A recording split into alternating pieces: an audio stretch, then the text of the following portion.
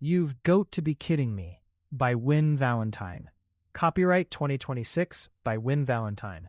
All rights reserved. No part of this book may be reproduced in any form or by any electronic or mechanical means, including information storage and retrieval systems, without written permission from the author, except for the use of brief quotations in a book review. This audiobook is narrated using an AI-generated voice. Chapter 1. Bronwen. The Yule Goat had been replaced by a sweating plastic animal with the expression of a witness reconsidering cooperation. I stood in the storage loft above Pike and Bell Dry Goods at 7:14 on the first morning of December and took inventory. 1. The original handwoven goat was missing. 2. The replacement was 4 feet tall, hollow, and molded in a shade of red usually found on emergency buttons and regrettable lipstick. 3. Moisture had gathered between its horns, despite the loft being dry enough to turn tissue paper into a threat. 4. I had 14 days until the Yuletide market opened, 73 vendors under contract, and no room in my project plan for livestock experiencing a private weather system. The plastic goat squeaked. I did not touch you. It squeaked again, this time through its left foreleg. 12 boxes of brass bells began ringing behind me. I turned. Every box was closed. Each had been labeled by size, finish, vendor, installation zone, and whether the bell produced a charming note or the noise of a teaspoon losing faith in a garbage disposal. None was scheduled to ring until Friday. They rang harder. Everything is under control, I told them. The largest box threw itself off a shelf. I caught it against my ribs before 6 dozen sleigh bells achieved independent retail distribution. A measuring tape slid from around my neck and hooked itself over one ear. 2 pencils escaped my curls. The goat squeaked with what I chose to interpret as concern, because mockery was not in the approved decor budget. The loft door opened below. Bronwen? Iona Fitch called up the stairs. The tree crew says the spruce is leaning. How much? They used the phrase visibly. Degrees, Iona? 6 east, 3 emotionally. I closed my eyes for the duration of one responsible blink. Pike and Bell sold fabric, hardware, paper, household goods, and the reassuring fiction that a person who bought the correct size storage hook would never again be surprised by winter. My shop occupied one narrow side of Widdersham Square. My flat occupied the 2nd floor. The loft occupied the 3rd and had recently begun making political statements through bells. Outside, December rain tapped the windows. The thermometer nailed to the frame read 51 degrees. It had read 51 yesterday. The weather report promised 53 tomorrow. Then a week of rain illustrated with gray clouds so cheerful I wanted to report them for fraud. Gloamsbury required snow for practical reasons, magical reasons, and because 3 different businesses had already printed first snow special on non-refundable banners. I set the bell box down. Did the committee move the straw goat? I called. Iona appeared at the top of the stairs in a wax jacket, work trousers, and an expression that treated optimism as a wiring fault. Copper wire circled one wrist. Her dark hair was braided flat on the side nearest her tool belt, so it could not fraternize with live current. She looked at the plastic animal. The animal looked at her. A clear drop rolled down its nose. That is not condensation, Iona said. It is indoors. That is why it isn't condensation. Helpful distinction. She crouched without touching it. No motor, no visible reservoir, no cord. It smells like a pool float that has heard bad news. The original goat? Iona's face changed by half a degree. Half a degree was how Iona announced a transformer explosion, an unwanted emotional truth, or low stock in the good wire nuts. I believed you knew, she said. Every bell in the loft stopped. Knew what? The committee replacement vote happened while you were coordinating harvest heat routes. Mice damaged the rye wrapping. The frame had mold at one joint. Merit's sponsor grant included a permanent outdoor mascot, so they consolidated. Consolidated what? Heritage and weather resistance. The plastic goat squeaked. I pointed at it. That is neither heritage nor resistant to its own pores. The invoice calls it an all-season legacy asset. The invoice is lying. The bell boxes erupted. Iona watched them. New feature? Temporary acoustic defect. They rang with enough force to suggest the defect had retained counsel. I went to the empty shelf where the old goat had rested for 8 years. It had been built from a bent hazel frame wrapped in rice straw, red wool, and braids contributed by households whose talents ranged from patient to legally adjacent to weaving. One horn curved higher than the other. Dicky Shaw had donated a blue ribbon in 2022 and claimed it was historically Swedish, until Dev Kittredge found the words Middlebury Junior Poultry printed beneath the knot. The goat had been imperfect, flammable, beloved, and apparently put in municipal disposal without my knowledge. My schedule rearranged itself behind my eyes. Find original, assess damage, reverse committee decision, relocate plastic liability, resecure tree, confirm vendor electrical loads, prevent regional travel crew from filming mud where snow had been promised, make winter occur without adding weather control to volunteer duties. Tree rehearsal begins in 40 minutes, I said. 36. I rounded toward emotional stability. The bells disagree. I picked up the 2 pencils and restored them to my hair. Put the goat somewhere it cannot sweat on paper goods. That removes the building. Use judgment. Mine? Today, yes. Iona's eyebrows rose. Delegating a task without supplying 14 invisible instructions was new enough to qualify as uncanny activity. I'll put it behind the market tent, she said, not visible from the square. That was an instruction. It was a boundary. The bells gave one skeptical ripple. I left before household merchandise could develop a rebuttal. Wittershan Square looked like December had been cancelled for insufficient participation. Rain darkened the brick walks. Vendor huts stood in 2 uneven rows around the center. Extension cables crossed rubber mats in bright orange lines. The municipal snow machine sat beside the fountain, with its access panel open, and a handwritten sign reading, "Do not add dish soap again." I crossed the first vendor row before reaching the tree. Pitch 1 had no roof, because the toy maker believed tarp installation was mostly intuitive. It was not. Pitch 2 had a roof and no table. Pitch 3 had both, but faced backward toward an alley wall after the square shifted its east path during Hallows, and no one updated the chalk marks. At pitch 7, Mrs. Vale arranged preserves in unopened crates, despite setup officially beginning Friday. "This is not setup," she said. "It is jars becoming geographically familiar. Your contract starts Friday. The jars have not signed. The jars require no overnight security before Friday. They dislike surprise. So do I, and yet a plastic goat is sweating in my loft." Mrs. Vale looked toward Pike and Bell. "Seasonal? Under review. Everything is seasonal, if you wait." I added preserved geography to a list that already contained tree shims, rain drainage, missing mascot documentation, and an electrician's note saying, "Circuit B feels personal." At pitch 12, a candle vendor had placed a sign promising snow-kissed wax. "Has the wax been kissed by snow?" I asked. "The fragrance is called Snow Kiss." Then punctuation is needed before weather files a complaint. At pitch 19, the pottery seller had brought 60 mugs painted with the central tree standing perfectly upright. She held one beside the actual spruce. "Do you think people will notice? Call it an aspirational angle." At pitch 26, the honey vendor wanted reassurance that regional filming would happen, even in rain. "The crew is scheduled in 6 days," I said. The white media van turned into the square at that exact moment. The honey vendor looked at me. "They are scouting," I said. "You said 6 days. Filming in 6. Anxiety delivery is apparently earlier." 41 of 73 vendors depended on December sales for at least one winter fixed cost: rent, heat, insurance, wholesale orders. The market was cheerful because cheer sold goods, and beneath every paper star sat a calculation no one wanted visitors to see. I saw all of them. That was why the warm rain felt financial before it felt strange. At the center, a 30-foot spruce leaned east, beneath 6 strings of unlit lights, and the expectations of 4,000 projected visitors. "It grew that way," said Lyle Dwyer from the ladder. "It was upright in the field. It had roots in the field. Can we give it the emotional equivalent? Dirt? Support." Rua stood at the tree base in human form, one hand against the trunk. Copper threaded his black hair. The autumn color deepened since the harvest anchor repair. "The tree wishes everyone would stop adding things. It has lights, garland, 24 paper stars, and 1 topper. It considers that a list of grievances." Mara Dwyer emerged from behind the trunk, carrying a level. "The stand is sound. The paving drops east. We can shim it after the electrical crew disconnects." "The electrical crew has not connected," Iona said behind me. "Then why are the lights on?" Mara asked. The bottom string glowed a faint, sickly yellow. We all looked at it. It went dark. I consulted my clipboard. The paper had absorbed rain along one edge and now listed tree securing beside a soft blue cloud. "Fine. Power stays off until the base is level.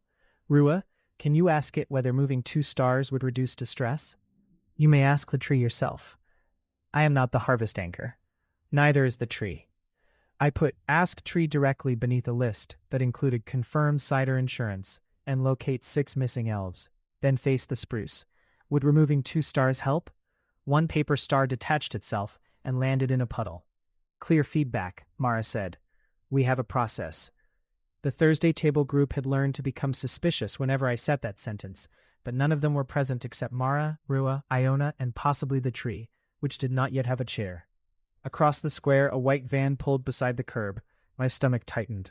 Merritt Dane Regional Media was printed on the door, above a Green Mountain logo shaped like a sales funnel. They're early, I said.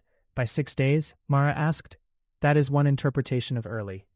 The van door opened. A camera operator stepped into the rain, followed by a production assistant protecting a clipboard under her coat. Merritt himself remained inside, talking on a headset and making the hand gesture of a man attempting to conduct weather through brand strategy. They're only scouting, I said. No bells were available to evaluate the statement. Something moved behind the spruce. At first I thought Lyle had climbed down. Then Lyle spoke from 12 feet above me, about shims. The shape behind the branches was taller. A man leaned against the trunk where the lowest boughs screened him from the van. He stood at least 6'4". Swept horns rose from dark hair tangled with red wool. Rain passed through one shoulder and struck bark. Beneath skin the color of cold oak, rye straw showed in narrow golden lines. One bare foot ended not in toes but in a black cloven hoof, resting on the wet bricks. He looked at me with rectangular pupils. A strand of red wool unwound from his wrist. Bronwen, Mara said quietly. I see him. Do you know him? I am rapidly developing a professional theory. The camera operator turned toward the tree. The horned man's outline shivered. 3 pieces of straw slipped from his shoulder and vanished before reaching the ground. Do not film, he said. His voice sounded like a barn door closing against snow. The camera lifted. I stepped between lens and spruce. Good morning, I called with the brightness I reserved for scheduling accidents and people holding waiver forms. You must be the location team. Just getting atmosphere, the operator said. Behind me, a hoof scraped brick. Atmosphere is still in installation, I said. Current visuals are embargoed until safety review. The production assistant peered around my shoulder. The man had become more visible, not less. His horns extended beyond the branches. Red wool trailed from both wrists. One sleeve appeared to be woven from shadow and rye. Costume contractor. Historical interpreter. Private agricultural emergency. Tall visiting cousin with hoof accommodations. The production assistant smiled. Is he part of the festival? No, the man said. The camera swung toward him. He's my boyfriend, I said. Rain struck the square. The man stared at the back of my head. Mara made a sound that could have been a cough if coughs contained delighted treachery. Your boyfriend? The assistant asked. Visiting, I said. From the north. Which north? The colder portion. The camera operator lowered the lens by 1 useful inch. What's with the horns? Nordic Festival Consulting. The Thursday table would later identify this as the moment my explanation escaped supervision. I moved back until I stood beside the stranger. Up close he smelled of rye, rain, and stone holding cold. His right shoulder flickered behind mine. Smile, I whispered. No. Excellent. Very Scandinavian. His gaze dropped to me. I was 5'3" in boots, and had never before felt that my cardigan required diplomatic immunity. Merritt climbed out of the van. Bronwen, great texture. Who's your friend? Boyfriend, the production assistant supplied. Consultant, I added. Neither, the man said. He is extremely committed to authenticity. Somewhere behind the market tent, the plastic goat gave a long rubber squeal. The stranger's head snapped toward the sound. The spruce trembled. Every unlit bulb flashed blue-white at once. Frost feathered across the wet brick beneath his hoof, then melted in the warm rain. Merritt's eyes widened with commercial interest. I caught the stranger's red wool before it fell, careful not to touch his skin. Location scouting ends at the orange cable mat, I told Merritt. Iona will explain why with electricity. Bronwen, Iona said, I prefer not to threaten media partners with electricity before breakfast. After breakfast, then, I faced the horned man. Can you walk? Yes. Can you walk without becoming less present? He considered the question rather than my urgency. Possibly. Wonderful. We are going to my shop. Why? Because it contains doors, heat, and only one object currently trying to monetize you. Merritt lifted his headset. Could we get one wide shot of you two by the tree? No, the man and I said together. The agreement startled us both. I led him across the square without touching. Mara moved between us and the camera. Rua shifted into a large bay horse directly in Merritt's sightline, an act of obstruction so beautiful it deserved committee minutes. Iona began explaining cable liability with the tender patience of a person laying out surgical instruments. At Pike and Bell's side door, the stranger stopped. Invitation, he said. Into the shop? Into shelter you control. Threshold rules. Of course. Gloamsbury had recently acquired enough threshold rules to require indexes. I put one hand on the brass latch. I invite you into Pike and Bell for warmth, privacy, and conversation. You may leave. You may refuse anything else. The shop floor, stairwell, and heated loft are included. My flat is not. He studied my face. You invent quickly, he said. It is my fourth best skill. What are the first three? Scheduling, fabric estimation, and making people believe a raffle basket is an honor. He crossed. The bells began ringing before we reached the loft. Each step made him more transparent. By the top stair, I could see the cedar wall through his left forearm. Straw loosened along his ribs. I opened the heated storeroom, swept 2 boxes off the chair, and turned the radiator valve until the pipe knocked in protest. He remained standing. The plastic goat had been moved behind a garment rack. Its snout protruded between 2 winter coats. The horned man looked at it. The plastic goat squeaked and rotated 3 inches away. Is that yours? I asked. No. The bells rang once, not at him, but at the room, as if confirming the answer for the minutes. Do you have a name? Haldor. Bronwen Pike. I heard. About the boyfriend statement? All 12 boxes of bells erupted. Haldor watched me over the angle of one horn. I was going to say it was a temporary public safety fiction. The bells increased their volume. A strategic privacy measure? They became vindictive. A panic lie with excellent future administrative potential. Silence. They like accuracy, Haldor said. I liked them better as inventory. He looked through the open door toward the shop below, the wet square beyond the glass, and the leaning tree carrying too much. For a moment his outline steadied.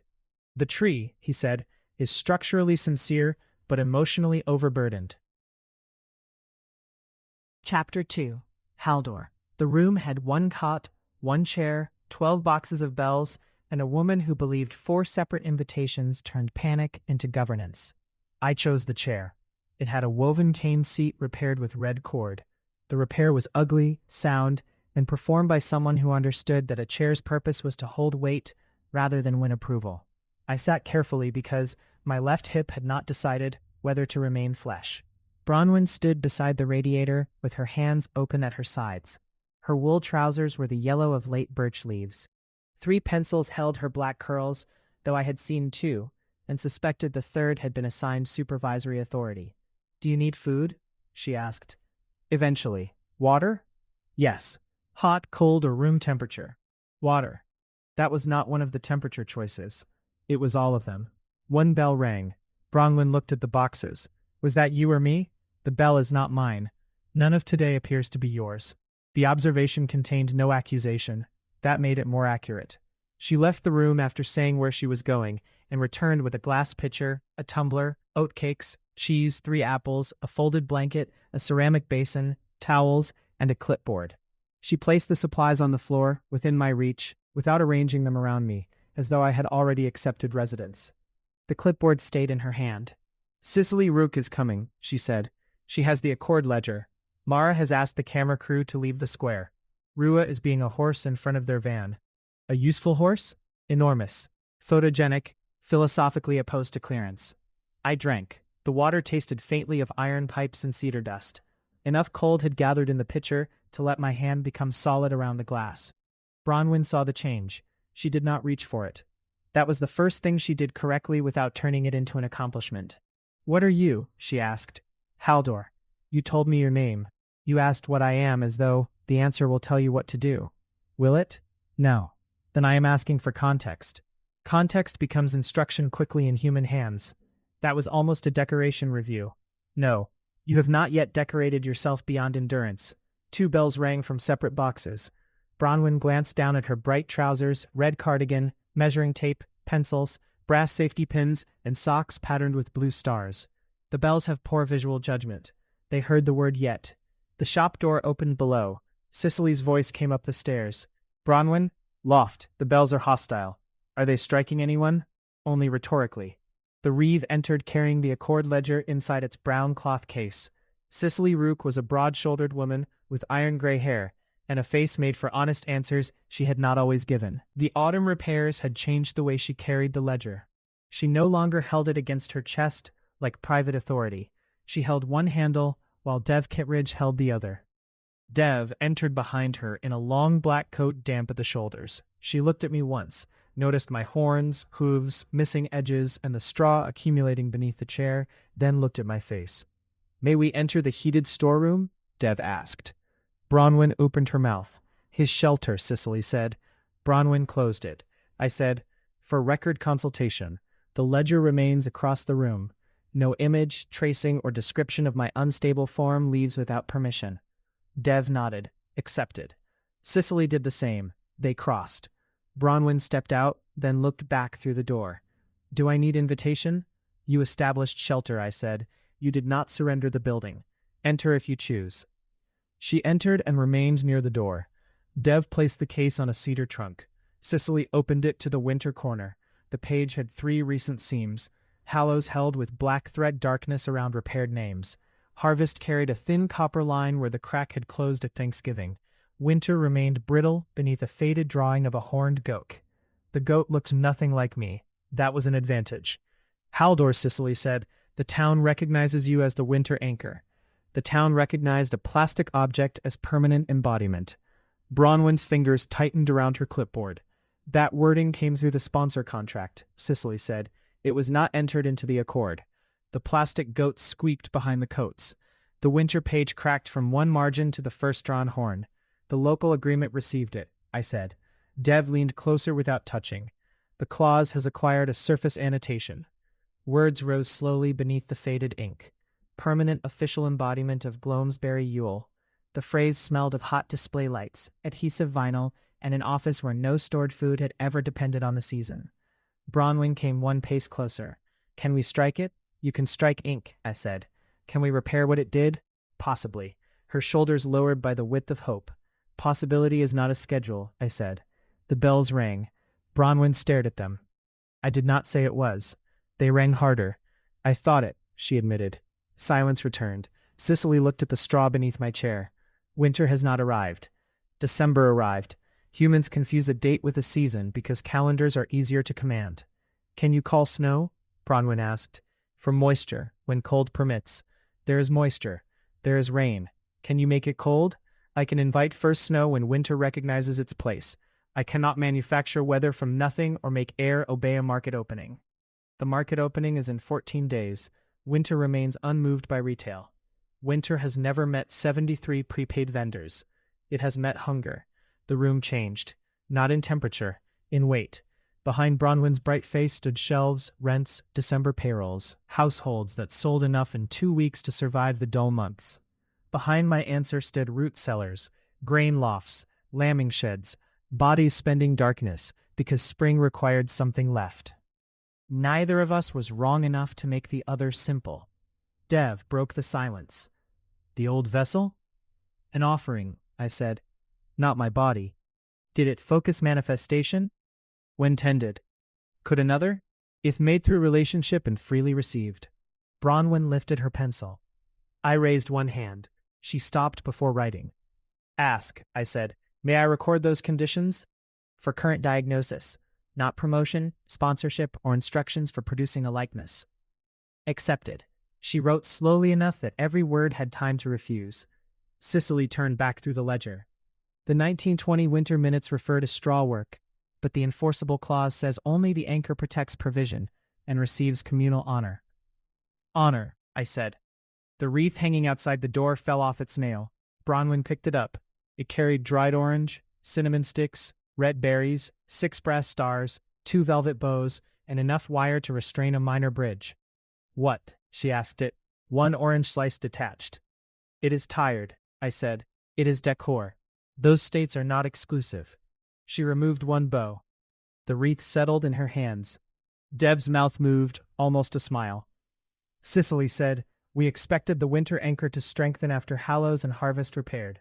Individual anchors do not make a relationship between them. The accord connects them." I looked at the pale empty lines between the clauses. "Does it?" Cicely closed the ledger too quickly. The bells gave one low note. Dev looked at her. "We will return to that." "After winter," Cicely said. "That sentence has governed too much," I replied. Bronwen set the wreath on the chair's arm. "What happens if nothing changes?" "I remain incomplete. Stored provisions lose winter protection. First snow waits or arrives without anchor recognition. The local clause continues treating an object as me. If enough expectation gathers around a false form, it may pull what remains of my remembered shape toward it." Bronwen wrote none of that until she asked, "May I record the practical effects separately from your body condition?" "Yes." She drew 2 columns, storage and weather. "Haldor, restricted." "What does winter protection do to stored food?" she asked. "It does not refrigerate. It helps well-tended stores endure ordinary variation. Grain resists damp when bins are maintained. Apples hold when sorted. Roots sleep when temperature is suitable. Neglect is not cured." "So ordinary storage continues." "It must." "What about businesses with commercial cooling?" "They use it. No magical purity preference. Cold is not offended by compressors." Dev added the sentence to the practical record and not the promotional one. "First snow?" Bronwen asked. "Requires moisture, cold, and winter recognition. I can call an available pattern. I cannot produce water or ignore temperature. If natural snow comes without you, it is snow. If you call it, also no. Weather is evidence of conditions, not proof every relationship is safe." Cicely looked at the winter clause. "The old festivals treated first snow as acceptance. The old festivals treated many outcomes as consent because outcomes were easier to display." Bronwen's pencil paused. "And after full manifestation?" Dev asked. "Dormancy. 2 weeks around Yule, protected from public attention, anchor work, and ceremonial need." They turned pages. "The enforceable clause does not state it. The custom did." "Where did you rest?" "North loft, sheep shelter, 1 winter beneath the grange floor, depending on invitation and safety. No place became permanent by use."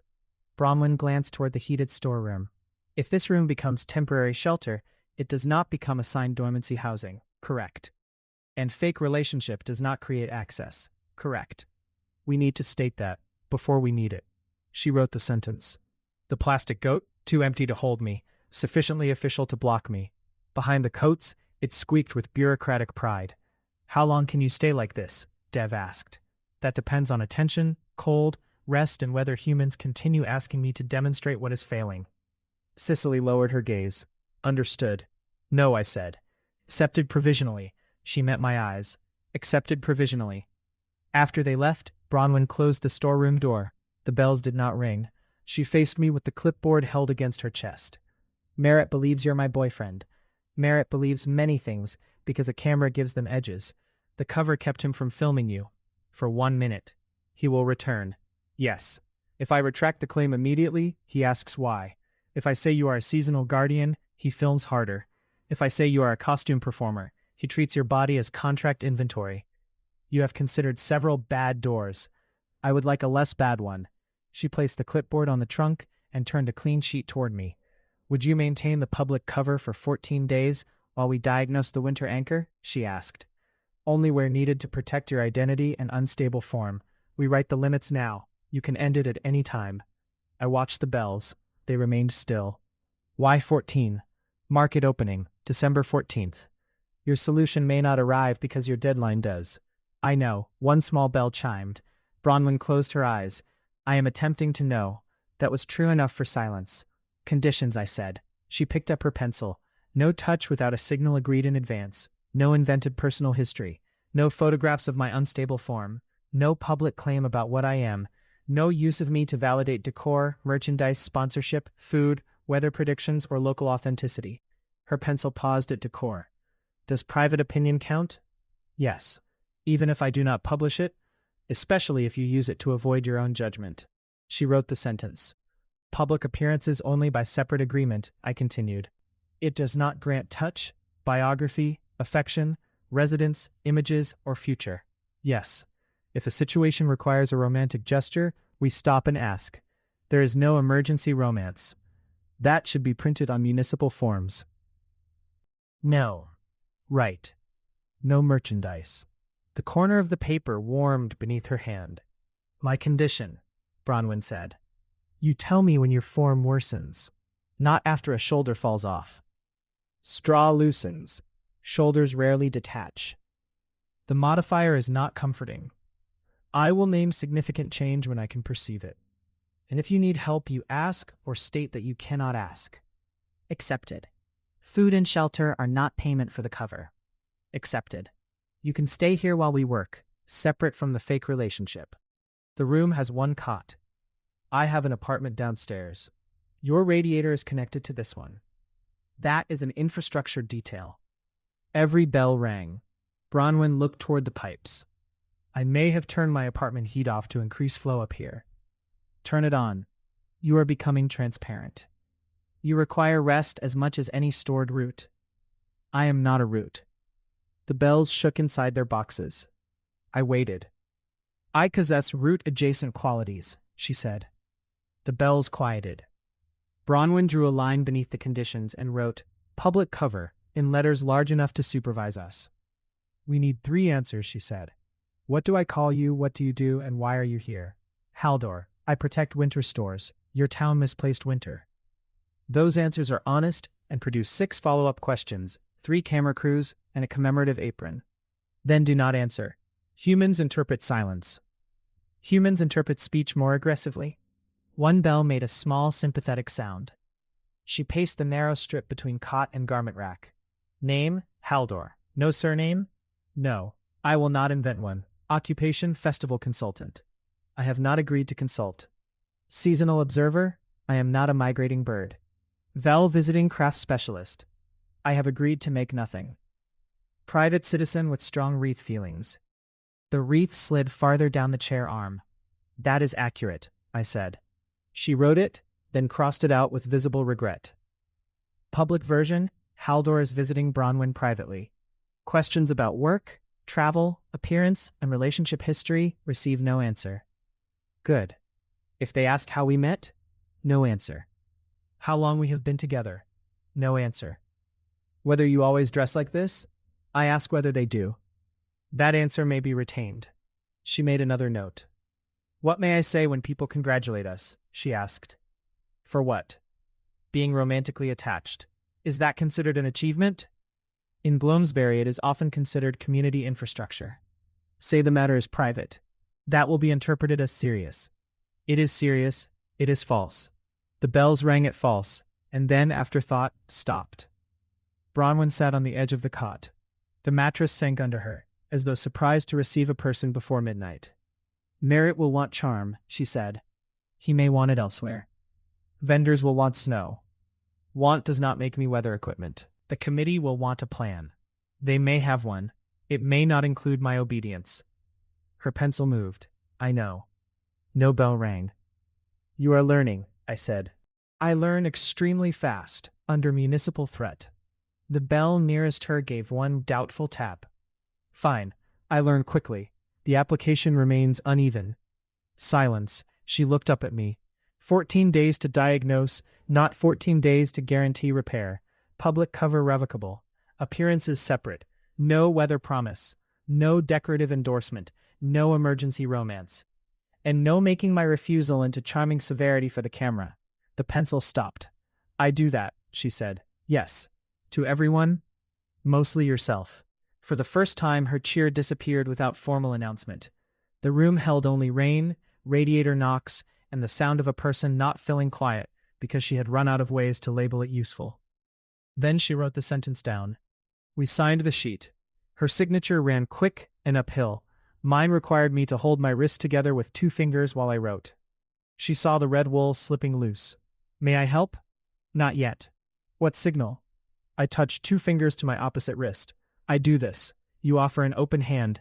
I place the wool in it or refuse. Understood. She reached for the door. Every decoration in the shop turned slightly toward me. I heard metal hooks scrape below. Paper stars rustled in sealed packets. Garlands shifted on their rods. 100 bells rolled to the edges of their boxes without ringing. Bronwen froze with her hand on the latch. "Is that bad?" she asked. "It is attention. Which is worse?" Chapter 3. Bronwen. By 9 the next morning, my fake boyfriend had acquired a chair, a confidentiality protocol, and 9 requests to assess reads he had not agreed to see. I had acquired 2 hours of sleep, 1 damp clipboard, and a new understanding of how fast private information traveled through a town whose streets bent when bored. The Thursday table met in Pike and Bell's workroom because Haldor had not consented to the public hall and because the workroom contained a long cutting table with enough separate chairs to make boundaries look intentional. Mara sat beside Rua without touching him. Talia Lark arrived carrying breakfast baskets from Lark and Ladle. Tor rode on one basket handle at 12 inches tall, red cap severe, and beard already disappointed by the meeting's carbohydrate distribution. Iona took the chair nearest the breaker panel. Dev brought copied 1920 winter records. Cicely carried the Accord ledger under shared custody with Mr. Gorse. Dickie Shaw wore a fur hat with ear flaps, a green feather, and a brass badge reading Romantic Cultural Escort. "No," I said. He sat. "You have not heard the service description." The hat supplied enough. Haldor entered last. He had accepted a dark wool coat from Pike and Bell inventory under a written loan record. I had cut 2 reinforced openings for his horns, while he watched from 6 feet away, and the lying bells monitored my claim that alterations normally took 10 minutes. His cloven feet remained bare. Boots required patterns, material choices, and consent to measuring, all of which I had scheduled after lunch under the neutral heading Footwear Consultation. Today he looked almost solid. Only the edge of his left hand showed straw when sunlight reached it. Everyone noticed. Most people managed not to behave as though noticing created ownership. Dickie stood and removed his hat. "Sir, as designated romance escort—" "He is not designated," I said. "Self-designation is a respected local tradition. It is the source of 40% of our committee problems." Haldor looked at the badge. "What culture does it represent?" Dickie glanced down. "Continental." "Which continent?" "Weather-dependent." "Sit," Cicely said. Dickie sat and put the hat beneath his chair where its feather remained visible enough to continue lobbying. I opened the meeting. Current facts. Winter has not recognized Gloamsbury. The original communal straw vessel was removed after mouse and mold damage. The sponsor-funded mascot was designated permanent official embodiment without anchor review. Haldor has agreed to a 14-day diagnosis, not a repair guarantee, under the written limits distributed in front of you. Tor had already marked his copy in 3 colors. "Question," he said. "Yes? Why does the relationship cover appear under operational assets?" "People are not operational assets. The heading applies to the cover, not Haldor. The cover is a relationship representation. Temporary representation. Humans put temporary before many permanent errors." Haldor looked at him. "You are the hearth guardian. Harvest anchor under 1-year revocable terms. Tor, Haldor." They regarded one another across the table with the careful recognition of 2 old structures discovering neither had agreed to be architecture. I crossed out operational assets and wrote public privacy cover. Tor nodded. "Vendor exposure," Talia said. I turned to the first chart. 73 market contracts. 41 vendors depend on December revenue for at least 1 winter fixed cost. 6 have already asked whether warm rain reduces attendance. 3 will withdraw if the regional segment cancels. Deposits total $18,400. The town is holding $7,000 in unrestricted sponsor funds and $12,000 limited to mascot, media, and centerpiece activation. Haldor's horns shifted toward me. Activation. Their word. What does it mean? Usually a branded event designed to make ordinary behavior look sponsored. Then I object to the word. Dev wrote that into the meeting notes without smiling. "No one is asking you to activate," I said. One of the bell boxes upstairs rang through the floor. The table looked at me. "No one in this room," I amended. Silence returned. Talia turned the financial chart toward the group. "Which losses occur if the market shrinks rather than cancels?" I had those figures too. At 60 stalls, town fees cover tent sanitation, base security, and partial advertising. Below 54, reserves absorb fixed costs. Below 48, we either add town support or cancel shared infrastructure. Individual vendors carry their own inventory and travel exposure. Shops around the square lose foot traffic even if they hold no stall. And snow? Mara asked. The last 5 snowy opening weekends averaged 22% higher attendance than rain or dry cold. Correlation is not obligation, Tor said. I know, state the no-snow plan. The existing plan had a column called Snow Alternatives. It contained the municipal machine, white ground cloth, paper flurries, and a sponsor photo wall. Haldor looked at the chart. Those are snow imitations. Yes. What functions are you trying to replace? The question removed the picture from the problem. Path visibility, weather atmosphere, children's play, regional visual identity, cold product demand, visitor expectation. Which are necessary? Iona answered first. Path visibility, safe surfaces, shelter. Talia said, food demand adjusts. Hot products sell in rain if people can stand under cover. Mara said, children can play without manufactured white material on wet brick. Nessa added, regional identity can survive accurate weather. Visitor expectation? I asked. Haldor said, maybe disappointed. The room accepted a consequence I had been trying to decorate out of existence. Covered routes instead of white ground cloth. Drainage and traction instead of fake accumulation. Indoor craft and story spaces without pretending winter had arrived. Refund and update language that stated warm rain. Food layouts adapted by vendors. No snow machine use unless ordinary recreation and environmental review approved it separately. No magical request embedded anywhere. What happens to the machine? Dickie asked. Storage, Iona said. It has prepared emotionally. It contains dish soap. That explains the lemons. I crossed snow delivery from the success measures. In its place, I wrote safe access, vendor choice, accurate information, participation without guaranteed weather. Haldor read the words. Better. The praise was one word and affected me more than the sponsor's 12-page brand guide. I refused to write that in the minutes. Mara studied the chart. Can vendors open without snow? Physically, yes. Financially, maybe. The market sells winter atmosphere as well as goods. Does that atmosphere require Haldor? No, I said. No bell rang. Haldor's shoulders eased once. It requires lighting, safe stalls, food, music, wayfinding, weather plans, and enough shared reason for people to leave their houses, I continued. Snow would help. Haldor is not a weather deliverable. I had practiced the sentence alone until the bells accepted it. Talia opened one breakfast basket. Food stations can adjust for rain. Covered queues. Hot soup instead of outdoor bread samples. Distributed kitchens if the square floods. Thank you. I am not volunteering all 6 stations, he said. I know. Tur looked at me. I am practicing, I said. Application remains uneven, Haldor said. Dickie whispered to Mara. They already have couple phrases. You are within horn range, Mara whispered back. Dev spread copies of the 1920 minutes. The oldest description of the straw work is incomplete. It says each participating household brought 1 braid, binding, repaired frame piece, or provision for workers. The final vessel was assembled in public. The guardian, unnamed here, chose how to receive it. Not enter it? Cicely asked. Not necessarily. The verb varies: receive, attend, stand with, inhabit once, refuse without penalty. Haldor put one fingertip on the margin without touching the text. Those were the choices. Why did the practice stop? Rua asked. Dev turned a second page. Gradually, household braids became school projects. School projects became kits. The frame moved from repair to seasonal storage. After the Centennial Market, the committee purchased finished straw panels to make the goat photograph consistently. Every eye moved toward me. I directed the 2019 Centennial Market, I said. Haldor did not look away. The old contributions arrived late, shed everywhere, and varied in diameter. We had a television feature and fire code. I ordered uniform panels from a craft cooperative. They were handmade.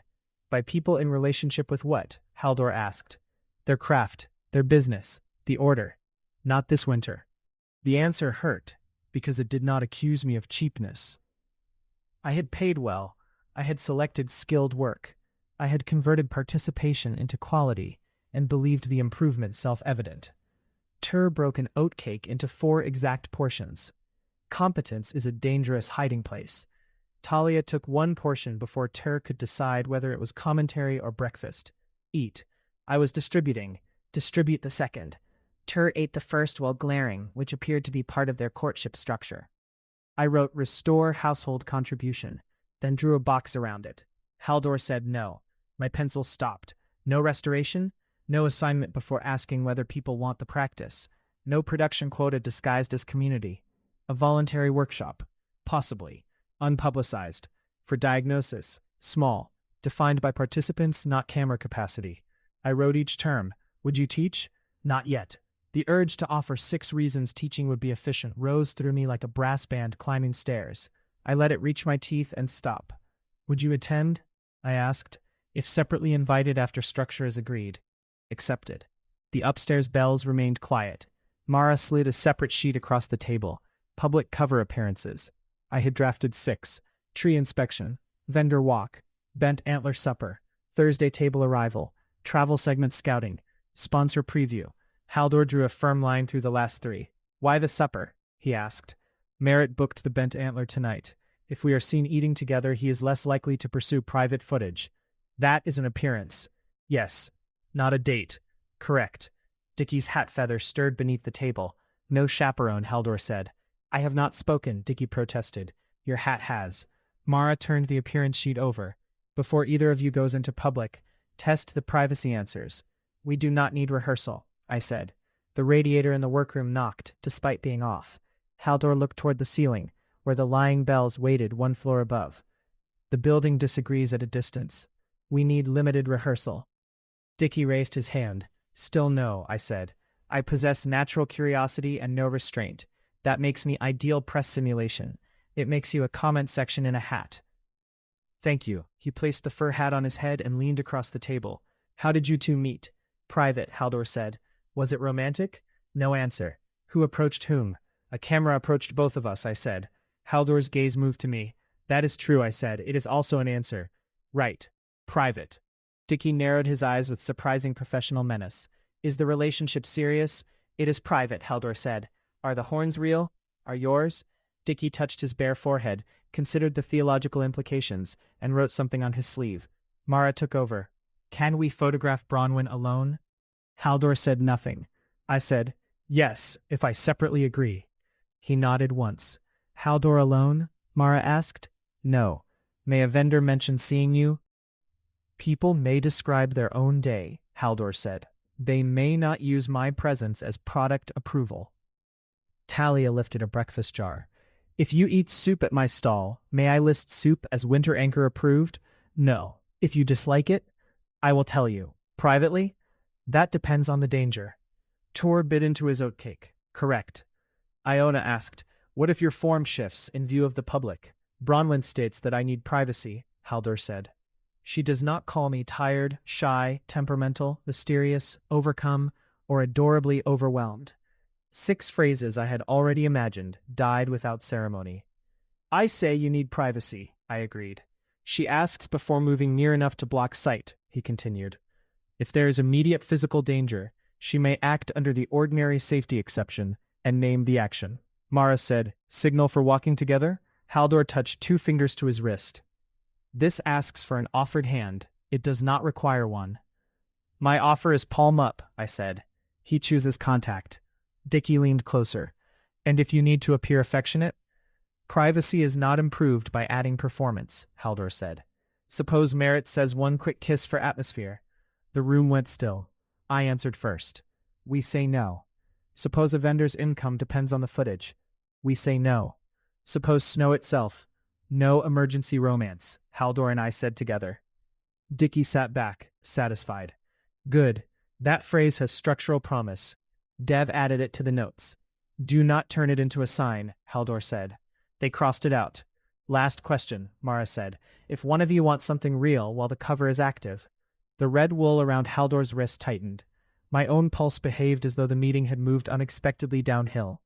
Then, the person states it outside the cover, he said.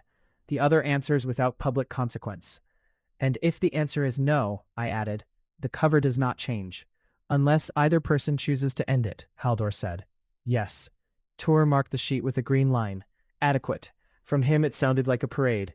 The supper is optional, I said. Separate yes or no. Public table privacy line with Oren. No stage touch. No relationship questions answered. And we leave if your form shifts. Haldor marked it with 1 vertical stroke. Is that yes? It is provisional participation. I need a legend for your veto marks. He added 1. By the meeting's end, we had 2 agreed inspections, 1 provisional supper, An unadvertised straw work proposal without an assigned teacher, a weather plan that did not list magical rescue, and 4 pages of questions about disposal records. It was less than my original plan. It was more real. Everyone signed only the sections affecting them. Haldor kept the original public cover sheet. Dev kept the historical research. I kept the operational notes, which Tor had retitled Work Humans May Choose. Iona waited until Haldor looked at her. "The old frame," she said. "I authorized disposal as fire safety officer after the committee vote. I inspected mold and mouse damage. I did not inspect whether the vessel had uncanny standing." Haldor studied her. "Do you want an apology now?" Iona asked. "No, I want the location. Municipal transfer yard. Wood and plant waste should still be there, unless the Tuesday load moved early." "It is Wednesday," I said. "The Tuesday load moves Wednesday when Monday is wet." "Of course it does." Haldor touched 2 fingers to his opposite wrist. The signal. I offered an open hand. He placed a loose strand of red wool across my palm. It lay warm against my skin and pulled north toward the shop wall.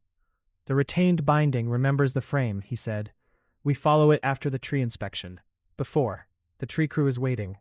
He looked through the workroom window. The spruce leaned east, damp and crowded beneath its paper stars. "It should be relieved of 7 decorations," he said. My professional judgment immediately produced 5 reasons that 6 would be sufficient. "That is an opinion," I said carefully. "Yes. Not an endorsement request. No. May I use it? You asked the tree yesterday. It removed 1. Ask again." I crossed the square, stood beneath the lowest branches, and ignored the media van idling at the curb. "Would you like 7 more decorations removed?" I asked. 8 paper stars dropped into my arms. Behind me, Haldor made a sound like wind discovering a loose shutter. It took me several seconds to realize he was laughing. The plastic mascot watched from behind the market tent. Around its molded neck hung a laminated sponsor tag I had not seen before. Merit's green logo filled the top.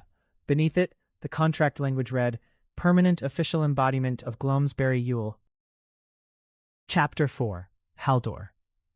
The plastic goat was not wicked. It was hollow, overpainted, contractually ambitious, and pointed 3 degrees away from me as though attempting neutrality. "Do not judge it yet," Bronwen said. "I am observing. Your observations have consequences. So do grant contracts." The mascot squeaked when she removed the laminated tag. A second copy had been fixed beneath its belly with 4 zip ties, and the adhesive confidence of a person who believed repetition created law. Bronwen crouched in the rain behind the market tent. The red wool strand lay across her open palm, cold and pointing toward the north road. She had not closed her fingers around it. "May I cut the tag?" she asked. "It is not my property. It is attached to committee property inside a festival I direct." "Then use your judgment." She took small shears from her cardigan hem, cut all 4 ties, and left the tag beside the sponsor crate, rather than pretending removal ended its force. The wool warmed slightly. "Municipal transfer yard first," she said. "Tree inspection after. Vendor walk at 11. Footwear at 1. Bent antler supper at 6. No media appearance without separate agreement. You recite schedules when afraid." I recite schedules under all weather conditions. From the 3rd floor of her shop, 1 bell rang. She looked up at the window. Acoustically impossible. Accuracy travels. The red wool pulled north. We followed. Bronwen walked half a pace ahead, through Widdershins Square, not touching me and not slowing to the careful speed humans used around objects they feared breaking. I preferred her ordinary pace. It required effort. Effort was different from pity. Rain softened the road edges. Gloamsbury's buildings leaned over narrow lanes in dark timber, brick, and slate, each modified by generations who had valued shelter more than symmetry. Hallow's remnants still clung beneath new Yule displays. A paper ghost wore a red bow. A carved pumpkin had been turned backward and used to support an evergreen pot. The town did not replace one season cleanly. It layered obligation until the hooks failed. We passed the bent antler. A wreath hung on its door. It contained fir, juniper, 3 dried apples, 9 ribbons, a tin fox, 2 small lanterns, and a wooden sign reading, "Simple Winter Welcome." The wreath sighed. Bronwen stopped. "Did that sigh?" "Yes."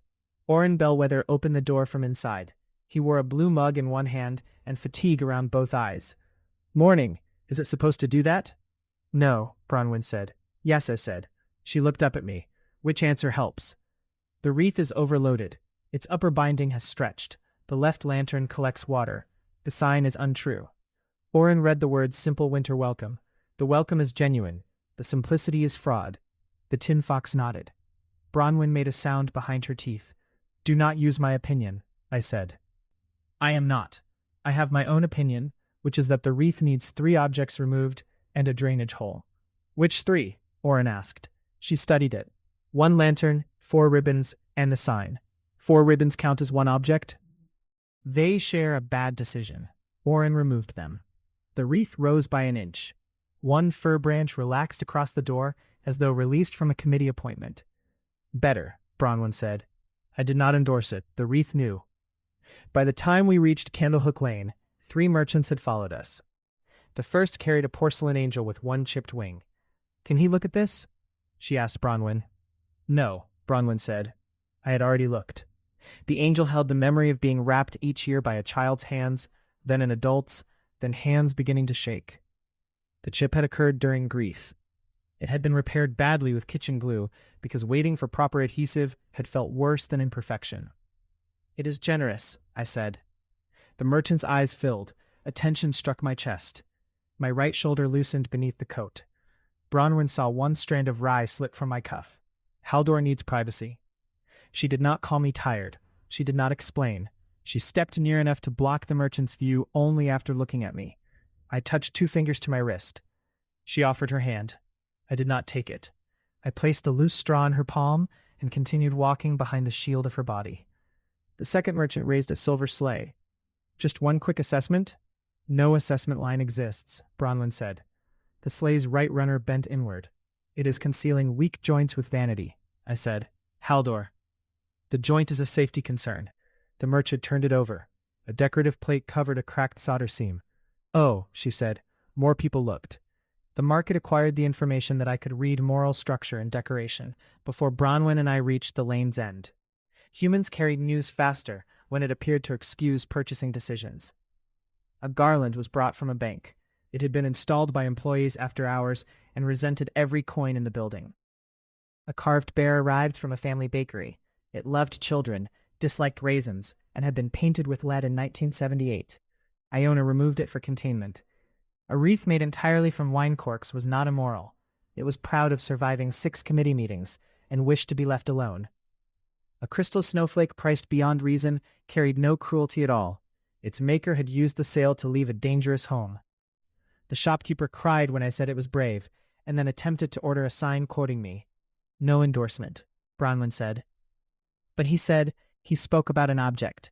You may remember the conversation. You may not convert it into advertising. Could I say, an informed seasonal observer found this brave? No.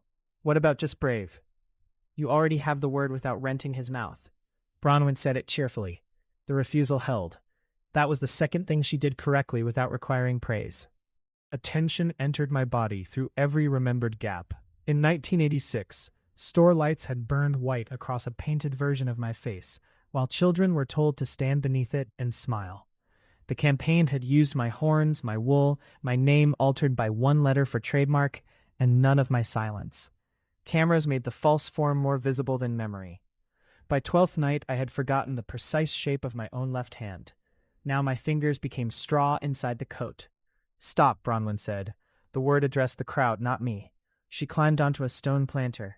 Rain darkened her curls and loosened 1 pencil, which remained suspended above her ear through administrative will. There is no decor inspection service, she announced. Haldor is a private visitor. He has not endorsed the market, the festival, your merchandise, your taste, or the emotional fitness of seasonal objects. If your wreath needs help, Pike & Bell sells wire, and you possess judgment. Can we buy the exact wire he prefers? Someone asked. He prefers consent. What gauge is that? Dickie called from the rear. Bronwen pointed toward the square. Disperse before I assign everyone cable mats. The crowd understood volunteer labor. It vanished. My shoulder did not return. Bronwen climbed down and faced me. Significant change? Yes. What do you need? Reduced attention. Cold. The red wool stabilized my joints before the vessel was lost. She opened her hand. It held the strand I had given her and 4 pieces of rye that had fallen since. May I offer it back? Yes. She laid the wool over her palm. I took it without her fingers closing. Wrapping my own shoulder with one working hand would have been possible. It would also have scattered more straw through effort. I touched 2 fingers to my wrist. She offered again.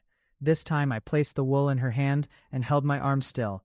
Around the shoulder twice, I said. Under the arm, no, not until I say. Her face changed from brightness to concentration.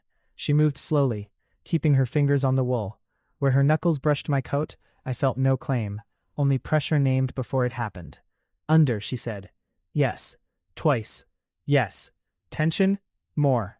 She drew the wool firm. My shoulder remembered bone. Not. 1 loop.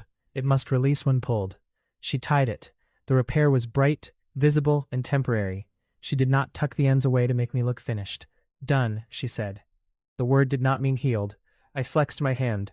Skin closed over 3 fingers. Straw remained beneath the 4th. Thank you. Bronwen inhaled once, as if gratitude created a task she was trying not to seize. You're welcome. The retained strand at the knot lifted, not toward the shop now. North, along the road beyond Candlehook Lane. The municipal transfer yard lay behind the old rail depot, where Gloamsbury stored broken benches, storm branches, festival plywood, and objects awaiting committees brave enough to admit disposal. We found the Tuesday plant waste load beneath a green tarp. It had not moved early. Iona met us at the gate, with gloves, masks, and the disposal record. I haven't uncovered it. Thank you, I said. Bronwen asked, Do you want me present? I looked at the tarp. Red wool pulled hard enough to cut my shoulder if I resisted. Beneath it lay the remains of a vessel made by hands now dead, hands still living, children grown, households changed, and one town that had forgotten tending could not be consolidated. At the gate, I said. She nodded and stayed there. Iona stayed with her. I crossed the yard alone. The tarp smelled of rain and cut grass. I lifted one corner. The hazel frame had been crushed beneath 3 evergreen stands and a plywood chimney. One horn was split. Mold darkened the rear binding. Mice had taken straw for nests. Red wool ends protruded from the broken chest. The vessel could not be restored by pretending damage had not occurred. I knelt. My palm hovered above the frame. Warmth rose from old contributions. Dickie's false Swedish ribbon, a child's first braid, a widow's mended cane, crumbs from feast bread, 4 decades of storage dust. The relationship had not been empty. It had been neglected until neglect became evidence for replacement. I took one loose red strand. The frame released it without resistance. The strand carried no instruction to rebuild. Memory was not a plan merely because it hurt. I inspected the broken horn without lifting it. Hazel had split along an old repair. Someone had wrapped the weakness in straw, then ribbon, then another layer of straw, making the damage invisible until weight reached it. The same method had been applied to 3 ribs and the lower stand. The vessel had been honest when first offered. Later care had become concealment, because people believed admitting wear would diminish tradition. The mold belonged only to one damp binding. The mice had made clean nests from rye and red thread in the sheltered cavity beneath the chest. Their work was not desecration. They had taken warm material and made shelter according to their nature. Humans had taken communal work and made an asset according to theirs. I preferred the mice. Haldor, Bronwen called from the gate. She did not cross. Yes? Do you need more time, help, or for everyone to leave? The options did not contain "Are you all right?" Humans asked that when they wanted pain to become reassuring speech. Iona may approach to the tarp, I said. You may approach to the green marker. No one touches the frame. Iona entered first. She stopped at the tarp, crouched, and studied the broken supports through the clear section I had opened. The rear mold was visible when I inspected, she said. The split horn wasn't. I did not unwrap it because the disposal vote had already passed, and removing fiber increased exposure. A sound material decision, I said. Her face tightened. Made inside an incomplete authority decision. She accepted both sentences. Bronwen came to the faded green line painted across the yard. It left 8 feet between us. Her hands remained empty. She saw the crushed frame. Cheer rose into her expression, bright and automatic. We can catalog salvage, contact conservators, trace contributors, build. She stopped herself. Rain struck the tarp. I am trying to turn damage into errands, she said. Yes. Do you know what you want done? No. Then nothing happens until you do. Except weather protection if you want it. I looked at Iona. A clean ventilated cover will slow additional moisture without sealing mold, she said. I can install it without moving the frame if Haldor approves each anchor point. Do that. Bronwen took out her clipboard, then returned it to her pocket before writing. Do records need changing? She asked. The disposal record should state the object is under uncanny review and cannot move, Iona said. Dev can prepare shared custody language. I can call them. Ask Haldor first.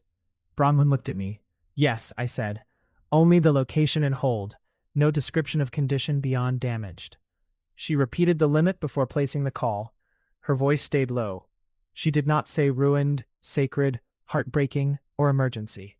The frame remained damaged, held, and not available for a story. While she spoke, I found one braid still attached beneath the chest. It was uneven and tied with blue ribbon. The faded underside read Middlebury Junior Poultry. I remembered Dickie at 26, presenting it with solemn claims about northern livestock tradition, while 3 children laughed behind the woodshed. I had accepted it because his false history was foolish and his offering was sincere. The braid held warmth, not enough to restore my shoulder, enough to remind it where it belonged. Bronwen finished the call. Dev is coming. No one else. Thank you. Her eyes went to the ribbon, then back to my face. She did not ask for the story. Behind me, a camera shutter clicked. I turned. Merritt stood outside the chain-link fence with his phone raised. Bronwen moved before I could speak. She stepped between the lens and me, both hands visible, and said, "Delete it." "It's atmosphere," he said. "No face, just silhouette. Delete it. Bronwen, the grant, does not own private grief." His phone lowered. "I can crop, delete the image from recently deleted while I watch, or your scouting access ends now." There was no cheer in her voice.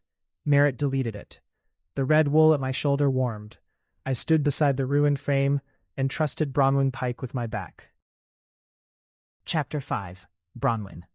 Merritt deleted the photograph and replaced it with a meeting request. This was how civilized pressure worked. It removed the visible offense, put on a dry coat, and asked whether 10 minutes after lunch would support shared goals. I scheduled 12. Haldor remained at the transfer yard with Dev and Iona while they established the frame hold. I returned to Pike and Bell carrying wet clipboards, 6 loose pieces of rye, and anger trying to disguise itself as productivity. The lying bells began before I reached the loft. "I am not angry," I told the stairwell. They rang. "I am professionally clarifying access." They rang harder. "I am going to put Merritt in a contract-shaped box and stack other boxes on top." Silence. The truth improved any room. I changed into dry trousers, moved the remaining bell boxes out of the heated storeroom, moved them back after they rang in the unheated loft, and set 2 chairs 6 feet apart at the workroom table. At noon, Merritt arrived carrying coffee for 3 people. "Haldor isn't attending," I said. He held up the 3rd cup. "Thought he might want something warm." You saw his hand become straw and took a photograph. I saw an extraordinary visual and responded on instinct. You established the deletion boundary. I respected it. After I threatened access. Boundaries need consequences. Merritt smiled as if we had completed a productive webinar. I did not throw coffee at him because the lids were secure, and the workroom rug had survived 112 years without becoming a participant in media relations. "Your scouting access is suspended," I said. "The camera team does not film Haldor. They do not enter Pike and Bell, the transfer yard, or any straw work gathering. They do not use his name, image, silhouette, relationship cover, physical features, clothing, or comments in promotion. Bronwen, he's the most organic thing we have." The garland over the doorway repeated, "Organic, organic, organic," in a pinched metallic voice. Merritt stared at it. "Seasonal audio test," I said. The bell upstairs rang. "That was a lie?" he asked. The test was unscheduled. "Organic positive audio test." Haldor tapped his shake and replied, "Boundaries need consequences." Merritt smiled as if we had completed a productive webinar. I did not throw coffee at him, because the lids were secure. It continued to repeat, "Organic, organic, organic," in a pinched metallic voice. I didn't throw coffee at him, because the lids were secure and the workroom rug had survived 112 years without becoming a participant in media relations. The sponsor funded the mascot. If you hide the most compelling consultant and remove the official installation, they'll ask where the money went. The plastic goat remains available for financial inspection. It's sweating. That is between it and the warranty department. Can we shoot around Haldor? Yes. Public market labor, consenting vendors, structures after safety clearance, no private meetings, no frame, no straw work, no fake relationship material. You just called it fake. The upstairs bells screamed. I closed my eyes. Merritt's smile sharpened. I called the material fake, I said. Manufactured relationship content. The relationship itself is private. The bells rang with such violence that one box walked across the loft floor. Merritt looked at the ceiling. Do they always do that? Only when people ask intrusive questions. Silence. He looked disappointed. I gave him the amended access sheet. He read every restriction and negotiated none of them. Merritt was not cruel. He was simply trained to understand refusal as the opening position of a content discussion. We'll film setup this afternoon, he said. No Haldor. Correct. If he enters a public frame voluntarily, the operator lowers the camera until separate consent is obtained. That's hard in documentary work. So is rain. He signed. At 1, Haldor returned with the red wool tied around his shoulder and the weather following him indoors. Cold moved through Pike and Bell. The front windows fogged. Paper snowflakes lifted from their display hooks. The plastic mascot squeaked in the loft and sweated enough to produce a small invoice-shaped puddle. Haldor stopped inside the threshold. There are cameras in the square. They signed limits. Limits do not prevent lenses from existing. No. Do you want to use the rear stair? It exits beside the market tent. Cellar passage? Low beams. His right horn had already scraped the front door garland, which murmured organic until he looked at it. Then it became wisely silent. We can wait here until they move, I said. The camera operator crossed outside, lens lowered. She saw us through the glass and turned her body away. Haldor's outline still loosened. One piece of straw fell through his coat cuff. Significant change? I asked. Beginning. Do you want the storeroom? Yes. We climbed, so I could block sight through the stairwell window without entering his space. At the loft, he touched 2 fingers to his wrist. I offered my hand. He placed the red wool end across my palm. 2 turns at the elbow, he said. The shoulder remained stable. I rapped. His coat sleeve held no arm beneath it for 3 inches, only straw gathering around cold air. When I drew the wool snug, weight returned slowly enough that I felt the shape of his forearm through the fabric. Tension? More. This much? Yes. Knot? Release loop. I tied it. Haldor flexed his fingers. Thank you. You're welcome. The intimacy of competent wrapping was becoming professionally inconvenient. The bells rang. I did not say anything. Your building here's structure. My building is a gossip. It is a dry goods shop. Gossip may be load-bearing. I checked the radiator. The pipe was warm, but the room temperature had fallen to 60. Downstairs, the heat clicked off. Again? I said. Iona arrived with a meter and a tool case. She tested the boiler, radiators, pipes, thermostats, and Haldor's willingness to have each tool within sight. The system is balanced for 2 residential zones and 1 shop, she said. The loft radiator cannot pull more without starving Bronwen's flat. Haldor's presence is drawing available cold upward and heat toward the same room. I can isolate the loft as priority, but the apartment falls below safe sleeping temperature tonight. Do it, I said. Haldor said, no. Iona did nothing. You need heat to remain solid, I said. I need winter cold and shelter. The heated room helps because the town has not entered winter. You need a safe home. I own blankets. The bells rang. Several, I amended. How many? 1 usable, 3 decorative. Decoration fails again. The quilt with embroidered pears is warm. You called it decorative. The pears have no practical contribution. Iona closed her tool case. 1 alternative. Heat the storeroom as priority. Bronwen sleeps in the same room until outdoor temperature drops or we add a safe independent heater circuit. The loft has egress, detector coverage, and a locking changing screen.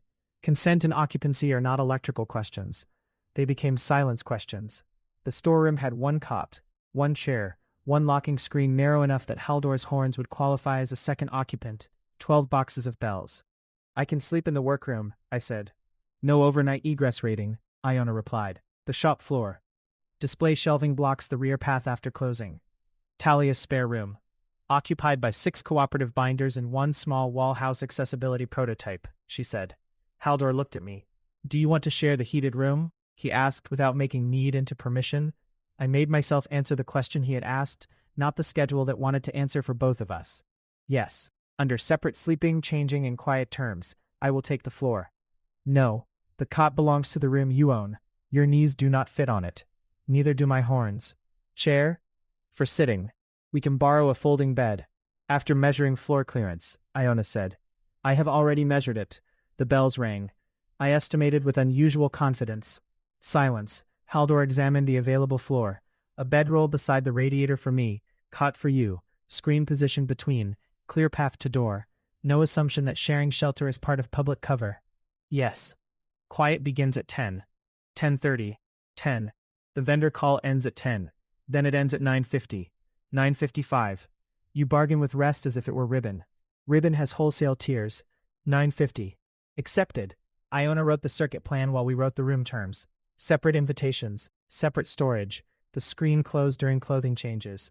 Touch signals remained active. Quiet, did not require sleep, but prohibited scheduling allowed, bell testing, decoration review, and questions beginning while we're awake.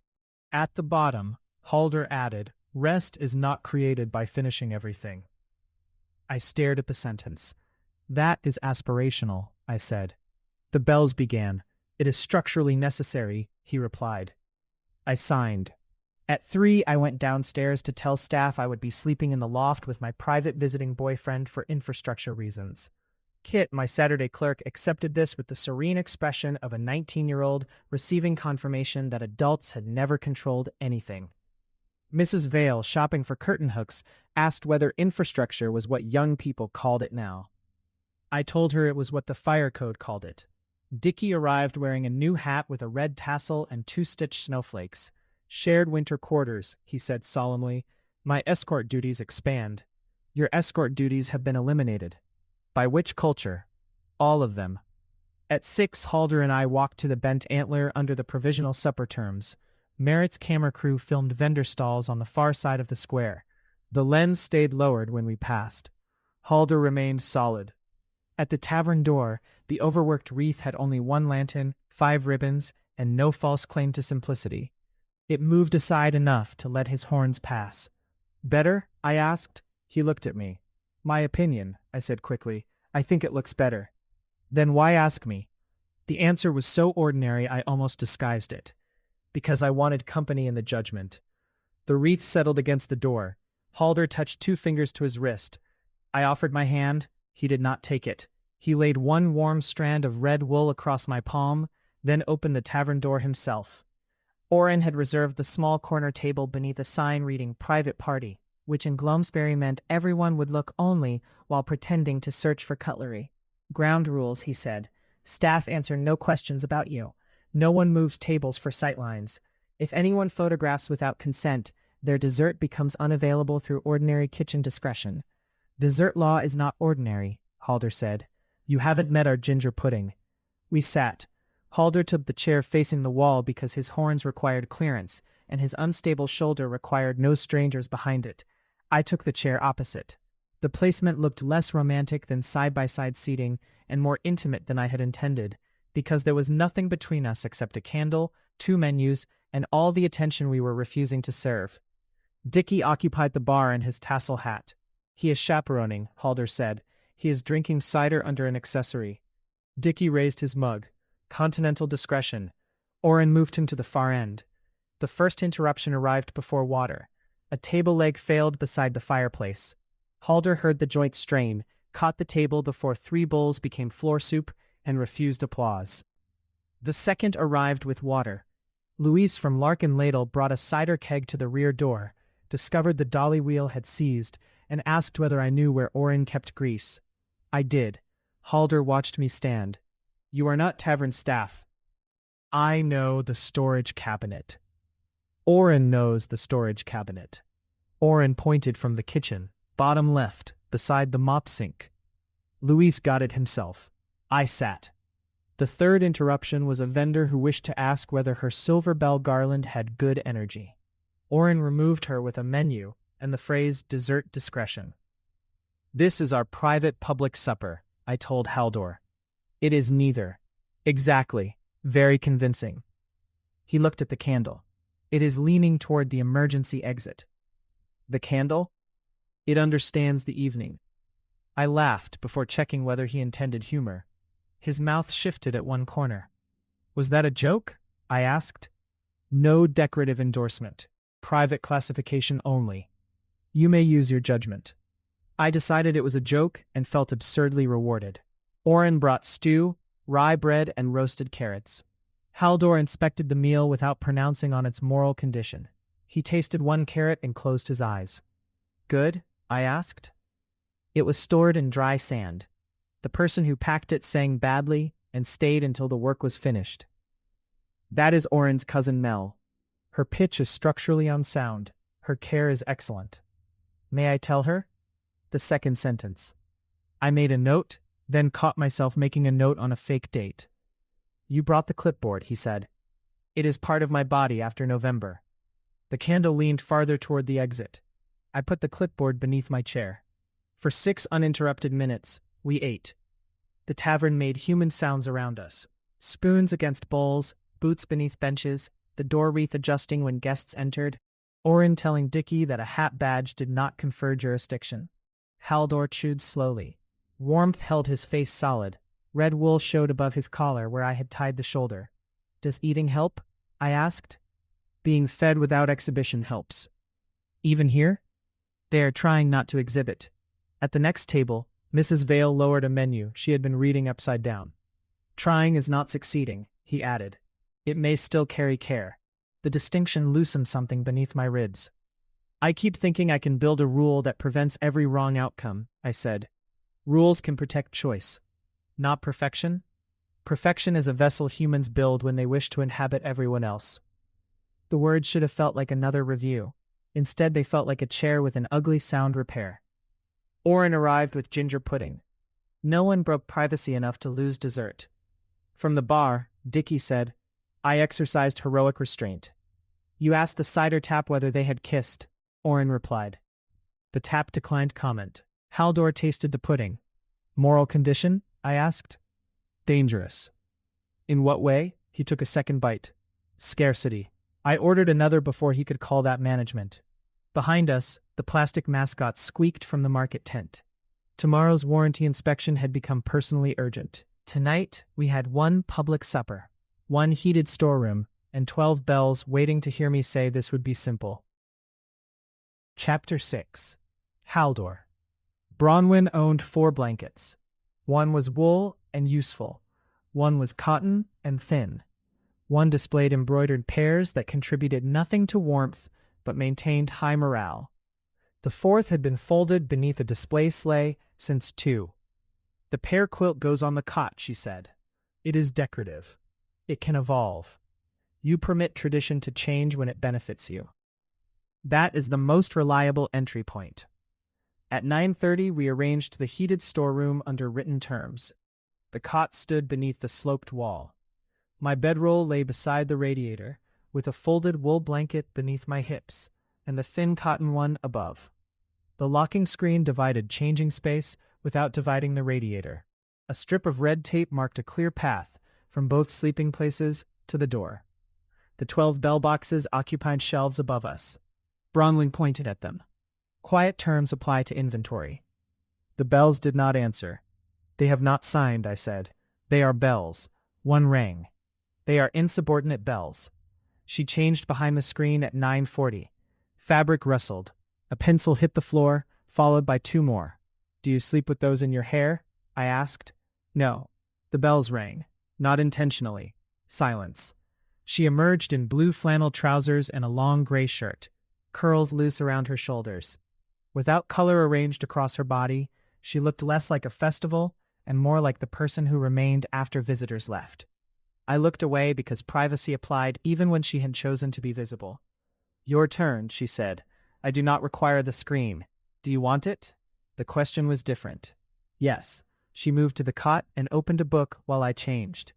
My coat came off first. Red wool circled shoulder and elbow. Beneath it, straw showed through my ribs, where human skin had not returned.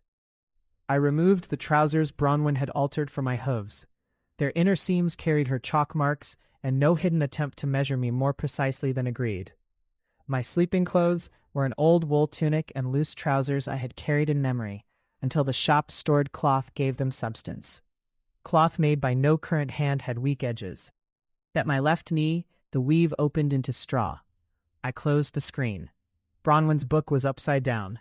"Quiet begins in 8 minutes," she said. "Your book is inverted. It is resting." The bells rang. She turned it over. "I am not tired." They rang harder. "I am tired but unwilling to assign the condition authority." Silence. I sat on the bedroll. The radiator knocked behind me. "What remains unfinished?" "That question violates quiet. Quiet has not begun." She looked at the clock. "Vendor rain notice, tree shims, mascot warranty, fire lane revisions, workshop invitations we have not agreed, straw disposal hold. Your footwear, cider capacity, 17 boxes of outdoor lights labeled warm white that are emotionally blue. Which is dangerous tonight? Fire lanes. Iona has them. Which is financially urgent? Vendor notice. Mara has the draft. Which requires your body before morning?" She looked offended by the grammar. "My body is not a municipal department." All 12 boxes rang. Bronwen lay back on the pear quilt. "My body has accidentally accepted municipal duties." "Revoke them." "From whom?" "Begin with yourself." The clock moved to 9:50. Quiet began. Bronwen lasted 6 minutes. "While we're awake?" Every bell rang. She covered her face with the pear quilt. "That phrase is expressly prohibited." "Yes, I was going to ask whether you were warm enough. You may ask current safety questions." Her face appeared above an embroidered pear. "Are you warm enough?" "Yes, are you?" "Yes." No bells rang. Rain moved over the roof. The shop settled around us. Somewhere below, paper shifted on a rack. The radiator made 3 heavy knocks, then held a low hiss. I listened for stored things: wool protected from moths by cedar, flour in sealed bins at the bakery, apples beginning to soften without winter's recognition, the old frame beneath its new cover. Bronwen's breathing did not slow. After 20 minutes, she rolled onto one side. After 30, she sat up. "Safety question," she whispered. "Ask. Does lying still while every unfinished task lists itself count as rest?" "It counts as lying still." "Excellent. A category achieved." "What does quiet mean to you?" I asked. "No sound. That is an acoustic condition. No one needing anything. That is absence. Those are the available definitions." "No." She waited. "Winter quiet is a field holding seed," I said.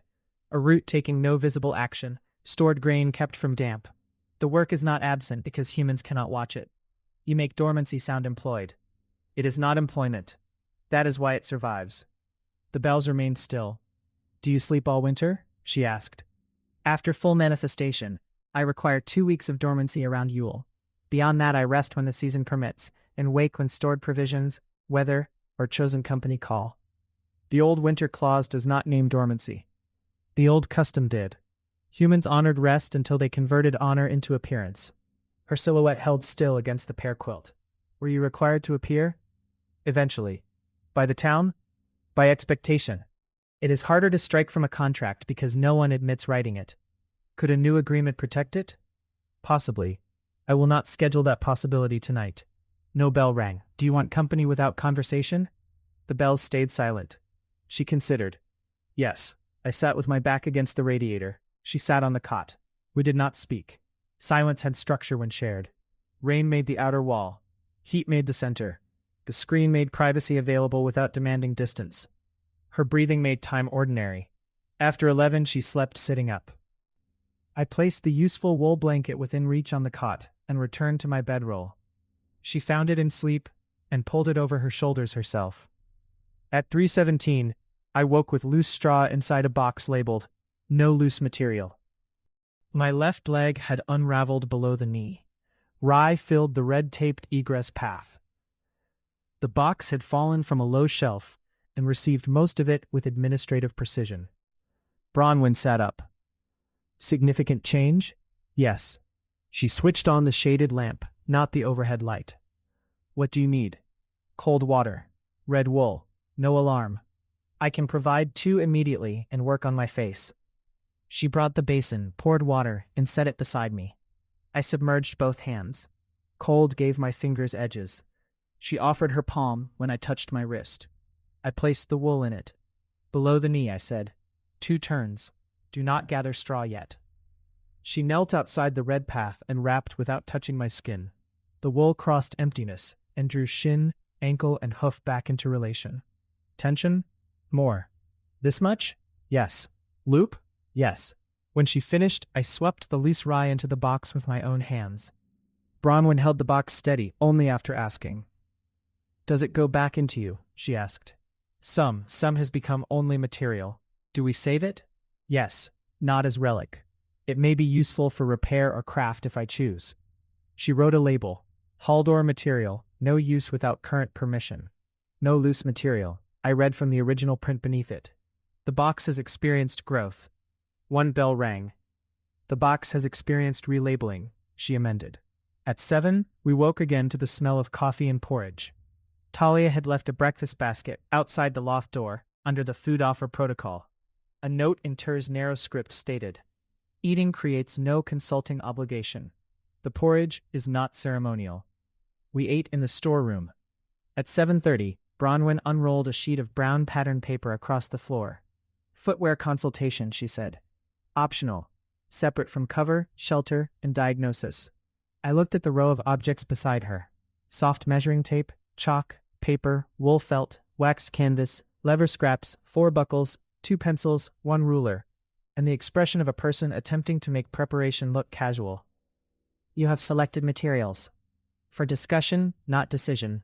The leather is scrap for structure tests. The finished boots could be felt, canvas, leather, wood-soled, or none.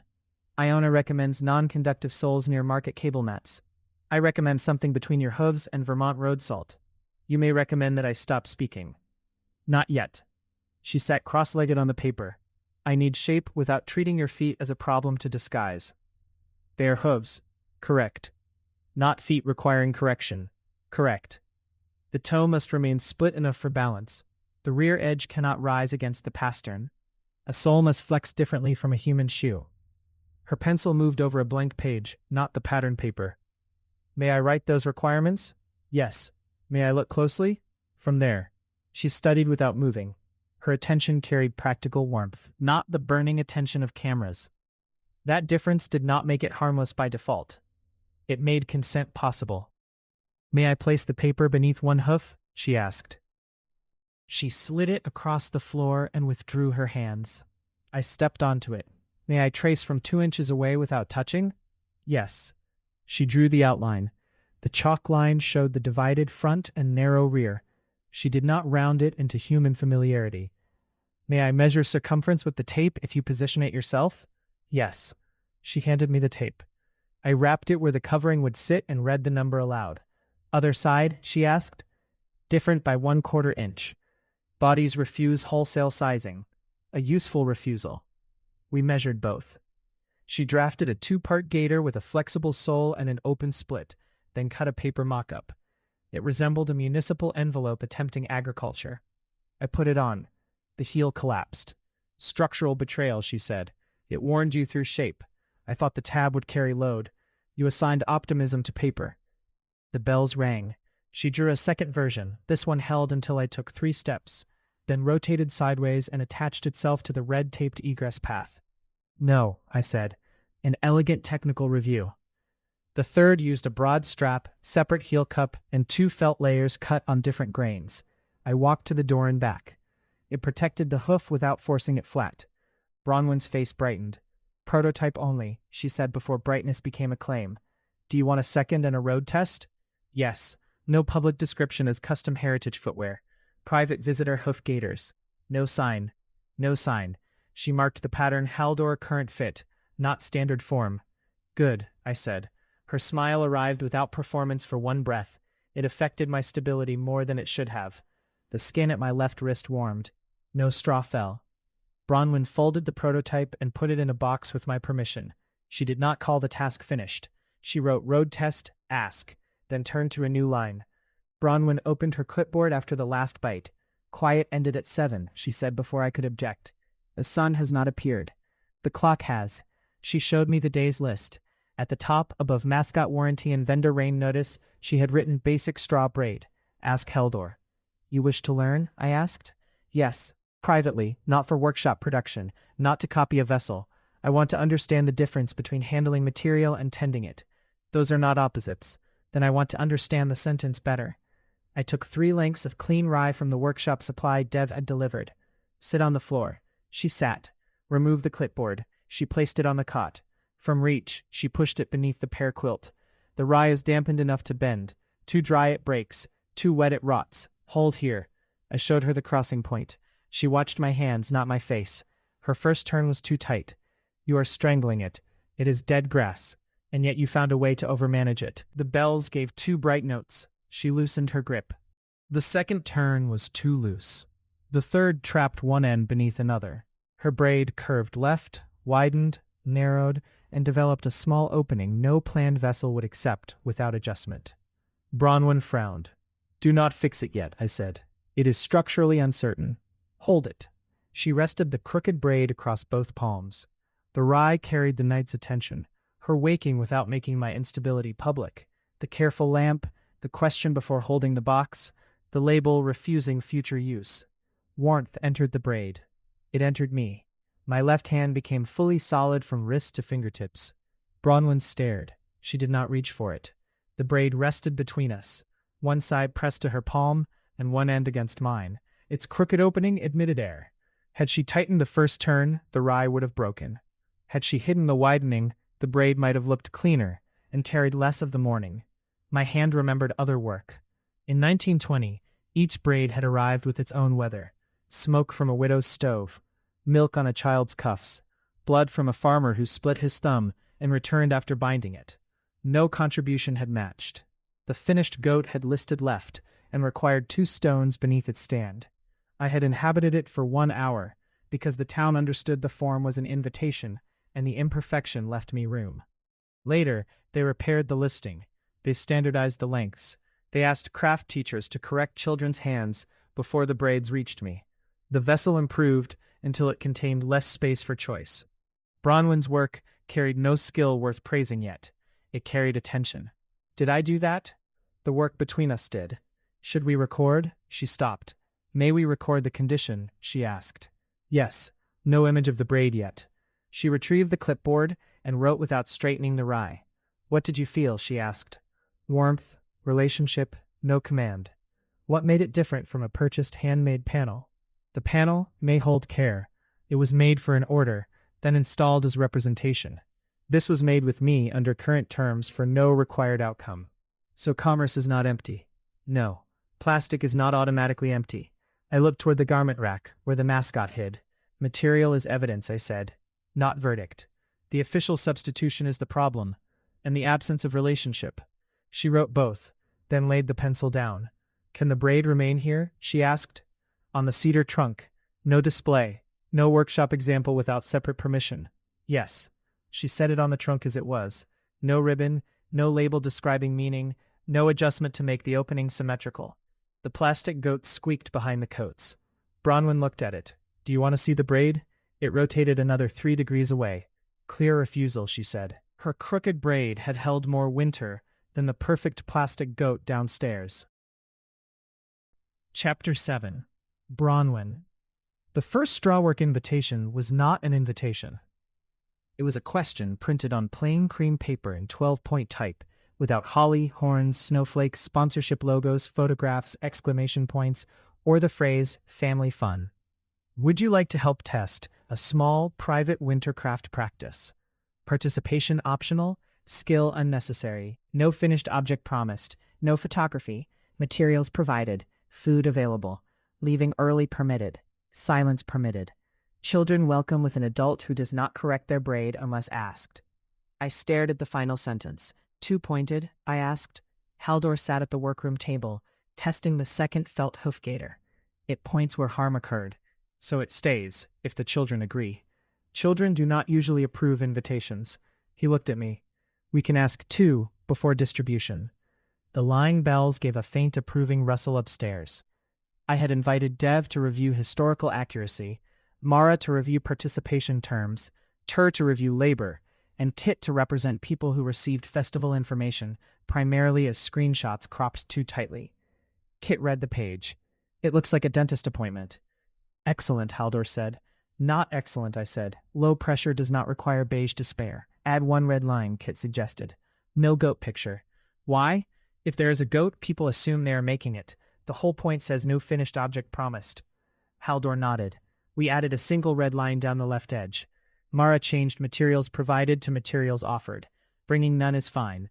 Tur added that workshop teaching, setup, food, cleanup, interpretation, and child care were labor even when volunteered. Dev removed the word traditional until the practice could be described without pretending it had survived unchanged. At 10, 2 children reviewed it. Nia Gorse, age 9, read every sentence and asked whether adult who does not correct included grandmothers. Especially, Haldor said. Sam Patel, age 11, asked whether plastic beads counted as materials. Haldor's expression closed. Rye, wool, cane, cloth strips, and repaired natural fiber, he said. So no. No. Sam looked at the plain page. Then say no plastic. Haldor took the pencil from beside his hand and wrote it. The word looked harsher in ink than it had in his voice. Reason, I asked. Synthetic material holds no seasonal memory. The plastic mascot squeaked from the loft. Sam said, it remembers being a dinosaur last summer. What? My beads. I used the green ones for a dinosaur necklace, but the string broke. I sorted them for this. Haldor looked at him. This workshop has not been announced. Kit told my sister, who told me because she thought I wouldn't want to do straw. Kit lifted one shoulder. Screenshots. Why did you sort them? Haldor asked. My brother's colorblind. He likes the blue-looking together colors, so I made a group he can see. Haldor did not remove the rule. He did not defend it either. Bring them for review, he said. Sam nodded as if seasonal guardians regularly required bead submissions. The small test filled 12 places without public distribution. Mrs. Vale invited herself, then converted the act into consent by asking after arrival. Dickie requested a roll and accepted tea water under supervision. Nia and Sam brought one adult each. Alma Pike, my mother, agreed to come from Burlington if her joints allowed the drive and if I did not assign her inspirational illness content. I have never assigned you inspirational illness content, I told her on the phone.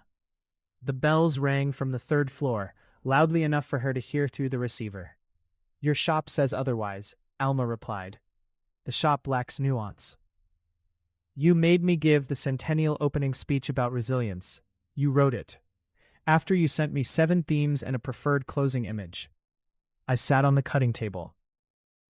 Would you like to come without speaking, teaching, demonstrating, encouraging, or being publicly related to me?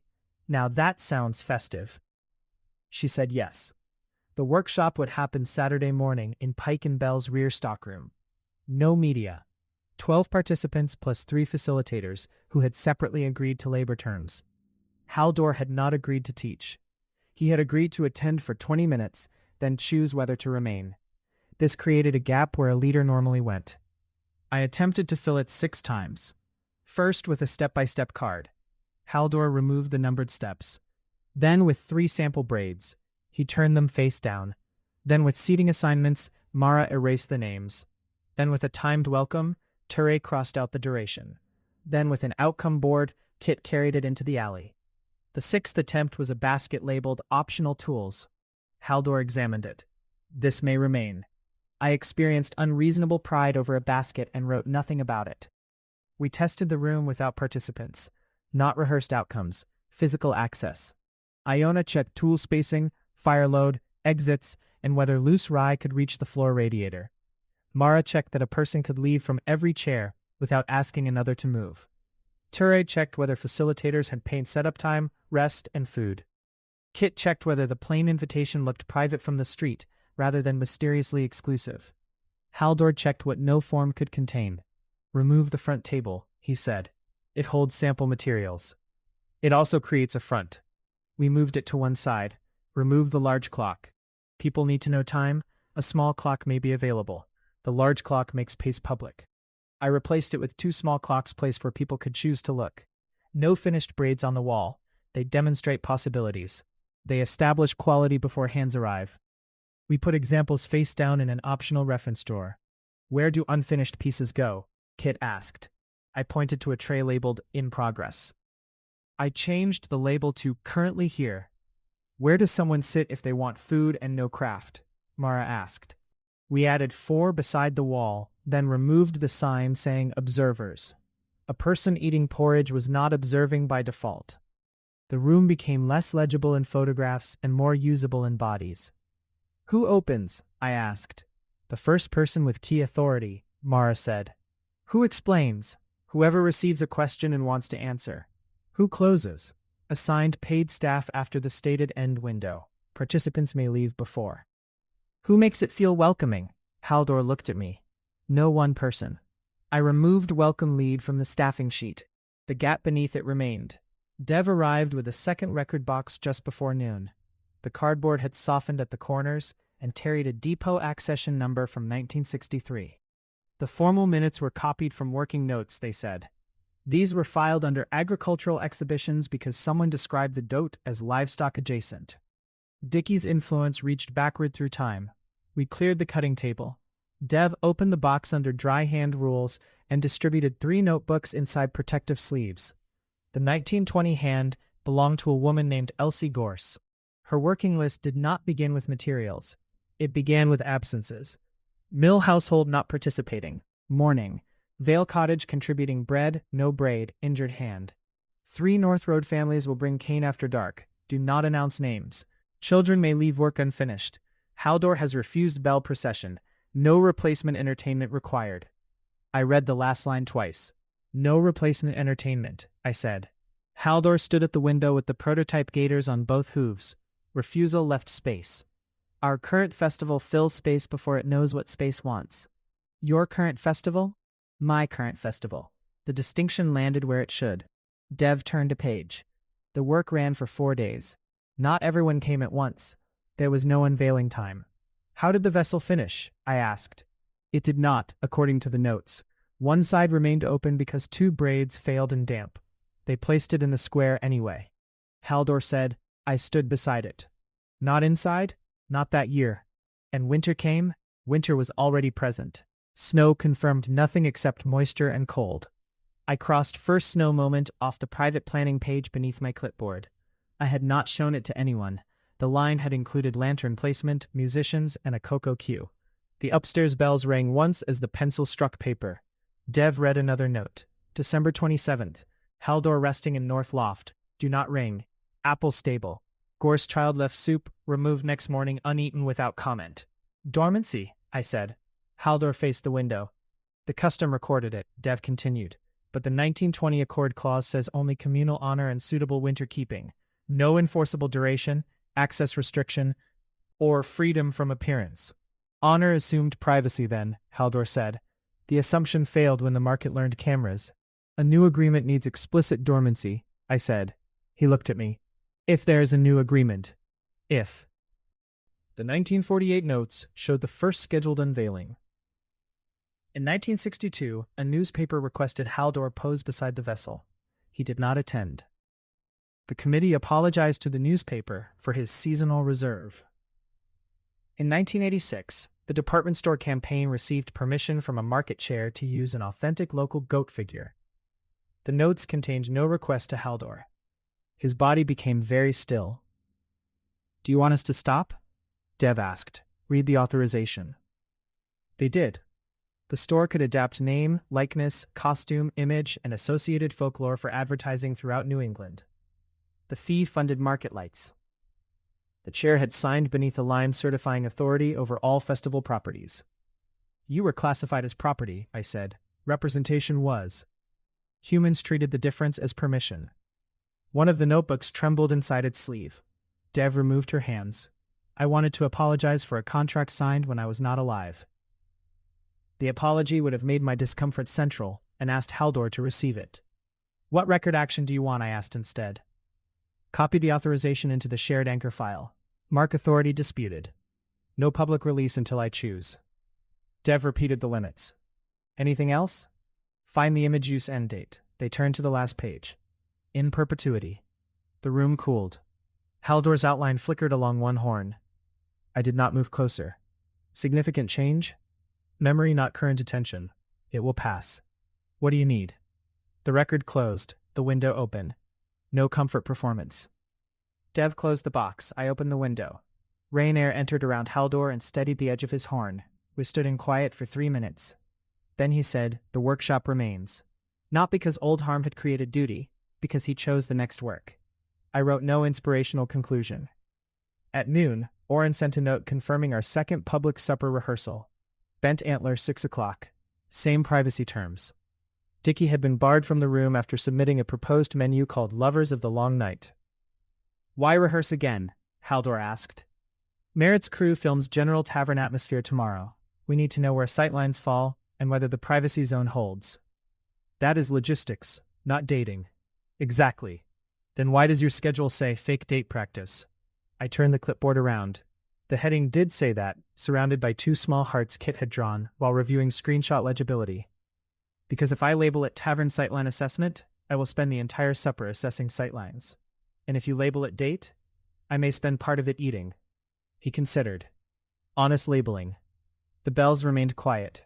At 6, the Bent Antler was nearly empty, by arrangement. Oren placed us at 3 possible tables, while Iona stood where a camera operator would stand, and held a rolled menu as a lens. Table 1 exposed Haldor's unstable shoulder to the front window. Table 2 trapped his right horn beneath a hanging basket. Table 3 offered wall protection, exit access, and a clear path to the kitchen. It also sat beneath a carved plaque reading, "The Heart Finds Home Here." Haldor looked up at it. "It was installed in 1998, Oren said, before my authority. It has witnessed 2 engagements, 1 divorce discussion, and a chowder dispute mistaken for betrayal," Haldor said. "Moral condition?" I asked. "Tired of metaphor." Oren took it down. We had just ordered when the first ladder interruption arrived. Kit appeared at the door carrying an 8-foot stepladder and asking whether anyone had seen the 6-foot ladder. "Why?" I asked. "The 8-foot one won't open in the paper star aisle." I began to stand. Haldor looked at me. I sat. "Ask Mara," I said. Kit left. The cider delivery arrived through the rear door, with 2 extra barrels and 1 missing invoice. Oren handled it. A table near the fireplace developed a wobble. The diners moved themselves. Dickie appeared at the window wearing a white fur hat with a blue pom-pom, saw Oren's expression, and continued walking as though his chaperoning route had always involved circling the building. Our soup came. "This is going well," I said. The tavern's decorative dinner bell rang from behind the bar. "That bell is not from your shop," Haldor said. "The truth has franchised." He broke bread. "Why do you perform cheer?" The question entered between soup and the salt cellar without warning. "I am cheerful." The dinner bell rang. "I am often cheerful." It rang again. "I possess cheer and deploy it beyond natural supply." Silence. "Why?" he asked. "That is not sightline assessment. The schedule says date." His own use of my argument was both irritating and attractive. Attraction had not been placed on the meeting agenda, and therefore arrived without a chair. "Quiet makes people worry," I said. "People worry in noise. They can pretend not to. Can you?" I stirred soup that required no stirring. "My mother was sick for a long time," I said. Quiet rooms meant test results, pain, medication changes, or waiting to find out which ordinary thing had become dangerous.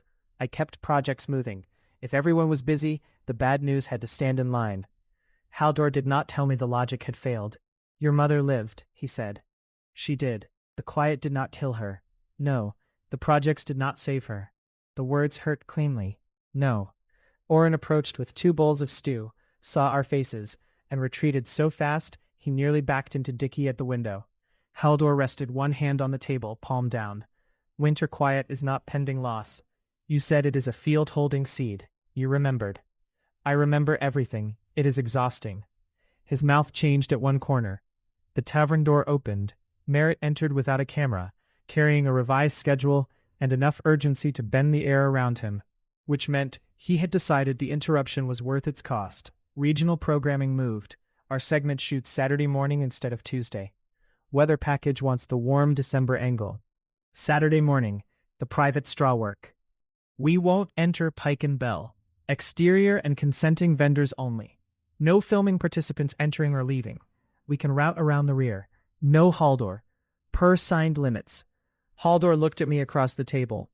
My mind had already built 7 alternate entry plans, 3 window coverings, a press holding statement, and 1 way to turn the workshop into footage, without showing faces. I let each plan arrive. Then I said, "The workshop stays private, even if the segment suffers." The tavern bell did not ring. Haldor's hand remained on the table between us, not offered and not withdrawn.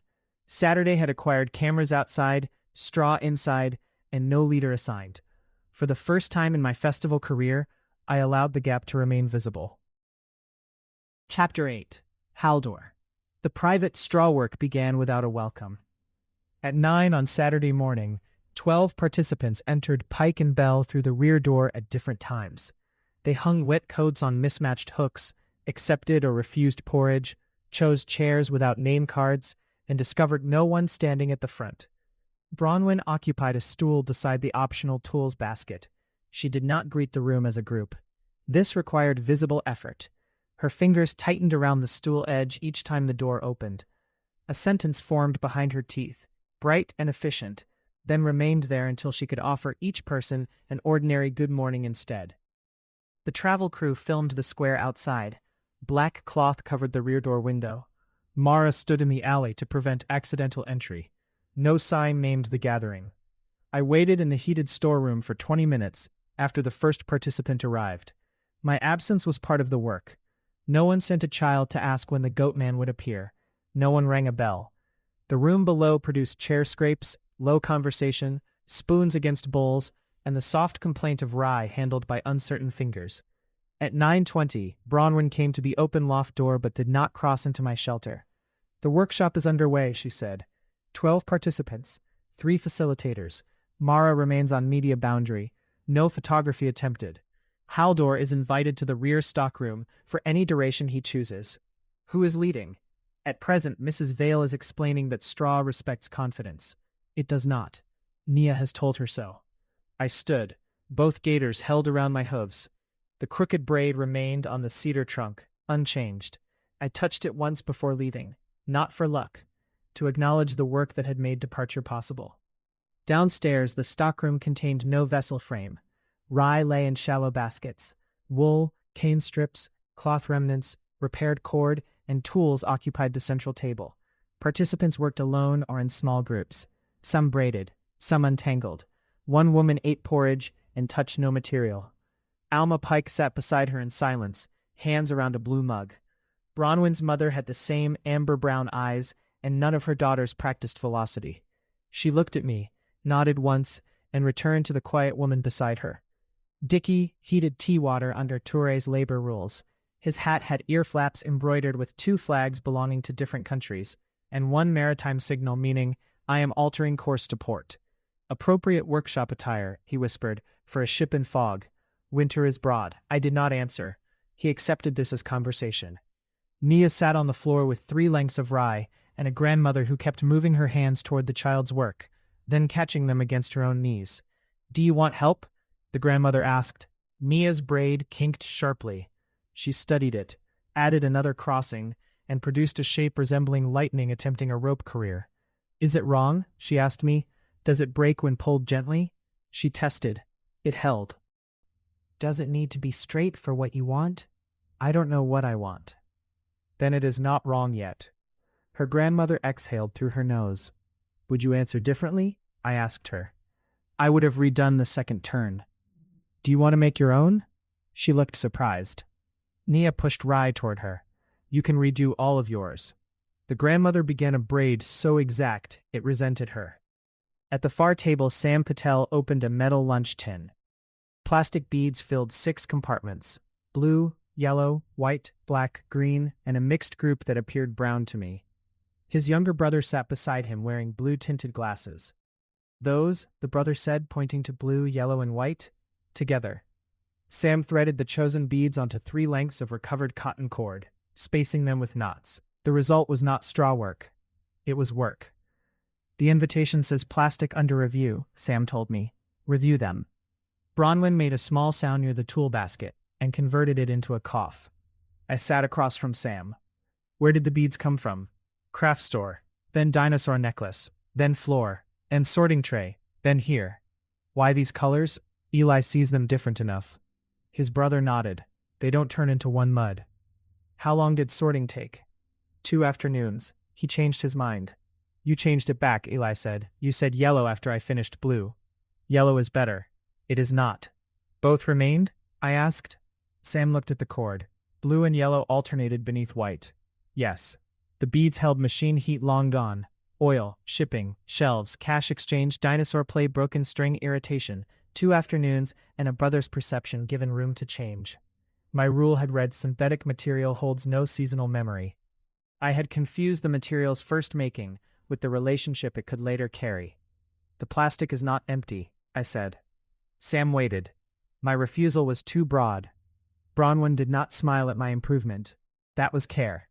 May the cord be part of today's work? Sam asked. Yes. It creates no requirement that another person use plastic. I wasn't sharing. Also clear. He returned to nodding. At the center table, Mr. Gorse tried to repair a basket cane strip that had split lengthwise. He wrapped it in red wool, then added glue, then added another strip around both because the first 2 methods had not produced confidence. It is becoming a club, Nia observed. It is reinforced.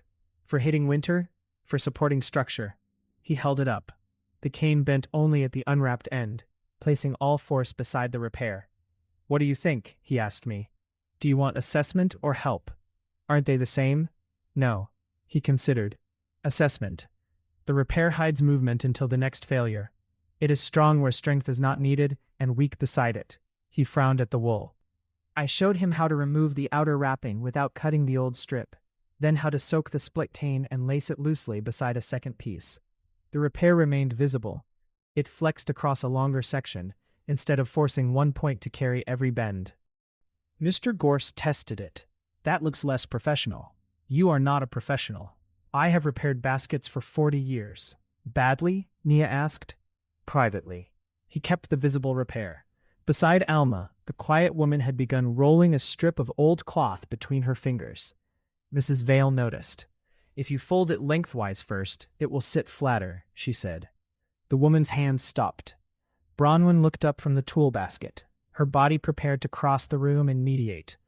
I saw the sequence. Smile, reassurance, corrected instruction, restored motion. Instead, she remained where she was. Did you want advice? Alma asked the woman. She shook her head. Mrs. Vale opened her mouth. Alma lifted one eyebrow. Mrs. Vale returned to her own braid and inserted enough force to make it remember the exchange. The woman's hands moved again. She folded nothing. She twisted the cloth into a soft cord, then untwisted it, then tied one loose knot and left it on the table. Do you want it to stay? Bronwen asked from across the room. The woman nodded. It stays. No one asked what it represented. The rear door rattled. Mara opened it 1 inch while keeping her body in the gap. Merritt's voice entered from the alley. We need a release on the covered window. It appears in the background. The window belongs to Pike and Bell, Mara said. You have exterior building permission from Bronwen except covered private work areas. The black cloth identifies one. We aren't filming through it. Then no release is needed for what you do not film. Could Bronwen step out for 30 seconds?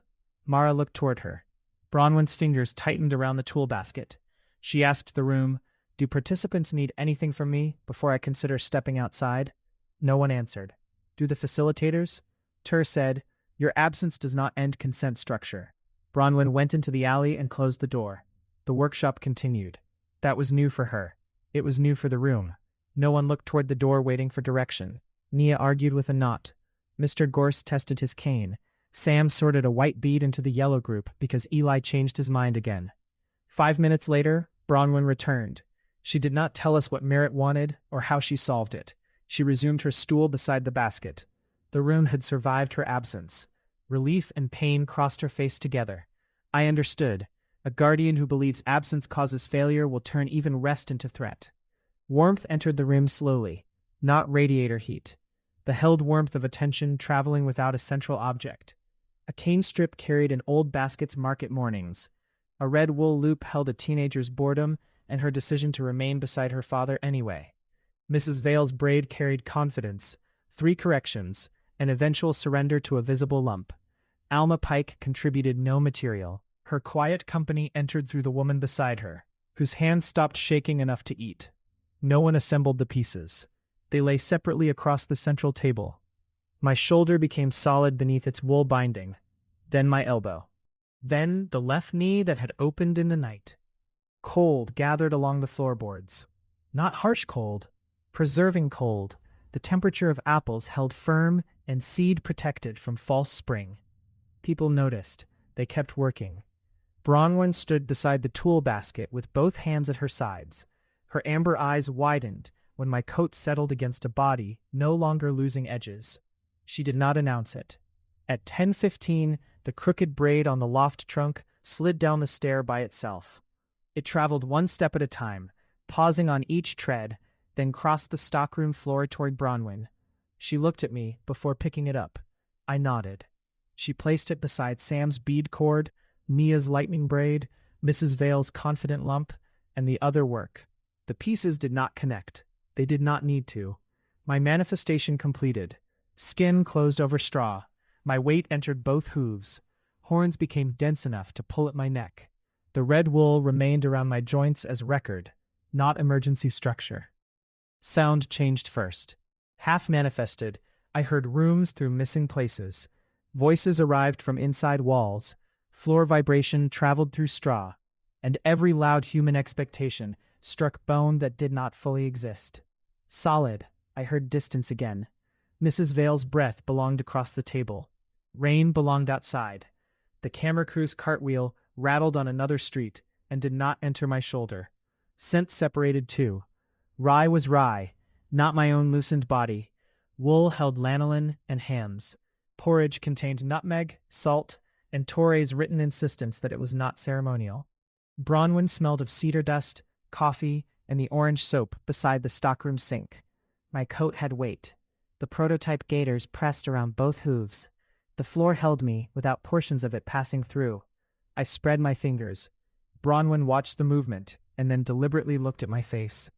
I had not been fully solid in Gloamsbury for more than 3 minutes since 1986. The room held the fact without applause.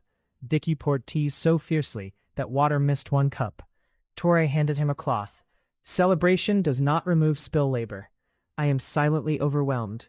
You are audibly wet. The room laughed. My body stayed. Remaining solid created practical problems no one had been allowed to prepare for me. The chair I had used while half-formed now pressed too narrowly against my hips. The table edge reached a different point on my legs. My borrowed coat pulled across the shoulders. The prototype gaiters, designed while my hooves shifted at their edges, fit more tightly around the pasterns. Bronwen noticed the coat first. "Do you want fit information?" she asked. "Yes.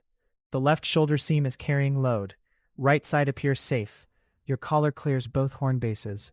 The gaiter straps look tight, but I cannot assess pressure from here. Do you want the coat removed?" "Yes." Privacy screen. Mara held a folding screen while I removed it. Bronwen did not turn the accommodation into a workshop lesson. She found a larger wool wrap from shop stock, placed it on a chair, and stepped away. For the gaiters, I sat and released both straps myself. Solid hooves did not spread like uncertain ones. The protective pattern needed a 1/4-inch addition and a different heel angle. "May I mark the current strap position without touching you?" Bronwen asked. Yes. She chalked the loose strap after I held it out. The note went onto a private fitting card, not the workshop record. Nia watched from the floor. "Did getting better make his shoes worse?" "He did not get better," Bronwen said. The answer came before I supplied it. "His body changed," she continued. "The shoes need a new fit." Nia accepted this and returned to her lightning braid. Chapter 9. Bronwen. At noon, Merritt offered us $8,000 to drink cocoa naturally. The natural cocoa required 2 cameras, a reflector, 3 releases, a continuity tray, and marshmallows selected for regional visual warmth. "No," Haldor said. "The money funds vendor weather support," Merritt said. "Then fund weather support. The segment needs a human story." Haldor looked at his horns, hooves, and fully manifested hands. "Choose your noun carefully."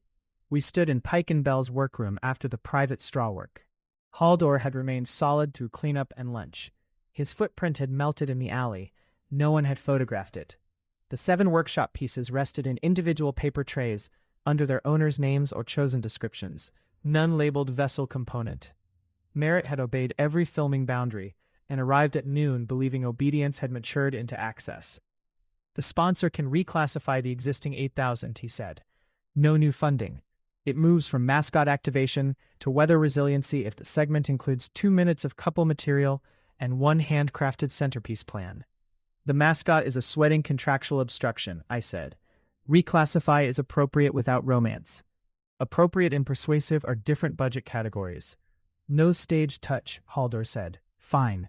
No relationship history. Fine. No decorative endorsement. Merritt's face struggled briefly. Can you react to objects? I react to objects continuously. On camera? No. No filming unstable form, I added. If Haldor identifies any change, cameras lower immediately. He reviews all footage containing him before storage or transmission. He may require deletion without losing funds already released for completed approved material. Merritt tapped his pen. Deletion after filming creates production risk. Yes. Could we agree to crop or blur first? No, Haldor said. Then we need a narrow shot list. We built one. Exterior cocoa table. Walking through consenting vendor row. Reviewing weather plan boards without reading private names. Choosing one market tree for the low sensory tent, provided the choice was presented as space planning, not romantic symbolism. No loft, no stockroom, no strawwork pieces, no plastic goat, no close-ups of wool bindings, hooves, pupils, or areas Haldor identified as unstable. May we show the horns? Merritt asked. They are difficult to conceal, Haldor said. That is not consent. Wide shots may include them, no isolating close-up. Merritt wrote it. Cocoa, he asked. Haldor looked at me. Do you want cocoa? Yes. I also want cocoa. Then we will drink it. Naturally? Merritt asked. The garland in the supply cupboard whispered, Organic. Merritt closed his eyes. I regret that word. Growth, I said. The lying bells stayed silent. We began at 1:30 under rain that had warmed to 54 degrees. The cocoa table stood beneath the Grange awning. Talia had prepared 3 insulated dispensers and declined all requests to add artificial steam. The continuity tray contained 6 perfect marshmallows. Haldor looked at them. They have no structural purpose. They communicate abundance, Merritt said. They communicate that 6 objects have been kept from cocoa.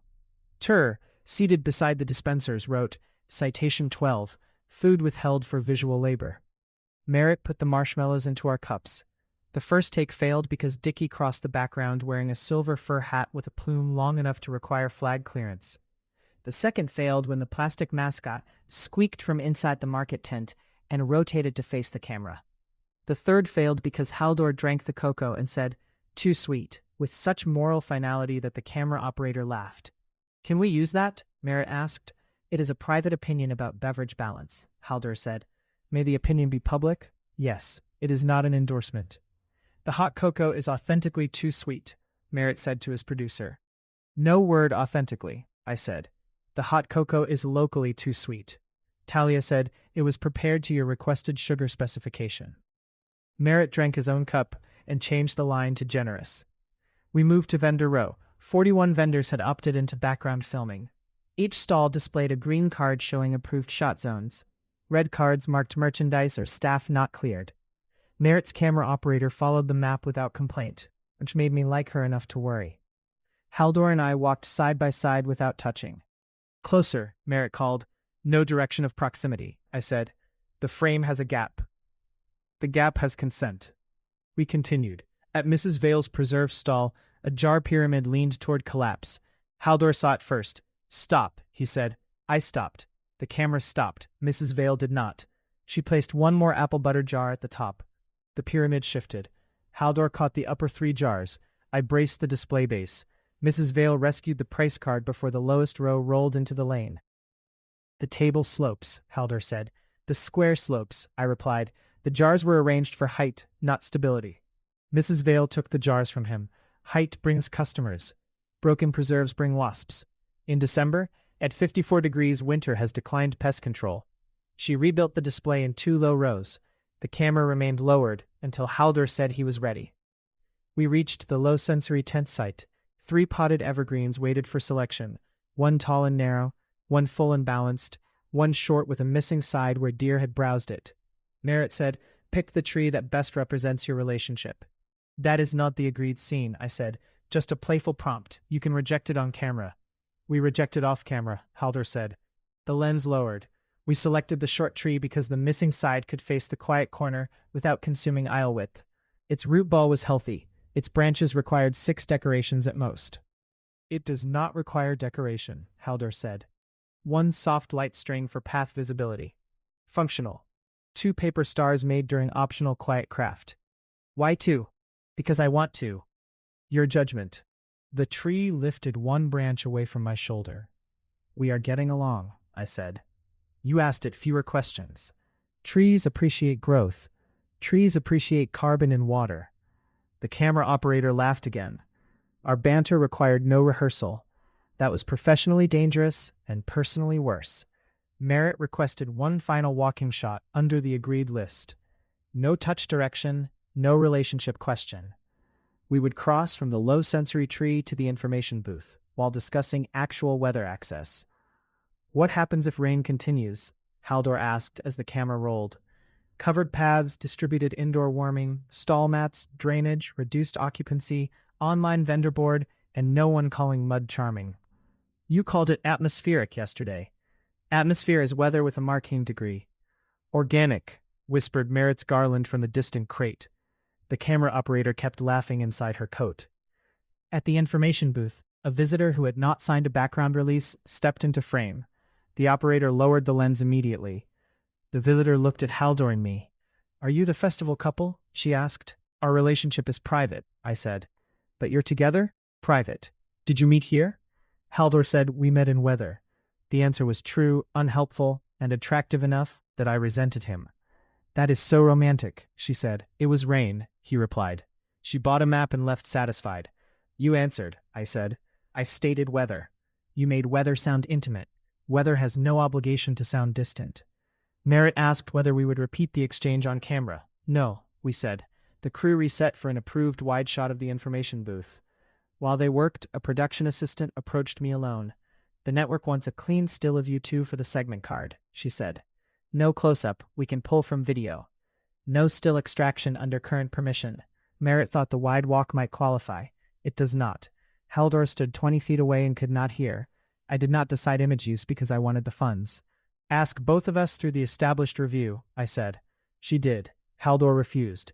The network used a still of the leaning spruce instead. It carried too many paper stars and no body. At the next stall, the camera operator's boot caught beneath a raised mat edge. I saw it and moved the mat after asking Iona, not because a frame had failed yet, but because safety did not require drama to count. Haldor saw me return to position. You protected a stranger without making her rescue footage, he said quietly. The mat was dangerous. Yes. His approval was not public. I still felt it beneath my ribs. At 3, the West vendor stall frame failed. The day had produced several small problems. Wet table mats, a loose awning seam, 2 missing trash barrels. 1 argument about whether soup aroma crossed a stall boundary, and Dickie's hat plume entering 3 approved frames without signing a release. The frame failure was not small.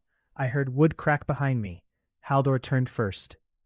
A 12-foot crossbar broke free from a temporary joint above the soap seller's stall. The vendor stood beneath it, sorting boxes. Merritt's crew stood in the fall line. Clear, I shouted. The vendor froze. I ran. Haldor reached me before the crossbar did. He put 1 arm around my waist, only long enough to move me sideways, after saying, "Safety contact." His other hand caught the falling timber near its center. The impact drove 1 hoof through a rubber cable mat.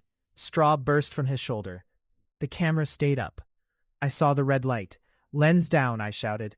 The operator lowered it immediately. Merritt grabbed the second camera himself and turned it toward the ground. Haldor held the crossbar while Iona and Lyle took both ends.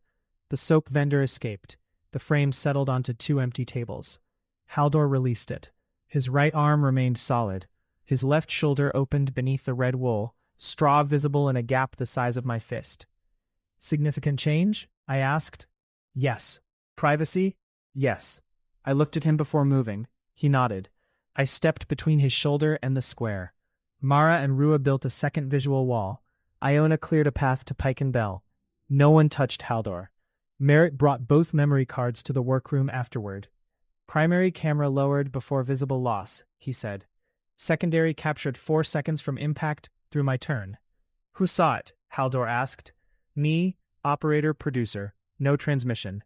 Show me. We watched on the small review monitor. The footage showed Haldor catching the beam, his arm around my waist, my body fitting against his side for one urgent second. Then the red wool snapped tight, and straw lifted from his shoulder in a golden cloud. It was beautiful. That was the danger. The frame converted physical cost into spectacle before the viewer could understand harm. The camera did not lie. It simply made the wrong truth easiest to consume. "Delete it," Haldor said. Merritt looked at me. "The rescue can save the segment. We can cut before the shoulder opens." Haldor had already answered. "Delete it," I said. "The approved footage before impact remains?" "Yes," Haldor said. "The rescue footage does not." Merritt deleted it from the card, backup, and review cache while we watched. $8,000 remained reclassified because the agreed scenes were complete. No one tried to attach the deletion as failure. Haldor touched 2 fingers to his wrist.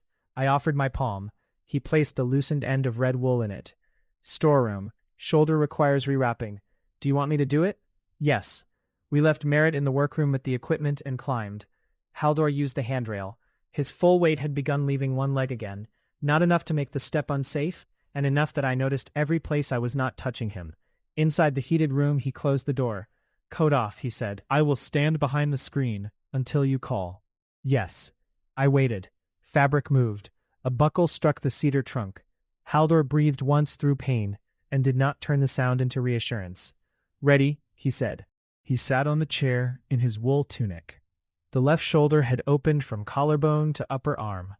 Rye straw shifted beneath translucent skin, packed in some places and absent in others. The red wool crossed too high after the impact and pulled his neck sideways. It was not beautiful without the camera. It was bodily cost. "May I come close enough to inspect the wrap?" "Yes." I knelt beside the chair. "May I touch only the wool?" "Yes." "Where does release begin?" He showed me the loop at his back. I pulled. The wool loosened at once, proof that temporary structure could remain easy to leave. Straw fell onto my trousers. I kept my hands where he could see them. "What happens to the pieces?" I asked. "Save them. They may return after rest." "What pattern now?" "Across the chest, over the shoulder, beneath the arm. 3 turns. The first loose, second and third firmer." I followed each direction aloud. His skin was cold near the opening. Warmth radiated from the solid center of his chest. I noticed the shape of him because attraction did not suspend itself during injury. I refused to let noticing become taking. "First turn," I said. "Good. Second, tension, more." I drew the wool until straw gathered inward. "Third, across the upper arm, not the neck." "Here?" "Yes." The wrap settled. His shoulder regained enough shape to support the tunic. "Knot, release loop beneath the collarbone." I tied it. My knuckles hovered 1 inch from his skin. Haldor looked down at my hands. "Done," I said. He did not move away immediately. Neither did I. The public cover agreement occupied the room with us. So did the safety contact when his arm had circled my waist. My body remembered that 1 second with an enthusiasm inappropriate to falling lumber. "The contact at the stall," he said. "Was it acceptable under the safety exception?" "Yes, you named it. You released me when clear." "Was my blocking acceptable?" "Yes, you looked first." The footage made it look romantic. The contact was not false because the camera used it badly. It wasn't romantic. 1 bell rang. My face heated. Haldor's rectangular pupils narrowed. "It was emergency contact," I said. "My body's interpretation afterward is separate and not a claim." The bells stayed quiet. "Separate," he agreed. "Do you want that added to the cover terms?" "No, it belongs only to this conversation." The sentence warmed more than it should have. I stood. "What do you need now?" 2 hours without attention. Cold water, the pear quilt removed from my sight. Moral objection? Its fruit is arranged in rows no branch would choose. I folded the quilt pattern inward and left him with water, oatcakes, and no task attached. At the door he said, "Bronwen," I turned. "Thank you for deleting the image before asking what it could buy." Shame moved first because I had understood exactly what it could buy. "You're welcome," I said. Haldor went upstairs to rest. I stayed in the workroom for sponsor discussion. Merritt opened a new folder. Inside were photographs of handcrafted festival centerpieces from across Vermont. Willow deer, woven stars, carved sleighs, straw figures. None resembled Haldor exactly. Several could have become communal offerings if built under current terms. The sponsor loved the footage, Merritt said. They will fund another $12,000 for a handcrafted official goat to replace the plastic one before opening. No official embodiment. Centerpiece. We revise the language. Communal offering, no likeness. Haldor chooses any relationship to it. They need a visible result. The market is a visible result. Bronwen. He turned one photograph toward me. You have vendors considering withdrawal and no weather change. A beautiful central object gives the segment an ending even if snow never comes. I looked at the photograph. It showed a tall straw animal beneath soft lights, every binding exact, every curve intentional. A result no child could kink and no committee could call unfinished. Who made it? I asked. Anke Sorel, best straw worker in the region. From upstairs the lying bells began to ring. Chapter 10. Haldor.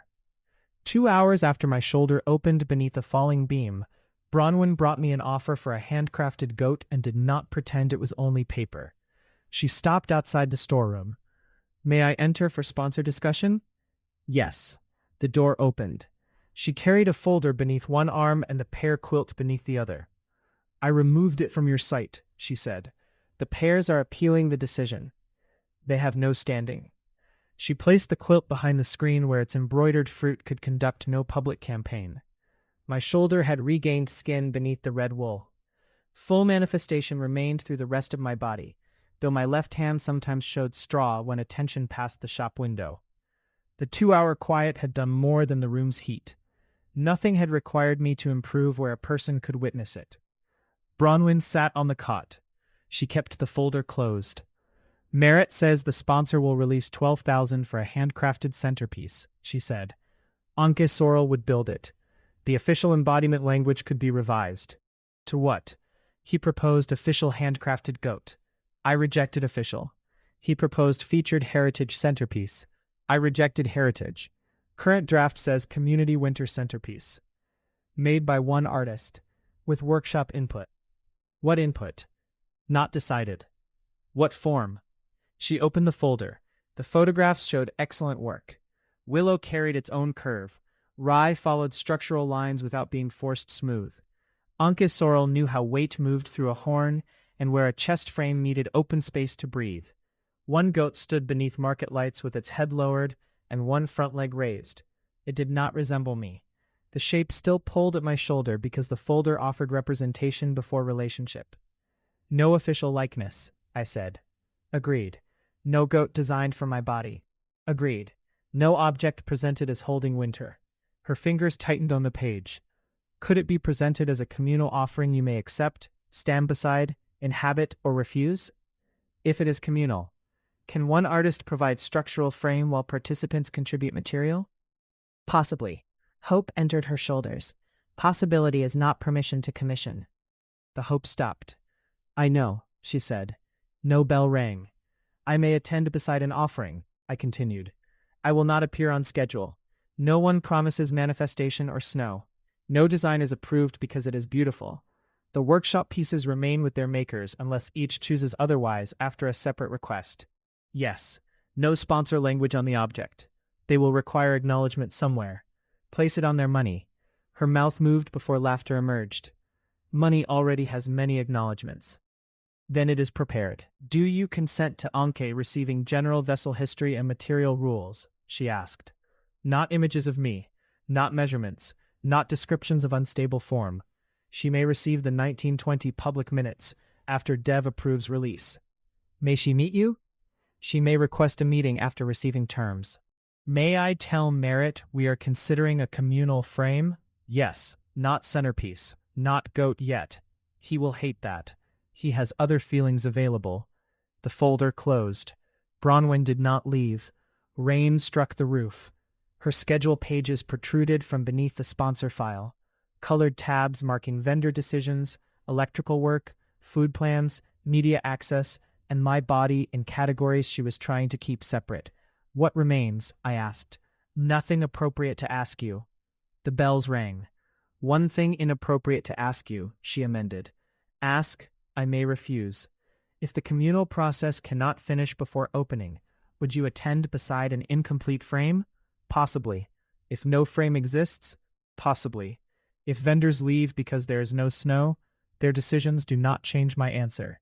If businesses close, harm does not become consent. I know. The bells rang once. She shut her eyes. I know it as a sentence. I do not yet know how to stand inside it while people lose money.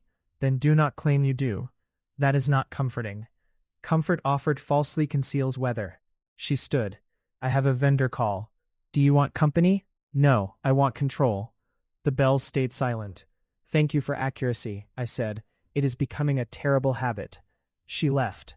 At 4, Alma Pike arrived from Burlington carrying 1 overnight bag, 2 knitting projects, medication in a blue case, and no inspirational speech. Bronwen met her at the shop door, with enough brightness to power the failed market lights. You made good time. I drove the speed limit. Exactly. Excellent conditions. It rained all the way. Consistent conditions. Alma kissed her daughter's cheek, handed her the overnight bag, then looked up at me on the stairs. Haldor? Yes. Alma, my daughter has told me nothing useful about you, which I gather is progress. She invented one useful boundary. Only one? Several boundaries, one boyfriend. Alma's laugh carried no demand that I join it. Bronwen pointed toward the workroom. Tea? Sit first, Alma said. I am sitting at 5:30. That is future sitting. I asked for current. You have been here 40 seconds. Long enough to find the chair. Bronwen sat. Alma removed her wet coat herself. She accepted tea from Kit, asked before entering the workroom, and took the chair beside the radiator. I remained near the door. Bronwen occupied the cutting table stool with her schedule open on one knee. Close it, Alma said. The vendor call begins in 50 minutes. Will the painter forget? No. Then close it for 5. Bronwen closed the schedule. The room became quiet. After 11 seconds, she said, How are your joints? Attached, Alma replied. Pain level? Ordinary. Medication change? No. Energy? Enough to visit, not enough to become an interview. Bronwen's hands folded too neatly in her lap. Alma looked at me. She told you quiet frightened her. Bronwen said. Did you? Alma asked me. Yes. Then I am not revealing it. I am checking whether my answer has somewhere to go. Bronwen became formal. You do not need to provide an answer. I want to. The formality cracked. Alma put both hands around her mug. When I was ill, you filled every room. Music, lists, craft kits, meal trains, clean sheets, trivia, flowers, 2 disastrous meditation recordings, and a mobile made from prescription inserts. The inserts were folded cranes. They were still side effects hanging above my bed. You laughed. I did. I also wanted you to sit with me when I was too tired to laugh. Bronwen's face went still. Why didn't you say so? Sometimes I did. You brought quieter projects. No bell rang. The truth required none. I thought if I stopped, you would think I had given up, Bronwen said. I thought if I asked you to stop, you would hear that I was dying. Were you? Not on most of the afternoons you treated as final. Bronwen looked toward the dark shop window. I did not cure you with cheer. No. Did it help? Sometimes. So did soup. So did your terrible cranes. So would quiet company have helped. Care is allowed more than one shape. My shoulder warmed beneath its wool. Alma drank her tea. Bronwen did not reach for the schedule. At 5:30, the vendor call began. Bronwen conducted it without promising snow, centerpiece, television exposure, or perfect attendance. 4 vendors considered withdrawal. 2 reduced stall size. 1 shifted inventory online. The soap seller remained after the frame accident because the new safety plan named actual load checks instead of festive confidence. The call ended with uncertainty intact. Bronwen did not sound cheerful when she thanked them. She sounded present. Bronwen remained in the workroom to send the factual summary. Alma carried her empty mug toward the shop sink. I carried mine beside her. May I ask you something about my daughter? She said. You may ask. I may refuse. Good. She usually says of course, and then resents the question in 7 organized categories. We entered the small staff kitchen. Alma rinsed her mug, dried it, and put it on the open shelf after checking the label. Her movement was slow at the wrists. Not fragile. Measured. Is the boyfriend arrangement truly fake? She asked. The public claim does not describe an agreed romantic relationship. That is a beautiful answer built entirely from locks. The matter is private. Good. She leaned against the counter. I wanted to know whether I needed to warn you that Bronwen mistakes being needed for being loved. That statement may be yours to make. Her private pattern is hers to discuss. You have already noticed. I did not answer. Alma smiled without triumph. She thinks I needed brightness. I needed my child to remain a child sometimes. She was 23, which is old enough to be competent, and young enough to believe competence can bargain with illness. Did you ask others to relieve her? Did you refuse her work? Sometimes. She found another work nearby. Then the pattern was not created only by silence. Alma's eyes sharpened. No, I helped build it. I praised her for saving the day because praise was easier than watching her be scared. Have you told her? Not like that. Then do not ask me to carry it as explanation. She looked into her dry mug. Fair. Rain ticked against the kitchen vent. Are you in pain? I asked. Ordinary amount. Do you want the chair? Yes. I moved it out from the table but did not guide her body. She sat and adjusted the blue medication case in her bag. May I ask you something? I said. You may ask. I may refuse. Do you want quiet company now? Alma studied me, then nodded. I sat in the other chair. We remained there while Bronwen's keyboard sounded in the next room. She wrote 3 messages, stopped, rewrote 1, and finally closed the computer. No task entered the kitchen. Alma took medication with water. I listened to the shop's stored cloth settle around its bolts. After 7 minutes, Alma said, "That was useful. It was not required to be. You are going to be very inconvenient for her. That has already begun." Good. I looked at her. Not because she needs fixing, Alma said, because she likes you. That is private. I am her mother. Privacy and observation have fought a long border war. Which side are you on? Today, observation under strict visa terms. Her humor resembled Bronwen's after weather had worn the bright paint away. Bronwen appeared in the doorway. What are you discussing? Border policy, Alma said. Between? Private states. Bronwen looked at me. Do I need context? No, I said. The answer visibly bothered her. She let it remain. Alma rose. Bronwen did not ask whether she needed help. She waited. Alma picked up her bag, then held it out. Would you carry this upstairs? Bronwen took it. Yes. The exchange was smaller than a festival, and more difficult for both of them. Afterward, Alma went upstairs to the guest room in Bronwen's flat. I returned to the heated storeroom. Bronwen followed, carrying the overworked bent antler wreath, which Oren had sent for a drainage repair. She set it on the cedar trunk. The wreath wore 1 lantern, 5 ribbons, dried apples, tin fox, and no false sign. Its upper binding still streamed. Water darkened the fur at one side. It needs to lose the second bow, I said. There is no second bow. Then the remaining bow has learned to occupy 2 roles. She removed it. The wreath relaxed but did not recover. Should it be taken down? Bronwen asked. Ask Oren. The wreath belongs to his doorway arrangement. I am asking whether rest for a wreath means storage. Sometimes. It may mean fewer openings, less load, a repaired binding, or being allowed to end. That was not about the wreath. It was also about the wreath. She loosened the upper wire with a small pair of pliers and stopped before changing the shape. May I repair the strained loop? She sent 1 message rather than 3 instructions. Oren answered that the wreath could stay overnight, repair tomorrow, and be removed entirely if the binding failed.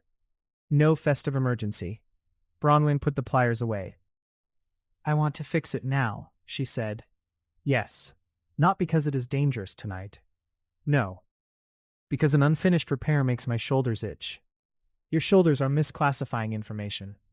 She sat on the cot and deliberately left the wreath on the trunk. 1 minute passed. This feels irresponsible. Does Oren have the current condition? Yes. Is the wreath safe? Yes. Is repair scheduled under its owner's choice? Yes. Then the feeling is not authority. Bronwen looked at her empty hands as if they had submitted a complaint. I hate that sentence. It may remain true without endorsement. Her laugh came once and stopped. The room settled around the unfixed wreath. What else? Rest. It is a wreath. Yes. She looked down at the fur, then at the schedule beneath her arm.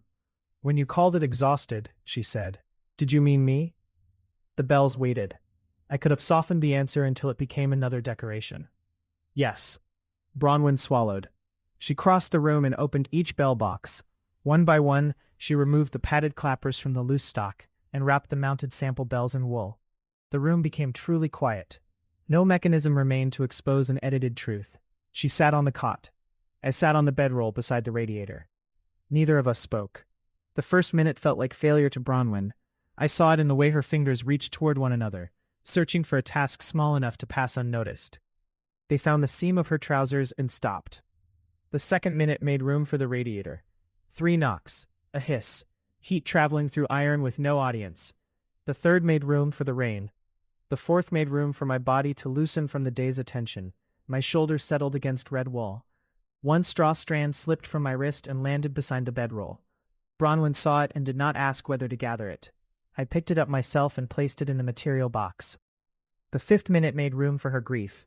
No tears, no speech.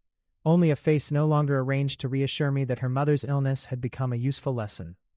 The old quiet room existed between us without becoming the current one. At the 6th minute she looked at me. I did not smile. She did not interpret that as displeasure. At the 7th, the plastic mascot squeaked once behind the garment rack, and then appeared to decide even it could wait. Bronwen's shoulders lowered. We remained until time stopped requiring categories. When she finally moved, it was only to pull the pear quilt over her knees. She did not offer me its warmth without asking. I did not request it. Separate comfort occupied the same room.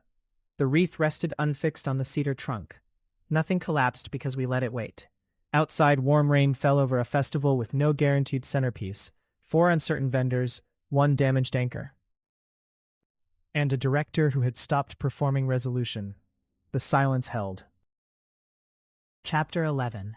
Bronwen. The second straw work required more chairs and less of me. I disliked both facts for different reasons. 32 people requested participation after the first group described the morning without photographs, finished goat, formal welcome, or public miracle. No one used the phrase viral. This did not prevent the waiting list from circulating in 7 screenshots, 1 handwritten copy, and a message Dickie sent to the volunteer fire department titled, "Secret Straw Event, Please Respect Secrecy," by replying all. We moved the work to the Grange Hall on Monday evening. I built the operating plan with separate authority columns. Mara controlled invitations, entry, and media boundary. Talia controlled food. Tur controlled rest and labor record. Iona controlled heat, tools, and fire safety. Dev controlled history and record permissions. Alma and Nessa Quill hosted the quiet corner. Mr. Gorse and Nia arranged materials, because Nia had declared her grandfather's sorting system, Old Man Mysterious. My column said, Room Coordination. Under it I wrote 7 tasks. Mara crossed out 5. What if the door line backs up, I asked. I handle it. What if someone arrives without invitation? I handle it. What if the media crew moves from Candlehook Lane? Rua handles the exterior route. I handle the door. What if? Then the person with authority handles it or asks for help. From me? Possibly. Possibility is not a schedule, Haldor said from the next table. I looked at him. Your phrase, he added, used with hostile elegance. He had remained solid for most of 2 days, though his shoulder thinned after public attention and required afternoon quiet. The repaired gaiters now had waxed canvas outer layers and soles cut from non-conductive rubber. He wore a charcoal sweater that fit around his red wool bindings without hiding them. His horns made every doorway look temporary. At 5:30, I opened the Grange and performed no welcome. People entered. Mara checked names. Talia served stew from a distributed kitchen station and ate a bowl herself before service ended, which Tur recorded without making it romantic evidence. Children selected materials. Adults corrected themselves aloud and sometimes failed. I stood beside the room map. No one needed it. At 5:40, a chair leg split. Iona replaced it. At 5:46, 2 brothers argued over the same red wool. Nia divided none of it and found a second skein. At 5:50, Mrs. Vale attempted to reorganize the rye by length. Mr. Gorse redirected her toward tea. At 6, the quiet corner reached its 6-person limit. Alma turned the 7th person toward an unused side room and asked whether they wanted company or simply a door. They chose a door. At 6:10, a volunteer asked me where the scissors were. I pointed toward Iona. The act produced no injury. I took my assigned rest. Tur had placed a chair inside a square of blue tape beside the kitchen. A sign read, Bronwen off duty until 6:25. Ask your authority holder or experience a small delay. I sat. 3 people approached, read the sign, and left. The first found Mara. The second found the scissors independently. The third decided the question could wait. My pulse treated this as civic collapse. Haldor came to the edge of the blue square. May I enter? For rest, yes. He placed a second chair beside mine. The room continues. I can see. Does that help? No. Accurate. I am having 7 ideas per minute. Are they invited? Ideas do not respect entry terms. They need not receive chairs. I watched a woman twist green cloth around repaired basket cane. The colors fought. The joint held. A child built a braid too short for anything larger than a bracelet and wore it immediately. Sam and Eli worked on their plastic bead cord, which had grown long enough to cross the table, and acquired one unauthorized purple section after Eli revised the color system. I would move the bead table away from the wool, I said. Why? Visual separation. Do the makers want it? They have not asked. Then the thought may stand without employment. I imagined giving a thought an off-duty chair. It looked like the bent antler wreath wearing a clipboard. I laughed. Haldor's shoulder warmed beside me. At 6:25, Tor removed the sign. Rest interval complete, he said. Do you choose duty? Yes. State one task. Room coordination. That is a title wearing several coats. Monitor exits and ask authority holders whether they need support. Adequate. I returned to duty and did exactly that. The room grew warmer. Haldor moved among the tables by request. He showed 3 braids and corrected 2. He refused to evaluate a cloth goat someone had brought from home. He accepted a repaired cane loop after the maker explained its history. He asked before touching Sam's bead cord, and received no because glue was wet. At 7, his body remained fully solid. At 7:30, it still did. The grain sheet did not concentrate around him. It traveled through food, chairs, tools, rests, refusals, and work people could leave unfinished. The hall windows frosted at their lower corners, while rain continued outside. No vessel had been assembled. Merritt waited beyond the media boundary with the camera crew, and filmed only the glowing windows, consented exterior arrivals, and Talia's public food station. He asked once whether Haldor might exit through the front. Mara said no. The question ended. At 8, the workshop closed by gradual choice. People took or left pieces under the same options as before. 11 remained for possible future use, with maker consent still required. 15 went home. 6 were worn, gifted, or converted immediately into doll harnesses. Cleanup began without a general call. The labor board listed 6 tasks with names people had chosen. Floor rye, food station, tool count, dishwash, chair return, and quiet room reset. I had assigned myself floor rye, because brooms were reliable and did not hold meetings. Mara pointed to my off-duty block. You coordinated the room. Cleanup was not in your role. Rye is in my shoes. That is a personal extraction issue. The floor needs sweeping. Luis and Nia chose it. Nia held a broom twice her height. We have jurisdiction. I surrendered the dustpan. Do you want another task? Mara asked. Yes. Nothing unfilled. Then why ask? To let you discover wanting does not produce a vacancy. Haldor heard from the dish station. His kettle shutter laugh traveled across the hall. I sat at the long table with no cleanup assignment. The room completed itself around me. Chairs folded. Tools returned by count. Leftover stew moved into labeled public fridge containers under Talia's supervision. Alma asked the quiet room users what reset they wanted. One requested the lamp remain low for future meetings. Iona recorded it as a durable room setting rather than workshop decoration. Sam brought the bead cord to the maker choice table, leaving this one. For possible later use? Dev asked. Yes, but only if Eli agrees then too. His brother was wearing 2 unmatched bead bracelets and eating bread. He lifted one thumb. Current agreement recorded, future agreements still required, Dev said. No one found the sentence excessive. At the doorway, Mrs. Vale held up her lumpy braid. Do I take this? Your choice, I said. What would help the work? Your choice is part of the work. She considered, then wrapped it around the handle of her market basket. The lump sat directly beneath her grip and made the handle more comfortable. Useful, she said, surprised. Do not sound betrayed, Haldor replied. The last participant left at 8:23. I had not swept, stacked, washed, counted, labeled, or reassured anyone. The grange remained standing. Haldor and I reviewed the maker choice table after cleanup, not to select future vessel pieces, to confirm records matched what people had done. 11 trays remained. 3 said possible future offer, ask again. 4 said hold for maker pickup. 2 said material may be used in another workshop, not a goat by default. 1 held Sam and Eli's bead cord under dual permission.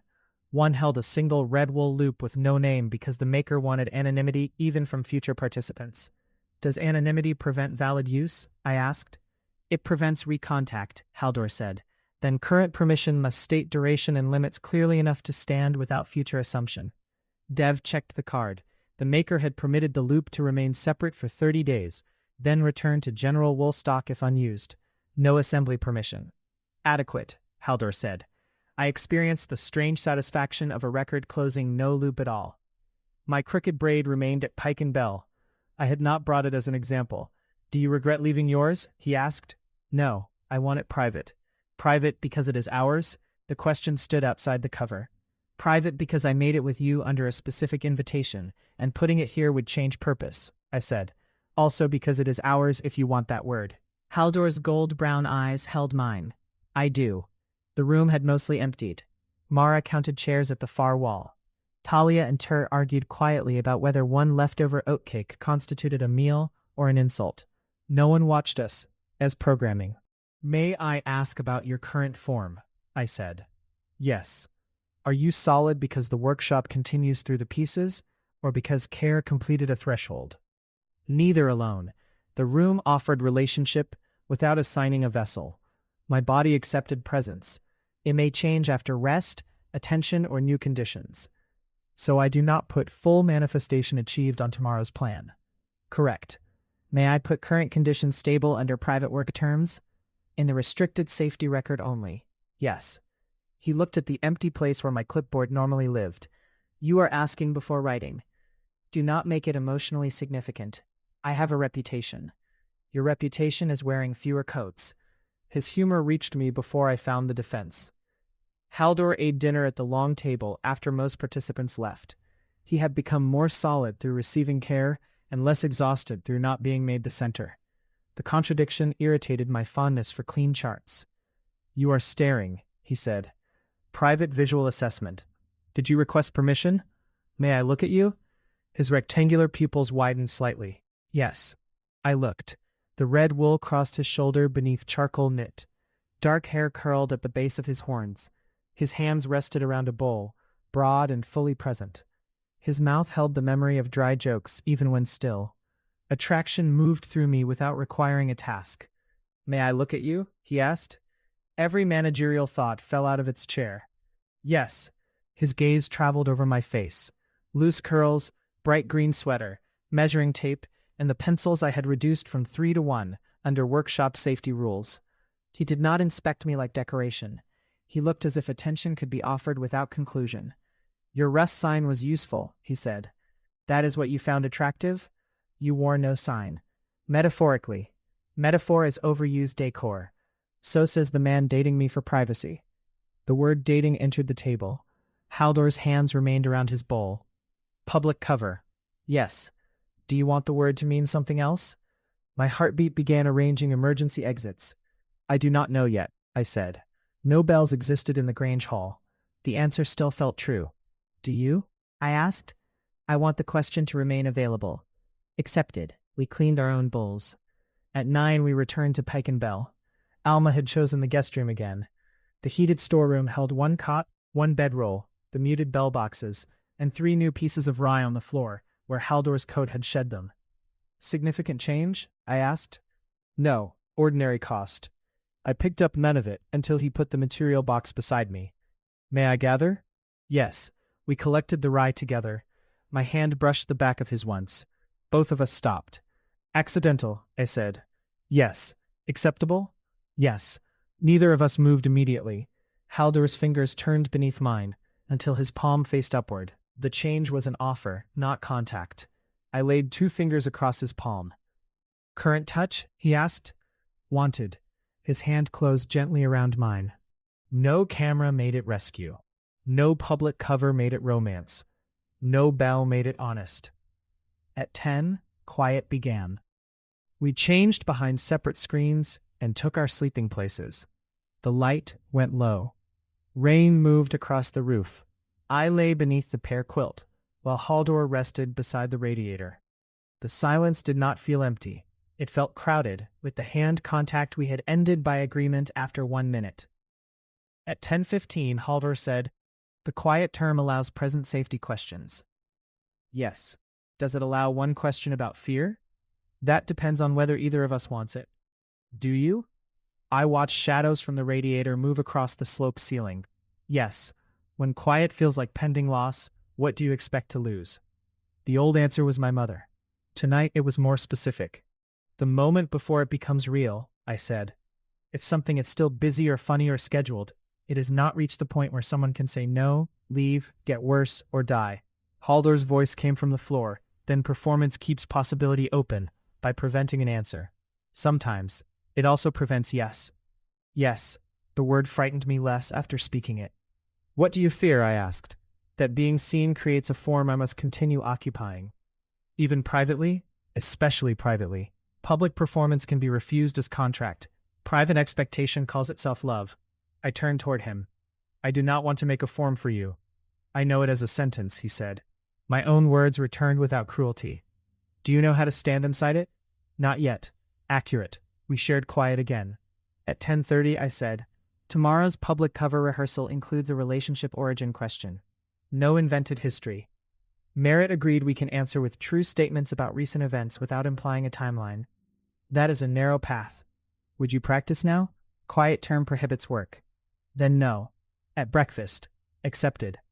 In the morning, we sat on the storeroom floor with porridge between us, and the bells restored to active duty by mutual agreement. How did you meet? I asked. You lied about loving me before learning my name. Every bell rang. I said boyfriend. I did not say love. Humans hear one inside the other. Only in poorly edited holiday movies. Your life has bells and a goat. You are not a goat. The bells rang. I covered my face. You are a Yule Goat and also Haldor. I was defending personhood with taxonomic imprecision. Silence. How did we meet? He asked. You appeared behind an overburdened tree during a camera emergency and objected to being filmed. Accurate. What did you notice first? I asked. Your clothing contained 6 colors and 9 concealed tools. 8 tools. There was chalk in your left sock. 9. What did you notice? Your shoulder was missing. The humor left the room. You said no as though it were a complete structure. Haldor looked at me. What do you like about him? I asked, pretending to be Merritt. That question exceeds the cover. Yes. What do you like about me? He asked. The answer could remain unavailable. I wanted it not to. You make quiet feel inhabited, I said. You see strain before breakage. You ask whether help is wanted. You are extremely funny and refuse to signal it, which is morally evasive. One bell rang at the final phrase. My turn? I asked. Yes. What do you like about me? Haldor set his bowl down. You make refusal practical. You can build a door after realizing you built a stage. You are learning to leave work unfinished. Your laughter does not always ask the room to be less afraid. Warmth rose behind my face. That was more than 3, I said. I did not accept a limit. The bells stayed silent. I looked at the gap between us. What part of this morning do you want real? His gaze moved to my mouth and returned to my eyes. Does the false arrangement permit one honest kiss? He asked. The bells did not ring. Chapter 12. Haldor. The question remained between us without becoming permission. Bronwen sat cross-legged on the storeroom floor. Morning light filled one side of her face. Her porridge cooled beside her knee. One pencil had already returned to her curls, though quiet hours had ended only 20 minutes earlier. The false arrangement permits nothing, she said. I can. Do you? I want one honest kiss. Now? Yes. May I move closer? Yes. I moved from beside the radiator until 2 feet remained between us. Full manifestation held, but the cost of the workshop rested under my skin like cold after long labor. Red wool still crossed shoulder, elbow, and knee. My horns gave the sloped ceiling little room for error. Bronwen looked at my mouth, then my eyes. May I touch your face? She asked. Where? Your right cheek. No horns, wool, or unstable areas. Yes. She lifted one hand. The movement carried no bright confidence. Her fingers trembled before they reached me. Still yes? Yes. Her palm met my cheek. Warmth entered through skin more quietly than craft. She did not hold my head in place. Her thumb rested beside my mouth. I could turn away without crossing pressure. May I put my hand at your waist? I asked. Her breath changed. Yes, over the cardigan. I placed it there. Saturated red wool, soft beneath my fingers. A brass safety pin hid near the side seam. Her body held tension like a stall frame, built beautifully and loaded past its drawing. Do you want me to come closer? She asked. Yes. She moved onto her knees. I adjusted my hand but did not pull. Her face rose toward mine. May I kiss you? Yes. Our mouths met. The first contact was cautious enough that I felt each separate decision, her lips against mine, my hand remaining at her waist, her palm staying open on my cheek. No camera changed the angle. No waiting crowd converted stillness into suspense. No contract declared what the image meant. Bronwen drew back 1 inch. More? Yes. Do you? Yes. The second contact lasted. Her mouth softened under mine. I tasted coffee, oat porridge, and the ginger sugar she had stolen from the breakfast basket while claiming quality control. She made a small sound that belonged neither to cheer nor fear. My hand tightened at her waist after asking through a pause. She answered by moving closer until her knee touched mine. Warmth traveled beneath the red wool. Rye loosened at my wrist. Bronwen felt it and stopped. Significant change? I looked down. The straw had not fallen. 3 fine strands curled from beneath my skin and wound around her wrist. They lay golden over her pulse, warm and loose enough to slip free. Change, I said, not harm. Do you want me to remove them? Not yet. Do you want them there? She studied the strands rather than treating them as a gift already received. For this moment, yes. Accepted. We kissed again. The bells began ringing, not warning, not accusation. 12 boxes produced a bright, disorderly peal that shook dust from the rafters and sent the plastic mascot retreating behind the garment rack with a rubber squeal. Bronwen laughed against my mouth. I felt the sound through my hand at her waist. When we separated, the room had changed by no measurable category. The cot remained narrow. The pear quilt remained morally excessive. The public cover agreement remained in force. The sponsor still wanted an object. The town still had no snow. One real thing existed inside all of it, without repairing the rest. I touched 2 fingers to my wrist. Bronwen's hand opened at once. Instead of giving her wool, I placed my palm against hers. Current touch? Wanted. Our fingers aligned.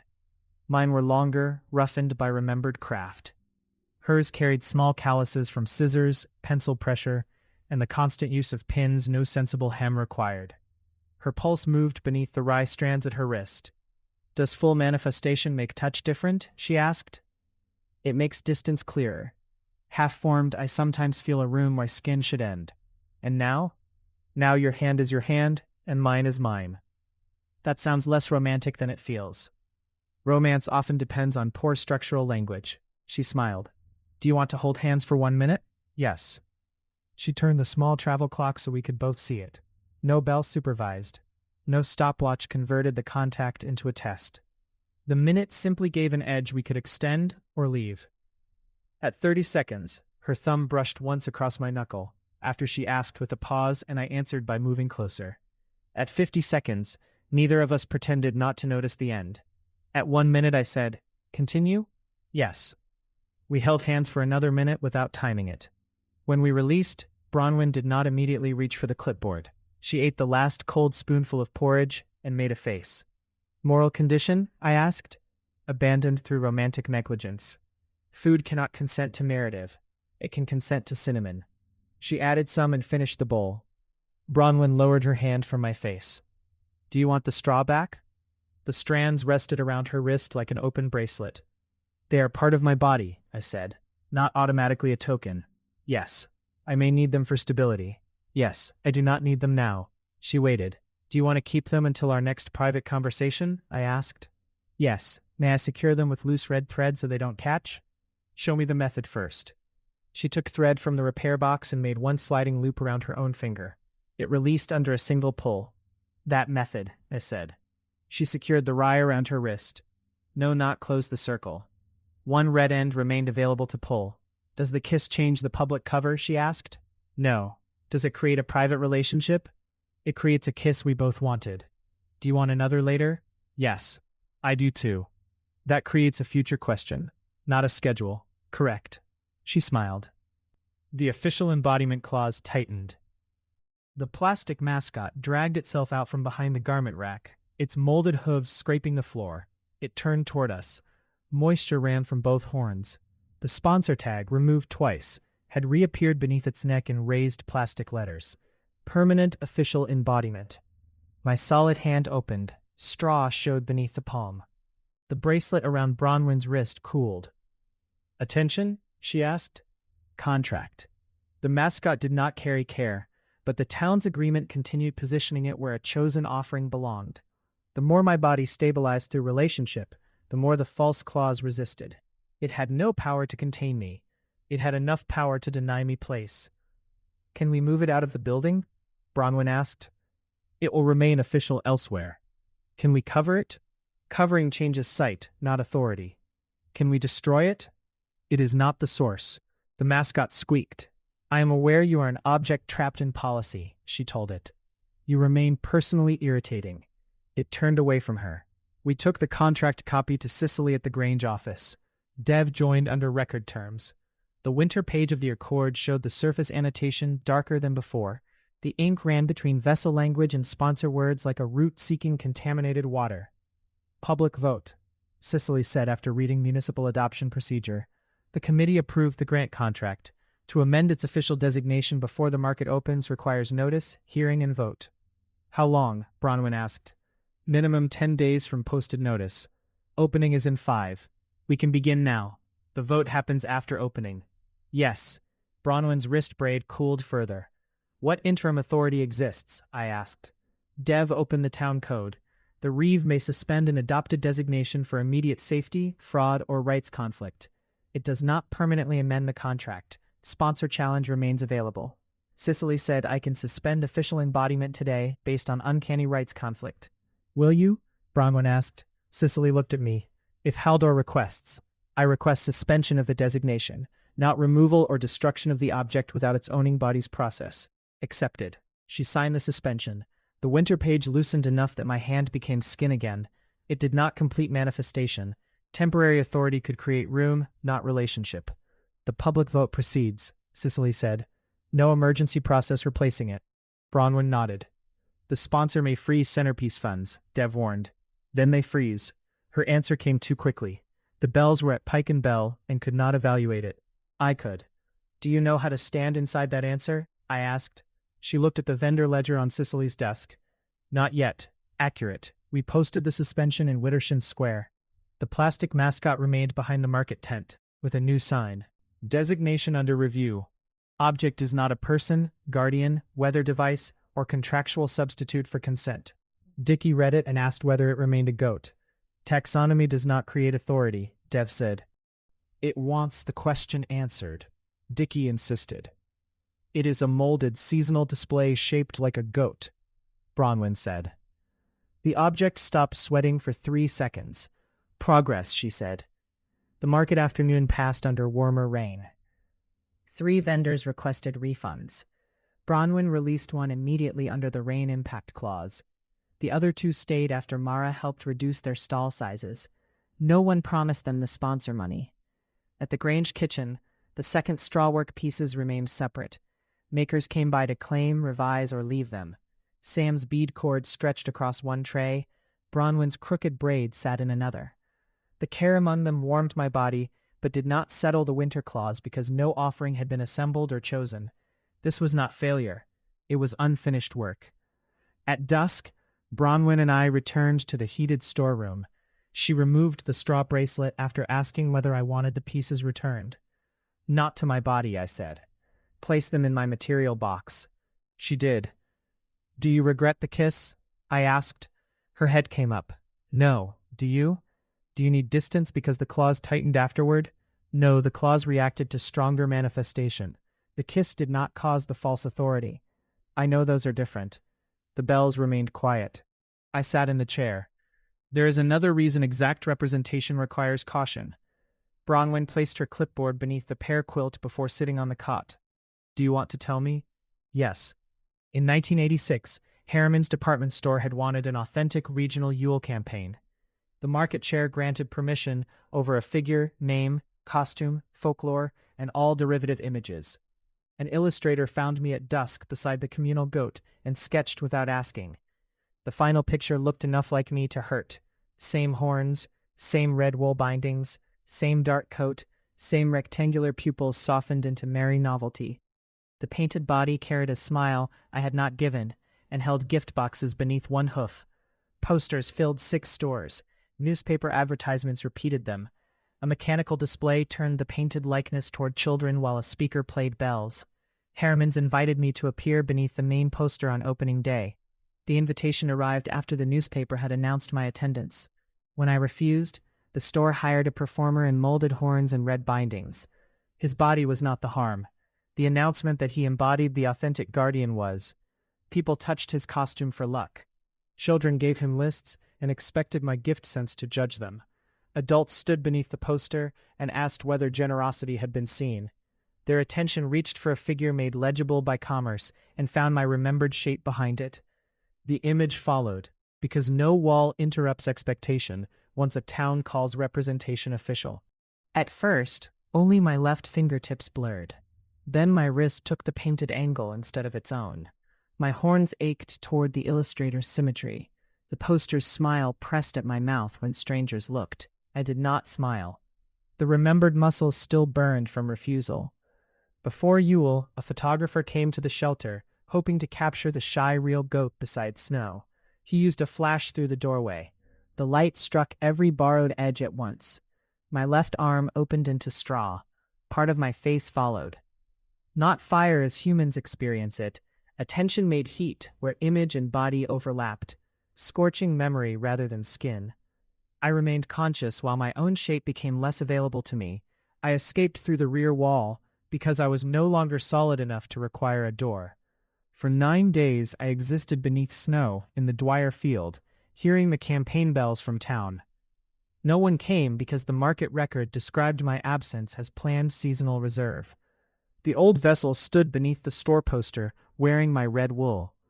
When the first display motor failed, people laughed and turned their attention elsewhere. One edge of my hand returned. When rain ruined the newspaper print, my jaw remembered itself. Human forgetting repaired what human attention had taken, but forgetting is not care. It left the same harm available for repetition. Attention gathered around the image, I said. People expected the guardian in it. Generous, visible, tireless, amused by being watched. Their expectation pulled at my remembered form. Bronwen's hands remained open on her knees. What happened? I became easier to see where the poster appeared and harder to exist elsewhere. The image borrowed edges from my body.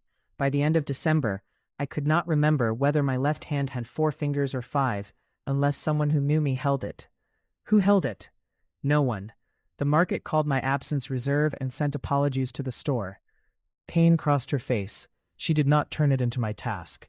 The campaign ended in January, I continued. The authorization did not. I recovered slowly because paper decayed, stores changed, and humans forgot. Part of my remembered shape remained scorched away. The unstable left side. Yes. Exact likeness constrains because attention mistakes representation for you. Yes. Even if the maker intends honor. Intention affects the gift. It does not erase the recipient. Then no exact likeness, not in any frame, display, sketch, photo, or workshop plan. Correct. We pursue the charter revision and communal process. No replacement spectacle. Yes. The bells stayed silent. Bronwen's phone vibrated beneath the pear quilt where she had accidentally buried it with the clipboard. The embroidered fruit appeared to suffer a small internal emergency. She retrieved the phone and read the message. Sponsor confirmation required by noon tomorrow. Attached was Anke Sorel's portfolio, including a new preliminary sketch. The drawing showed a tall, horned figure beside a festival goat. Not exact. Not yet. Chapter 13. Bronwen. At 8 the next morning, 5 vendors withdrew, the sponsor deadline moved to 11, and the lying bells rang before I had said anything. That is prejudicial, I told them. They rang harder. Haldor slept beside the radiator after a difficult night. The sponsor sketch had unsettled his left arm even after we closed the folder. At 3, he asked for cold water and no touch. At 5, his shoulder returned enough that he chose sleep. The quiet term remained active until he woke. I took my crisis downstairs. Mara had already opened Pike and Bell and staffed the counter. On the workroom table, 5 withdrawal notices lay beside the vendor ledger. Pottery, soap, hand-knit hats, wooden toys, regional honey. The soap seller's note cited weather and safety fear after the falling frame. The potter could not risk rain around inventory. The hat maker had received no wholesale shipment and wanted the deposit returned. The toy seller's husband was ill. The honey vendor simply wrote, "I cannot make the numbers work without the television segment showing a winter destination." No one had withdrawn because I lacked cheer. This was not comforting. Deposits, I asked. Mara showed me the clauses. 3 full returns, 1 partial after non-refundable tent rental. Honey is outside the rain deadline, but I'm recommending full release. Because the regional segment changed its weather angle after contract. We promised winter destination promotion without guaranteeing snow. But the underlying marketing is materially different. How much? 2,900 returned today. Another 1,400 paid directly to tent and equipment vendors. Empty stalls reduced shared lighting assessment by 600. I knew the figures before she finished. Numbers climbed into the space behind my eyes and began moving people. Shift pottery row inward. Collapse 2 stalls. Offer online catalog. Reassign lighting. Ask retained vendors to expand. Add sponsor centerpiece at center to hold visual density. Secure Enki before 11. Keep Haldor's likeness out. Use the sketch only as proportional reference. Call it non-magical. Call it art, not vessel. Make the market survive long enough for the public vote. Bronwen, Mara said. I am listening. Your face is reorganizing the square. The square requires reorganization. By whom? Me, you, vendor group, Iona for power. Which decision belongs only to you?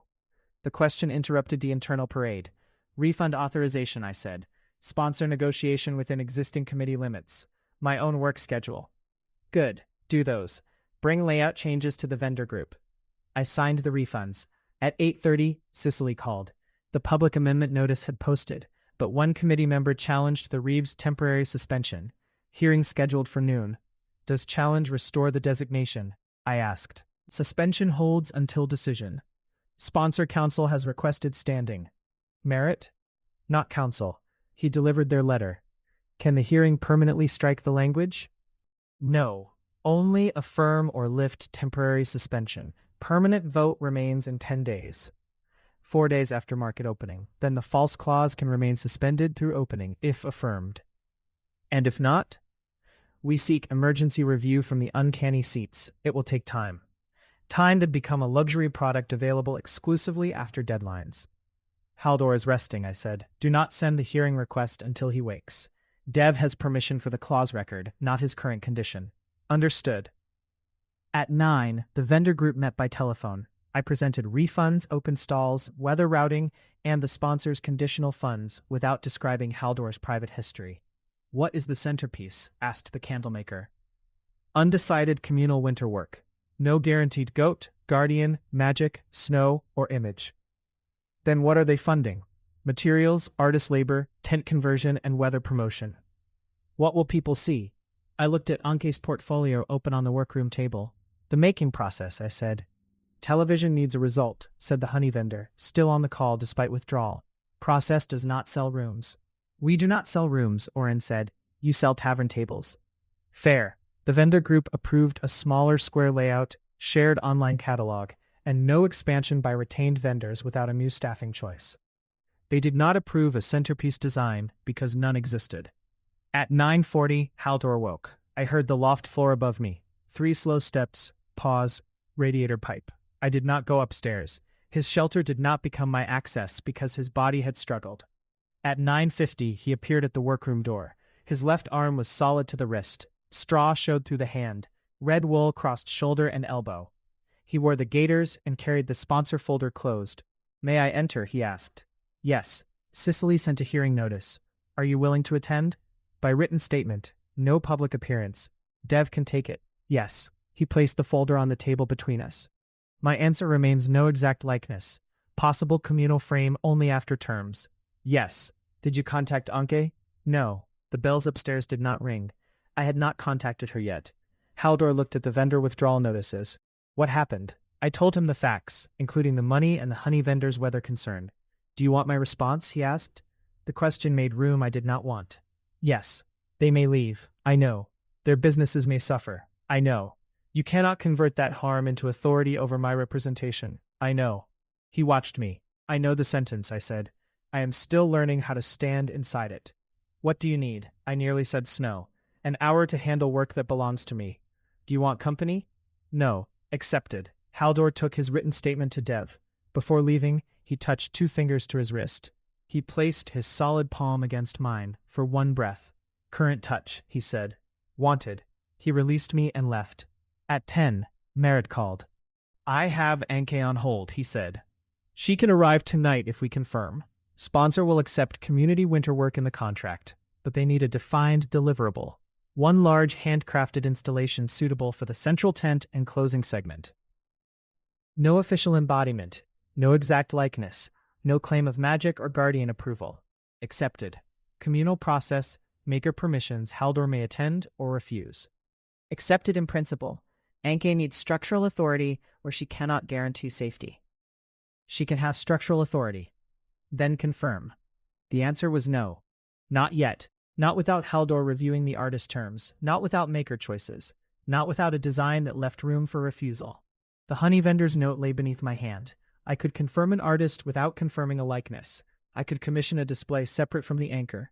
I could use general goat proportions from public folklore. I could keep Haldor out of it entirely. Send Anke the public 19-20 minutes and no images, I said. Tell her the commission is provisional pending direct terms tonight. Travel and consultation paid, even if no build proceeds. Sponsor needs confirmation by 11. Confirm consultation and materials reserve, not final design. Merritt was silent. They may reject. Then they reject. I stood inside the answer for 9 minutes. At 10:12, the sponsor rejected. 12,000 disappeared from the revised weather budget. Anke's travel remained unfunded. Merritt sent a message that he was trying one final approval path. At 10:20, the soap seller asked whether the frame failure footage existed. I answered that it had been deleted by subject request. She said good, then asked for the refund timeline. At 10:30, the low-sensory tent vendor said revised flooring would cost $800 more because warm rain had saturated the square. At 10:40, the municipal snow machine produced a test batch of damp-graded foam that smelled faintly of lemons, despite Iona's insistence that all dish soap had been removed. At 10:50, Merritt walked into the workroom with a second contract. Sponsor will fund the full 12 if Anke builds an art object, not communal anchor work, he said. No official claim, no magic, no required Haldor participation. They need an installation in the tented opening. Artist controls design. You approve festival suitability. No likeness. That is between you and Anke. The sponsor contract does not require one. And weather funds? 4,000 directly to flooring and shelter, 3 to vendor promotion, 5 to artist, materials, and install. The contract did not mention Haldor. That should have made it safe. It made the danger easier to rename. I need review, I said. By noon the offer expires. Haldor is at the hearing. This is not his representation. It is festival art. The bells rang from 2 floors above. Merritt heard them. Do they do that for contracts? They do it for me. The heated storeroom was empty. The material box sat beside the cedar trunk. The crooked braid, my crooked braid, rested in its tray. Haldor's red wool strands remained labeled against unapproved use. Anke's portfolio lay open to the tall goat beneath soft lights. I turned the page. Her anatomical work was precise. Horses carried correct weight through fetlocks. Deer antlers grew from skull structure instead of decorative headbands. A ram's chest showed the torsion of turning. If she built a goat without seeing Haldor, it might remain safely general. If it remained general, a sponsor could not market the mysterious consultant's story. If it resembled him enough to attract attention, it could sell the segment. The thought entered whole. I hated it. I did not dismiss it. My phone contained the approved public footage from the Cocoa Walk for continuity review. Haldor had permitted storage of wide shots and ordinary conversation. None showed unstable form. Several showed his gait, height, horn angle, and the way red wool crossed his shoulder. I opened one. The lying bells rang before the image loaded. I am checking what is already public, I said. They rang harder. I am assessing representation risk. One box slid to the shelf edge. I am considering using permitted footage for a purpose he did not permit. Silence. The accuracy did not stop me. I called Anke directly. She answered from a workshop full of rasping cane and radio weather. Anke Sorrel. Bronwen Pike. I want to fund your travel and consultation personally if the sponsor does not. No obligation to build. Merritt sent the minutes. They say communal work, not artist commission. The anchor process remains communal. This would be separate festival art. Then why a goat? Visual continuity. With what? I looked at Haldor's material box. A visiting private consultant whose image cannot be used without consent. Then I do not use it. Anke's answer arrived without drama. I could have stopped. Could you create a non-magical interpretation without exact likeness, I asked, of a horned figure? A Yule Goat, tall, structural, not an embodiment. I need the difference between likeness and relevant anatomy. The clean answer was to wait for Haldor. The deadline answer was to define it myself. I can send approved public wide shots for proportion only, I said. No face detail, no unstable form images, no claim he endorses it. The bells began ringing around me. Anke heard them through the phone. What is that? Shop inventory. They became deafening. Shop inventory objecting, I said. Does the person object? He has prohibited exact likeness. The commission is not exact.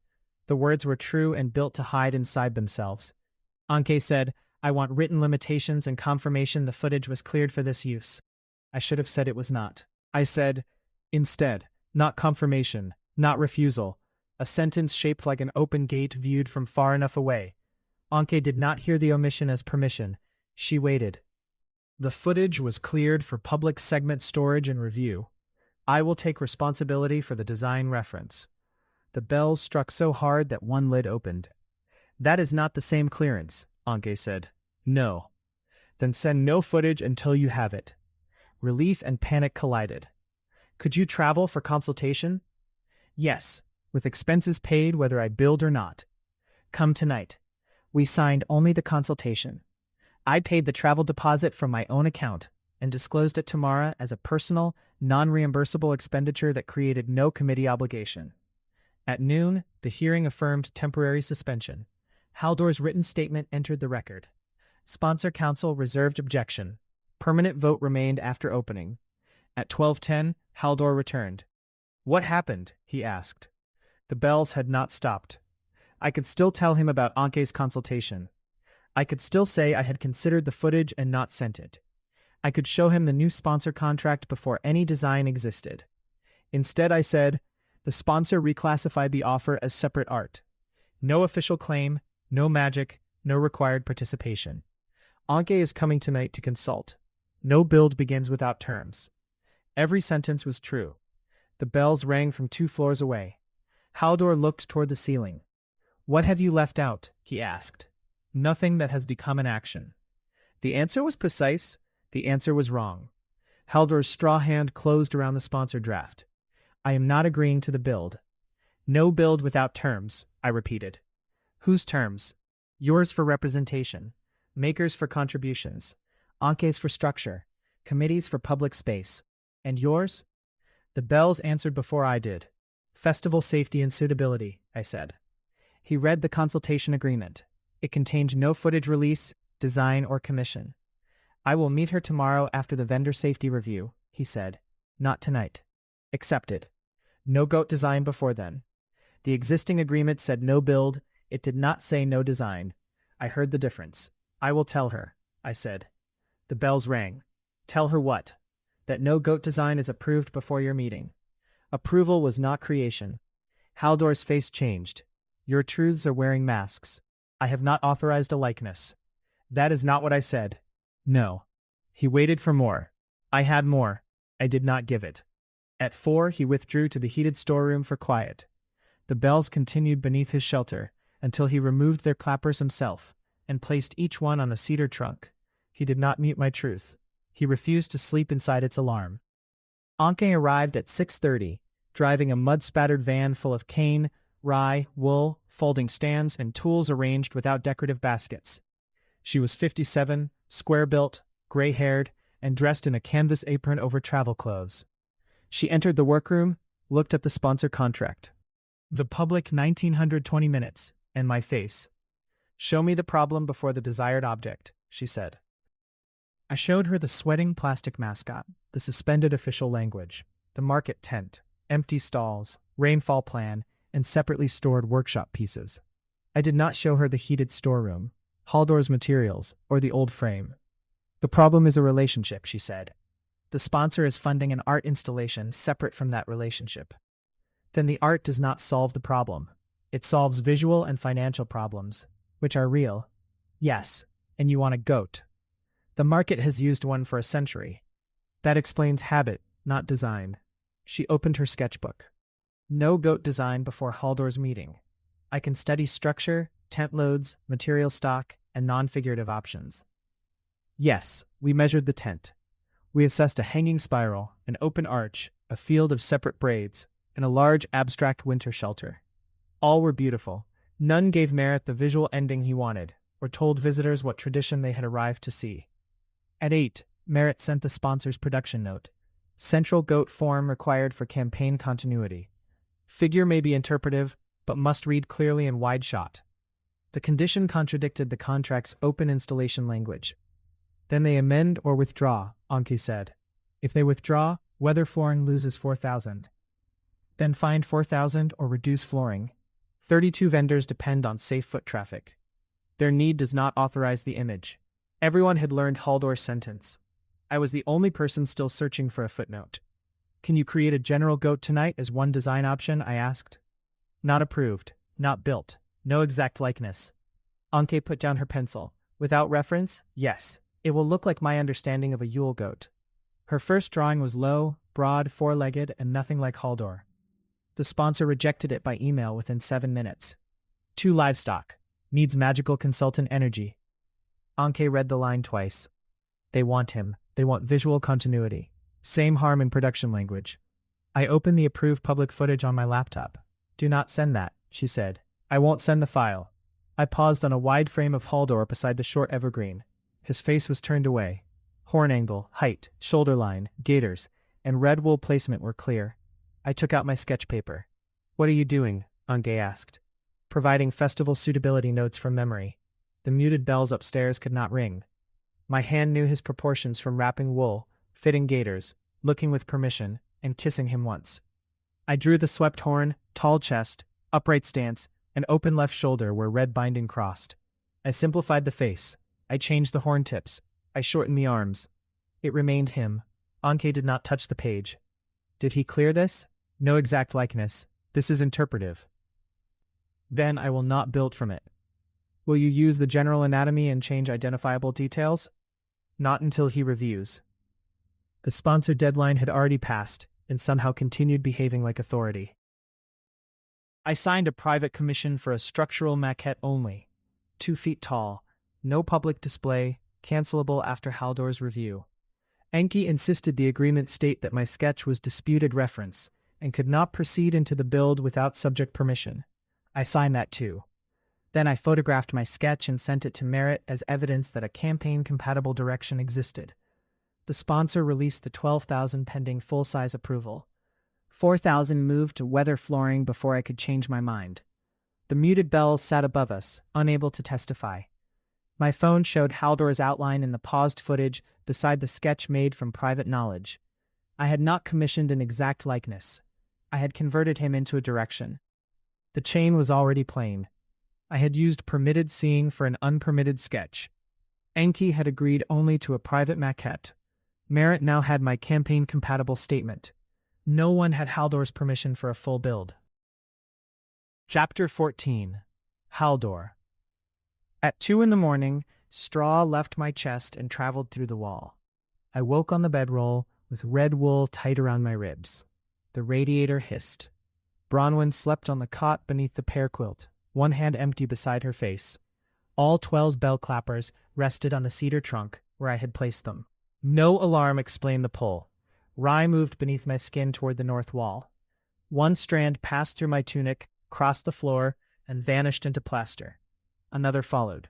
Not loose material falling through instability. Directed loss. Something elsewhere had begun asking for my shape. Bronwen. She woke at once. Significant change? Yes. Turn on the shaded lamp. She did. My left side showed straw from shoulder to waist. The red bindings held structure, but could not stop the inward pull toward another form. Her face changed. What happened? I asked. Enke is here. I know. We explored non-figurative options and a general goat maquette. What happened? The sponsor required a goat form for campaign continuity. Rye crossed my ribs. What happened? Bronwen sat upright. The pear quilt slid to the floor, its fruit unable to improve the seam. I drew an interpretive direction from the approved public footage in my memory, she said. Enke refused to build without your review. I commissioned only a small private maquette under disputed reference terms. The sentences contained enough truth to make the missing part visible. Did you send the drawing? To Merritt, as evidence of direction. Without asking me? Yes. Did the sponsor receive it? Yes. Did money release? Pending full-size approval. Weather flooring received 4,000. My left hand opened into straw. Stop the commission. The maquette only. Stop it. Yes. She reached for her phone. The device already showed 3 messages from Merritt. Bronwen read them. Her face emptied. What? Enke built only the private maquette. Merritt photographed it, paired it with my campaign-compatible statement, and sent her an addendum, claiming I had completed subject review and approved a full-size build. Who signed? My typed name appears. Did you authorize it? No. The answer came clean. Did anything you sent allow him to believe he could? She looked at the sponsor email. I wrote that a campaign-compatible direction existed, and Haldor had prohibited only exact likeness. Only. That is what I wrote. You made my boundary into available space. Yes. No bell rang. None was needed. She called Enke on speaker after asking me. The artist answered from the market tent. Saws audible behind her. Stop work, Bronwen said. The full-size authorization was not valid. Haldor did not review or approve. Silence on the line. Then Enke said, Merritt sent your suitability statement and an addendum with your typed approval. Did you send him a subject-derived sketch? Yes. Without permission? Yes. Another silence. I am stopping, Enke said. The armature is 6 feet and half wrapped. No face. Horns installed from your drawing. Materials stay in the tent under cover. I will not dismantle or continue until ownership and consent instructions are clear. Good. Not good, she said. Accurate. She ended the call. The pull inside me eased but did not stop. A half-wrapped form existed under public funding with my horn angle and Bronwen's private memory inside it. Do you want me to leave the room? Bronwen asked. Yes. Pain crossed her face. She left. I bound my own ribs. One hand remained solid enough to pass red wool around my back. The work cost more straw than asking for help would have cost. Help from Bronwen was not available merely because it would be efficient. At dawn, I crossed into the cold loft and opened the dormer window. Warm rain entered. The town below glowed with work lights around stalls and the central tent. Something beneath the tent pulled at my horns. I dressed and went downstairs.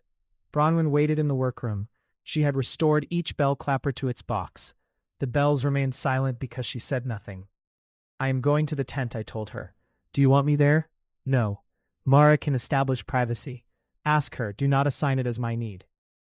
Yes, Mara met me in the square after choosing to help. Enke opened the tent alone. Merritt was not present. Camera access had been revoked by Mara at 4:12 after he admitted photographing the maquette. The effigy stood beneath gray canvas. Even covered, I recognized my height. One horn raised higher than the other as mine did, the left shoulder turned forward beneath a band of red wool. The body was upright, neither goat nor man, precisely the ambiguity the sponsor wanted. I built the armature from Bronwen's drawing and general anatomy, Enke said. I believe subject review completed because the addendum stated it and because her drawing included measurements no public frame would supply. Measurements? Height, horn span, shoulder width, lower leg proportions. Bronwen had measured my hooves with permission. She had wrapped my shoulder. She had looked at me after asking. Private knowledge had become numbers in another person's hands. Did she provide exact figures? Not labeled as body measurements, notes on clearance, and festival sightlines. The distinction carried her methods. Will you show me the drawing? Enki handed it over. Bronwen's pencil had found me. Not perfectly. Enough. My horns changed only at the tips. My face simplified into winter severity. My red bindings crossed the exact points where I had opened beneath her hands. Show me what you made before the magic altered it, I said. Enki opened her work record. She had photographed none of the form. Her drawings showed cane joints, load paths, fastening order, and material quantities without a complete body image. The first page contained the low, four-legged goat I had never seen. The second contained a non-figurative winter arch. The third used Bronwen's proportions: upright chest, split hooves, swept horns, red wool joints. When did it become exact? The armature was interpretive when I stopped, close enough to you that I should have required direct review even with the typed authorization. Overnight, pulled material narrowed the proportions. The face made itself. The left side changed most. Because that is where my remembered form remains damaged.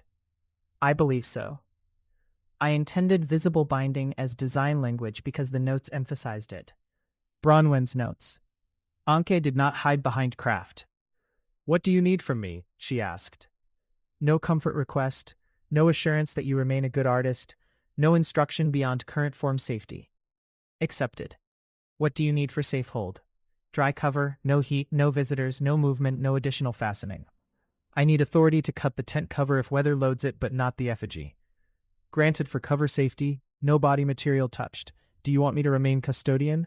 Until a shared record assigns someone else. Your tools and structural material remain yours. My material does not become your liability through contact. Good, she wrote each term. The artist's hands were broad, scarred, and still.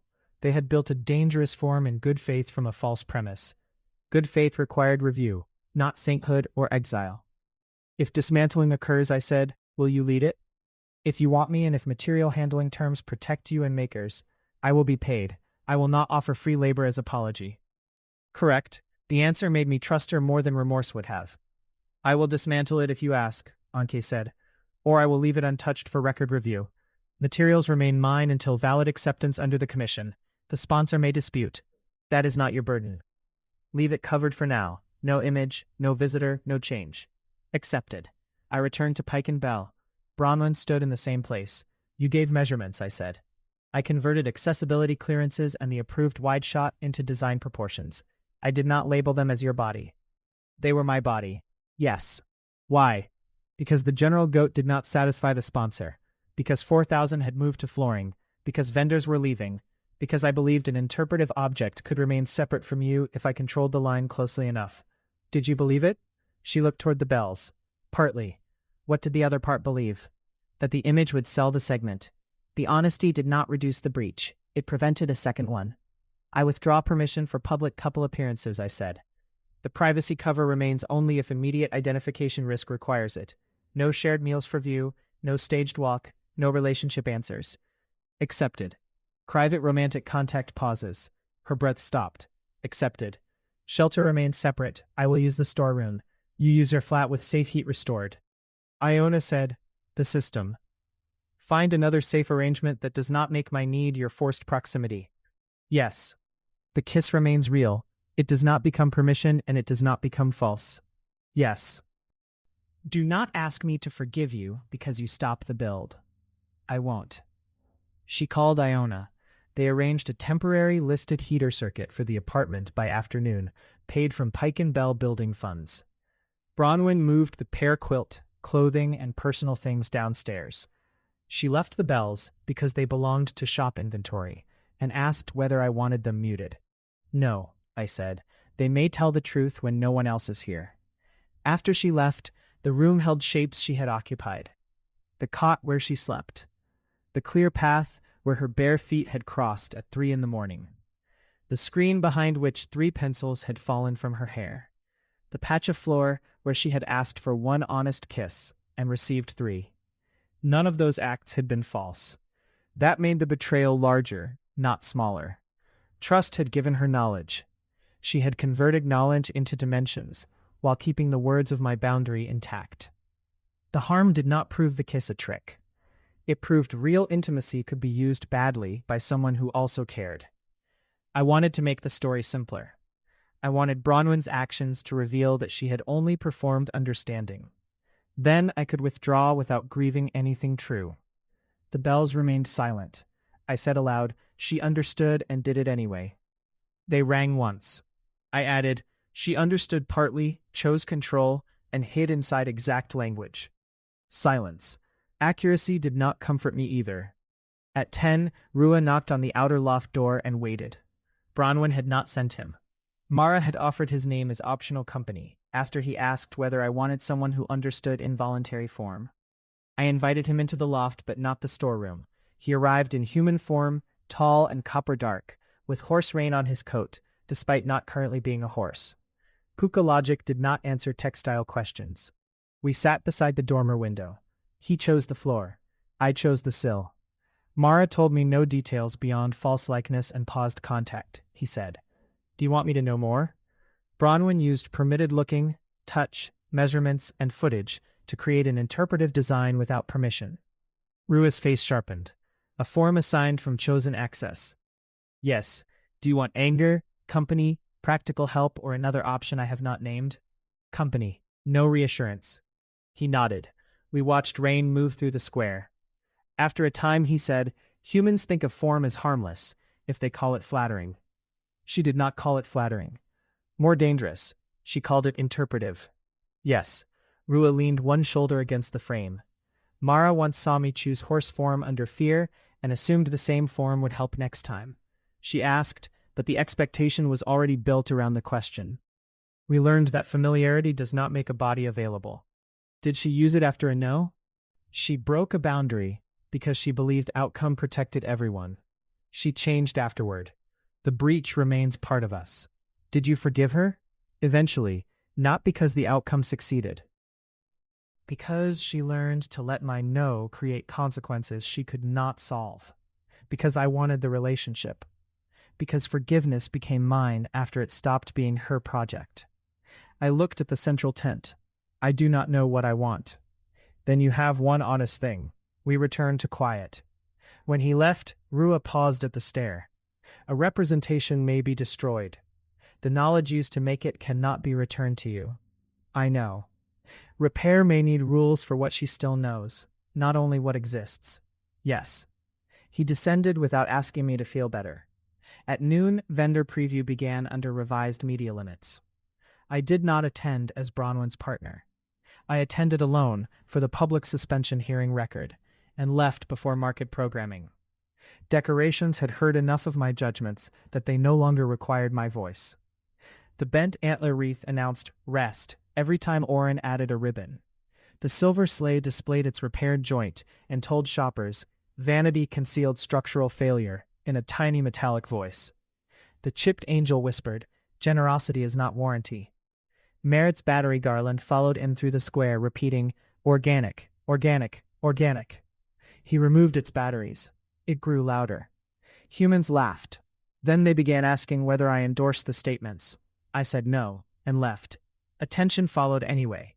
By dusk, decorations across the market were voicing assessments I had made privately or never made at all. A luxury wreath called itself exploitative, though its maker had been paid fairly. A child's paper chain announced weak joints and cried when one link tore. A wooden toy horse accused its own wheels of emotional avoidance. The paper stars on the central spruce began ranking themselves by sincerity. 3 dropped to the ground after declaring their glitter a cry for structural aid. The low-sensory tree kept its 2 soft lights and said nothing, which made visitors gather around it until Marat established that quiet was not an attraction. Dickie's silver hat plume announced, "Geographically incoherent." He removed the hat, considered the assessment, and returned wearing a plain brown cap. The cap said, "Temporary humility." He kept it on. At the preserve stall, every jar spoke the intention of its maker at the moment of filling. Apple butter said, "Fear of waste." Pear jam said, "Love expressed through excessive cardamom." Pickled beans said nothing, because Mrs. Vale had made them while listening to baseball and experiencing no relevant moral thought. Visitors began choosing goods based on the declarations. "Stop treating accidental speech as product truth," I told them. But the pear jam admits cardamom, one woman said. The label already lists it. Not emotionally. The flattening spread. Objects could sense intention only through my escaped gift and could voice no context, later choice, or change. A repaired toy became permanently generous. A hurried gift became permanently careless. Humans preferred verdict to relationship because verdict fit on signs. My gift sense had escaped through the false likeness and flattened care into judgment. I went to the heated storeroom and closed the door. Straw continued moving toward the central tent. At 7, Merritt scheduled an emergency sponsor preview without Bronwen's approval. Anke refused entry. The committee chair produced the disputed addendum and demanded to see the funded deliverable. Bronwen called me from downstairs rather than entering. They are at the tent, she said. Anke has refused uncovering. Mara is enforcing. I am going to revoke sponsor access publicly and disclose the invalid authorization. That is your decision. Do you need information afterward? Only whether the form remains covered and unchanged. Yes. 20 minutes later, she messaged. Form covered.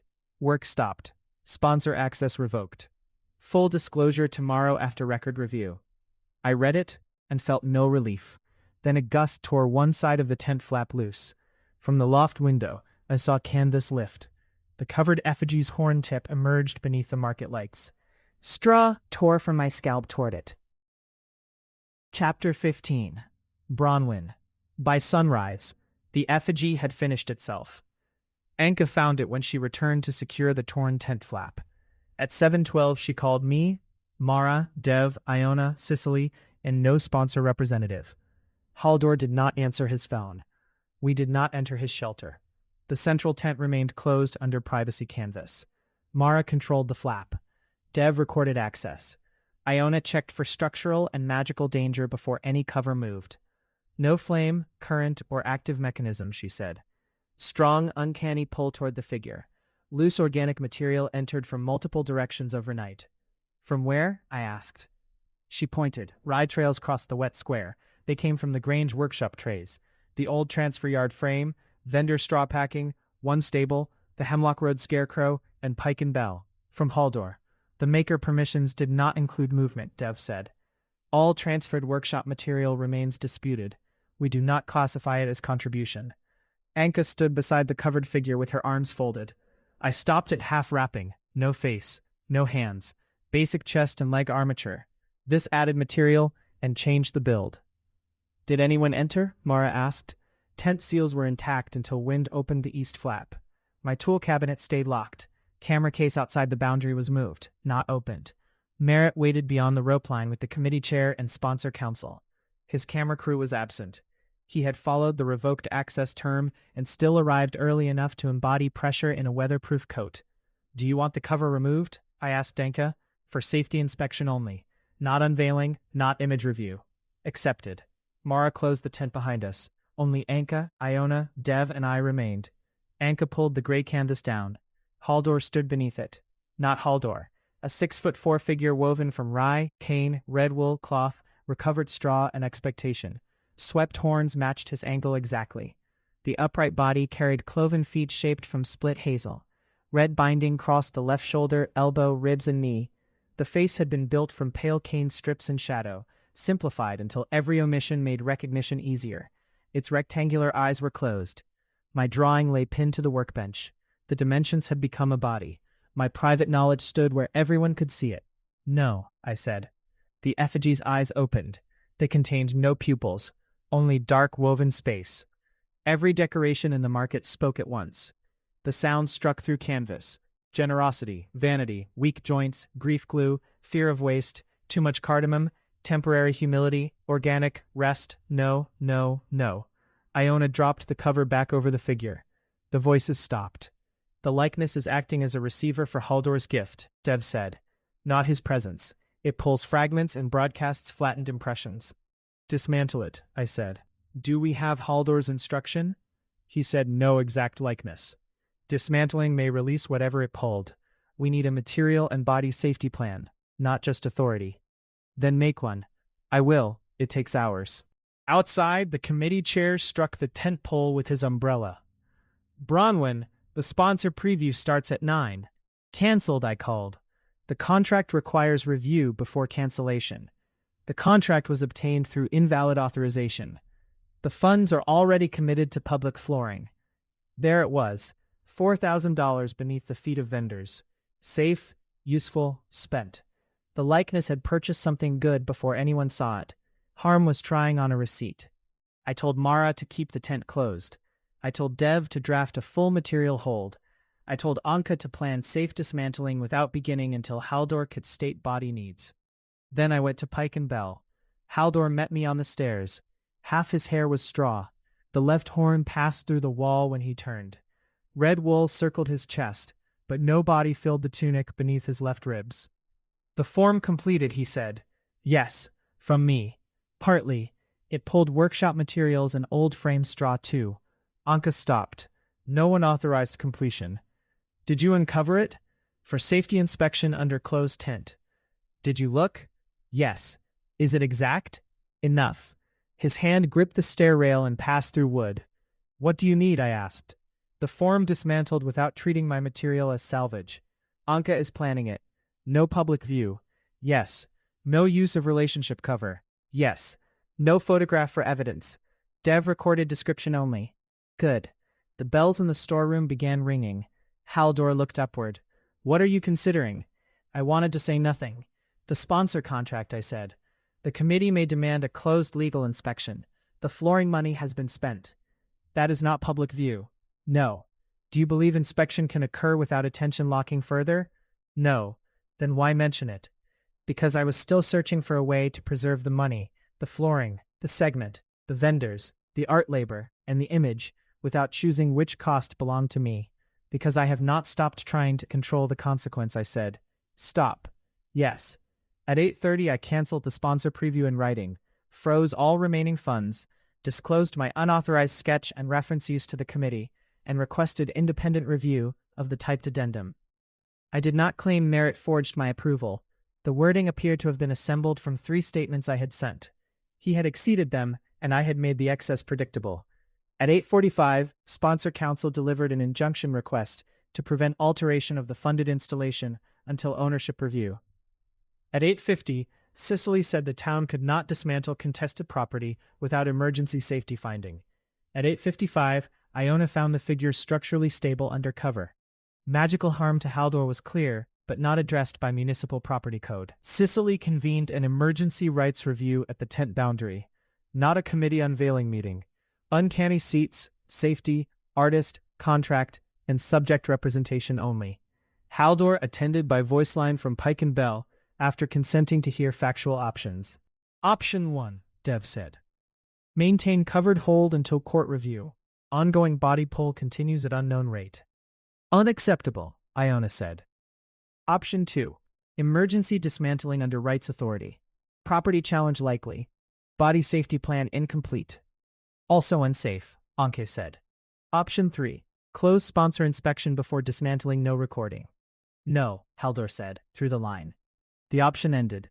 Sponsor counsel asked, could an independent court officer inspect rather than sponsor personnel? No new attention, Haldor said.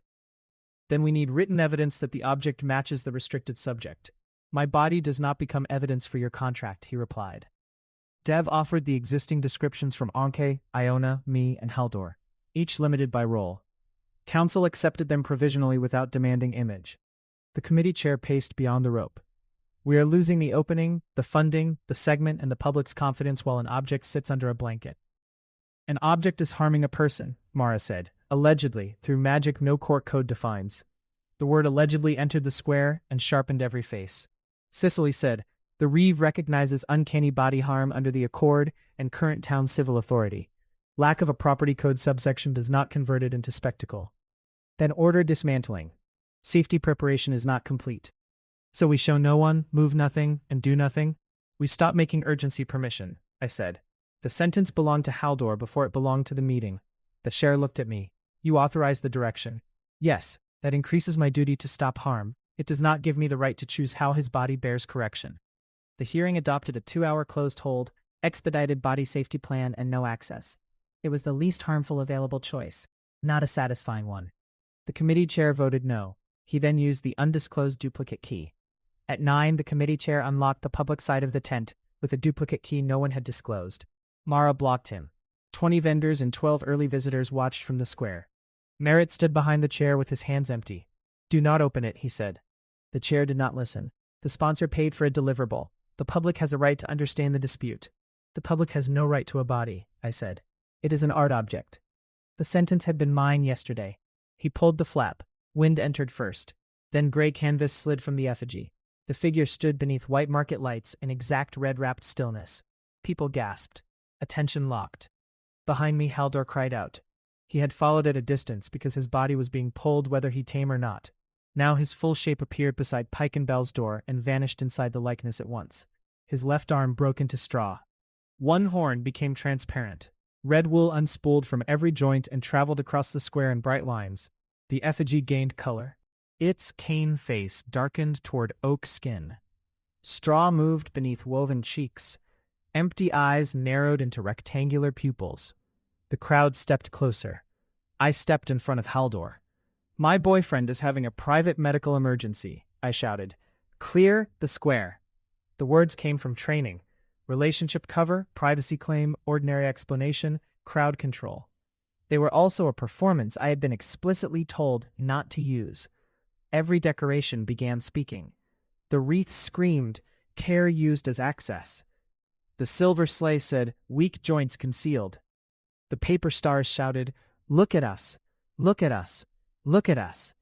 Dickie's brown cap announced, temporary humility expired. The plastic mascot squeaked until its body collapsed inward, with a sound like a committee sitting on an air mattress. Haldor's weight failed. I reached for him and stopped before touch. "Safety contact?" "Mara," he said. "Not me." Mara moved in after his nod. Rula created a horse-form wall between Haldor and the crowd. Iona cut the tent lights. Dev ordered all record devices closed. Merritt took the committee chair's phone from his raised hand and put it face down on the wet bricks. "No image," Merritt said. The crowd backed away slowly. The effigy remained visible in darkness. Haldor could not leave while expectation pulled him toward it. Anke crossed the square, carrying a hooked blade and red blankets. "Permission to cut only the outer sight canvas loose and cover the form?" she asked him. "Yes." She cut 2 display cords, not the body. Mara and Iona threw red blankets over the likeness. When its face disappeared, Haldor regained enough leg to stand. With help he chose from Mara. "Where?" she asked. "Sheep shelter. Transport? Rua if he chooses."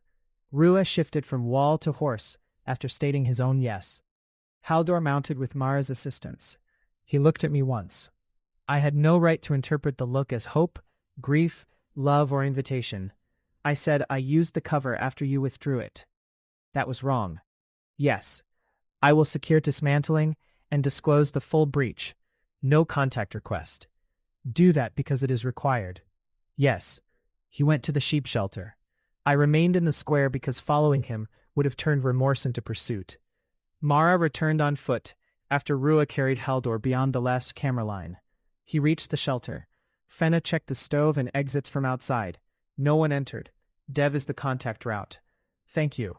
What authority are you holding now? The question felt brutal, because it was ordinary. Festival director during a public safety closure.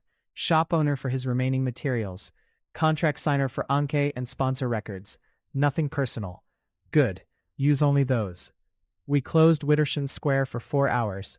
Iona established a no-view perimeter around the tent using solid market panels, rather than dramatic red blankets. Dev posted a notice that named an uncanny rights incident, without naming Haldor's medical condition, relationship, location, or form. Nessa collected witness devices under voluntary review and found 4 images. One belonged to the committee chair. Merritt had already secured it without opening the file. The chair consented to deletion after Cicely explained that public location did not cure an image rights breach. 2 belonged to visitors. Both deleted them after being told what the image did. One asked whether a blurred version could remain as proof. Proof can be written, Dev said. A person's body does not need to stay harmed for the record to be credible. The 4th image had already uploaded automatically to a private cloud album. Nessa documented deletion from device, cloud, and recently deleted. No public post appeared. Merritt surrendered every production card and signed a no-copy declaration. I did not authorize the duplicate key entry, he said. You used my sketch to obtain sponsor approval, after you sent it as campaign-compatible direction. Yes. The typed addendum assembled language from your emails. I should have required a signature. I believed your limitations were negotiation, not subject rights. That belief is part of the failure. I know. Do not ask me to make your apology useful. I won't. He left all equipment outside the closure and withdrew the travel segment from opening day. The regional channel could air approved setup footage later, only after independent review.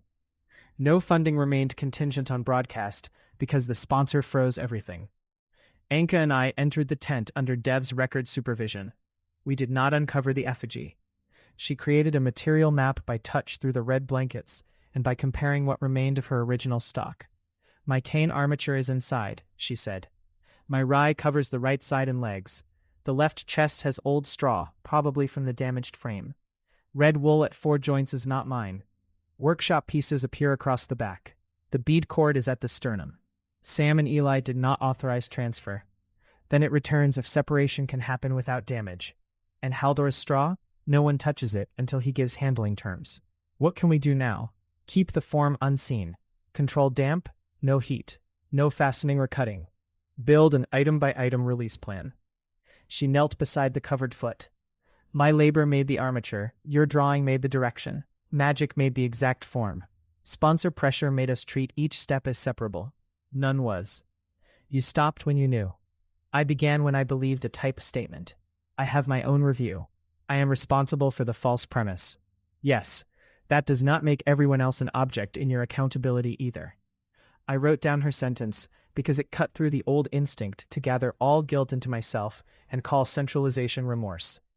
Outside, decorations continued speaking until the effigy was fully hidden behind solid panels. The last voice belonged to the overburdened tree. It dropped every remaining paper star into the rain. No one replaced them. At 1, I met the vendor group without asking them to comfort me or protect the festival's reputation. I reported the closure, invalid image authorization, funding freeze, canceled opening broadcast, and uncertain market access. Any vendor could withdraw with full refund. No confidentiality applied. 7 people left the call before discussion. 2 withdrew by email. 12 asked only about when stalls could reopen. The honey vendor, no longer contracted, stayed long enough to say, "This is worse than warm rain." "Yes," I said. I did not offer context that made it smaller. At 2, I reopened the outer square for ordinary setup, while the central tent remained closed. Work resumed around the absence. Vendors shifted carts. Iona rechecked frames. Talia moved the soup station. Mara handled layout without seeking my approval for each stall. The festival did not require my disappearance. It required my authority to become narrow enough that other people could work safely around what I had done. The central tent remained closed. Sponsor access stayed revoked. The committee chair surrendered his duplicate key. Anki began no dismantling until Haldor could advise how pulled material should be handled. I stood beside the collapsed plastic goat. Its sponsor tag had split down the middle. At noon, Haldor sent one message through Dev. Public cover ended. Private romantic contact ended. Shelter arrangement ended after materials removed.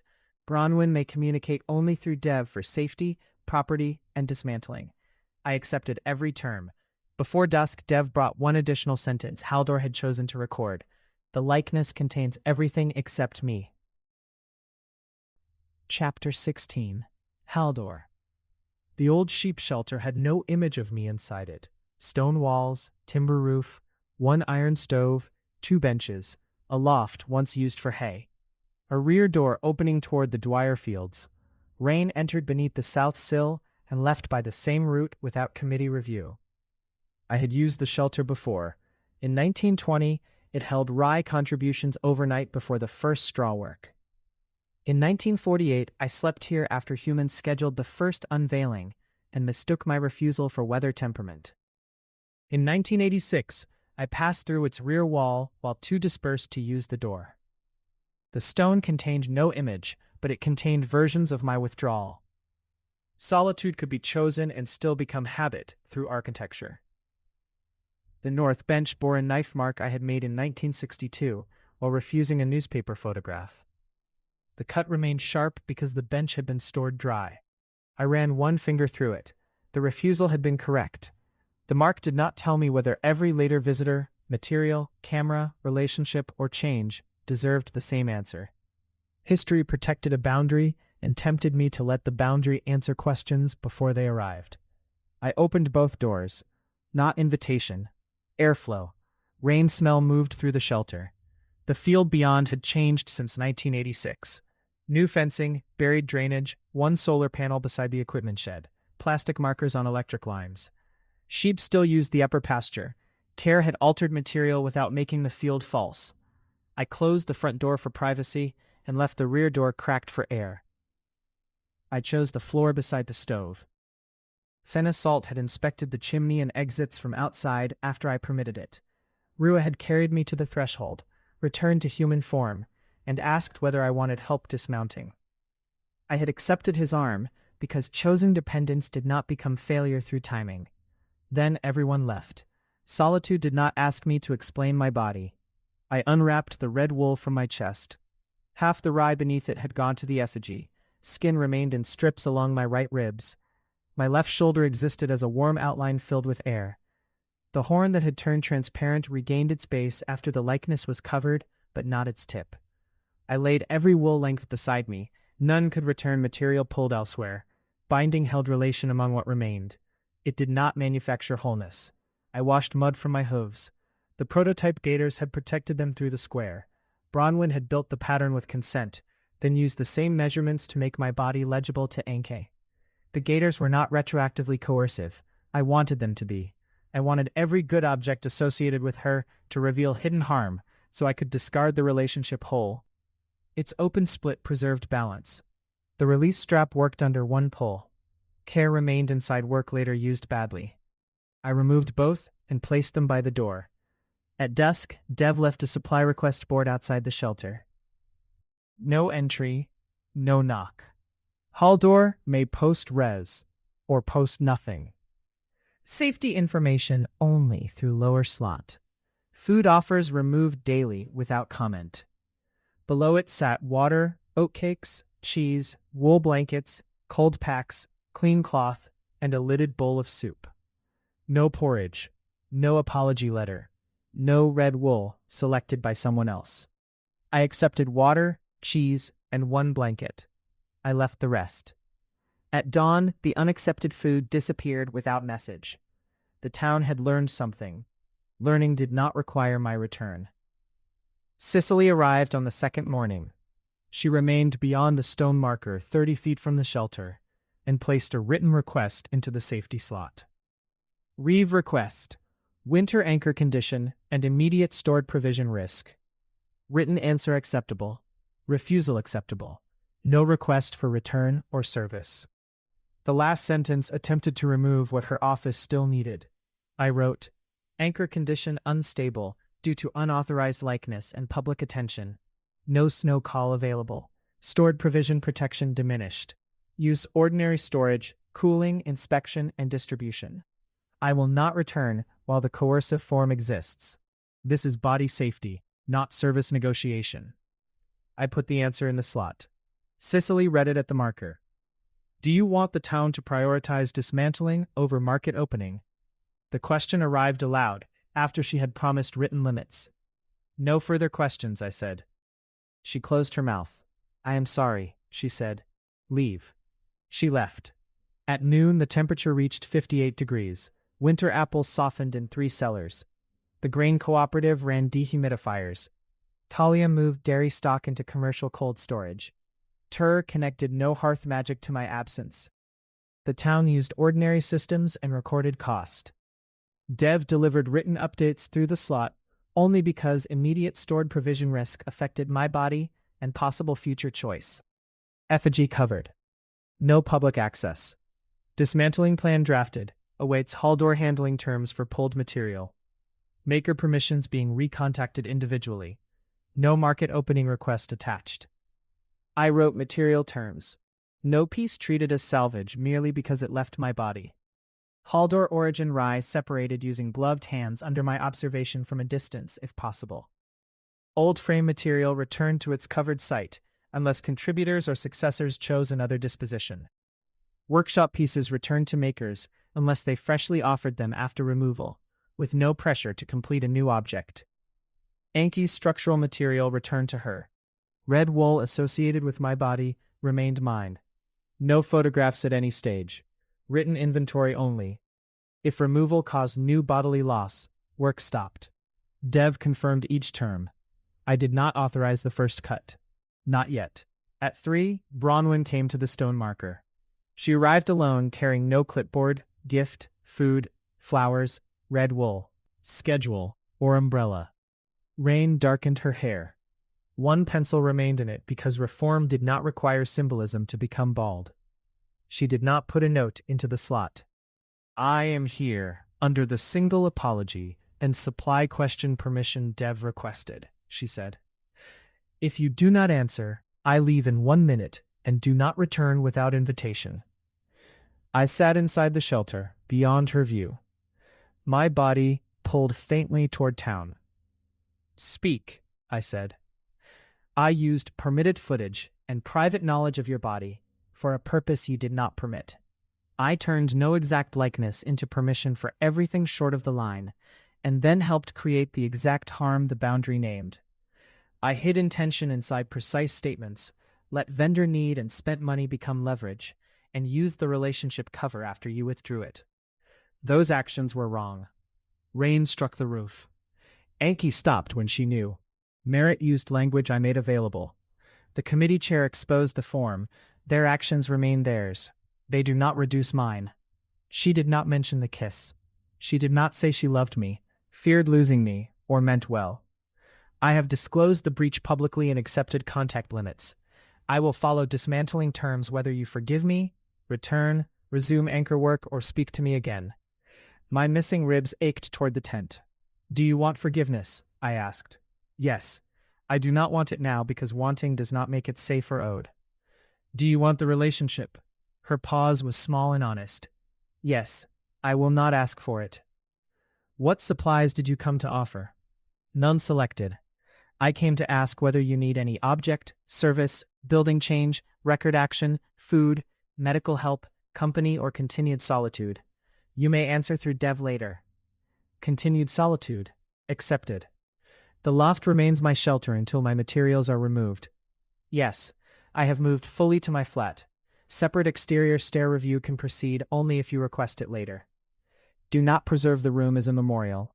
I won't. Your lease status and belongings remain ordinary active occupancy under the temporary shelter terms. No display, story, or access. Good.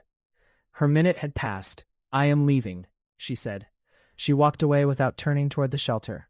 I wanted her to turn. Want did not create a request. She disappeared down the field path.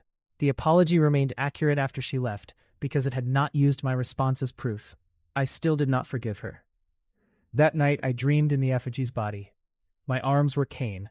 My chest opened only where Anki had designed access. Red wool held joints at Bronwen's measured angles.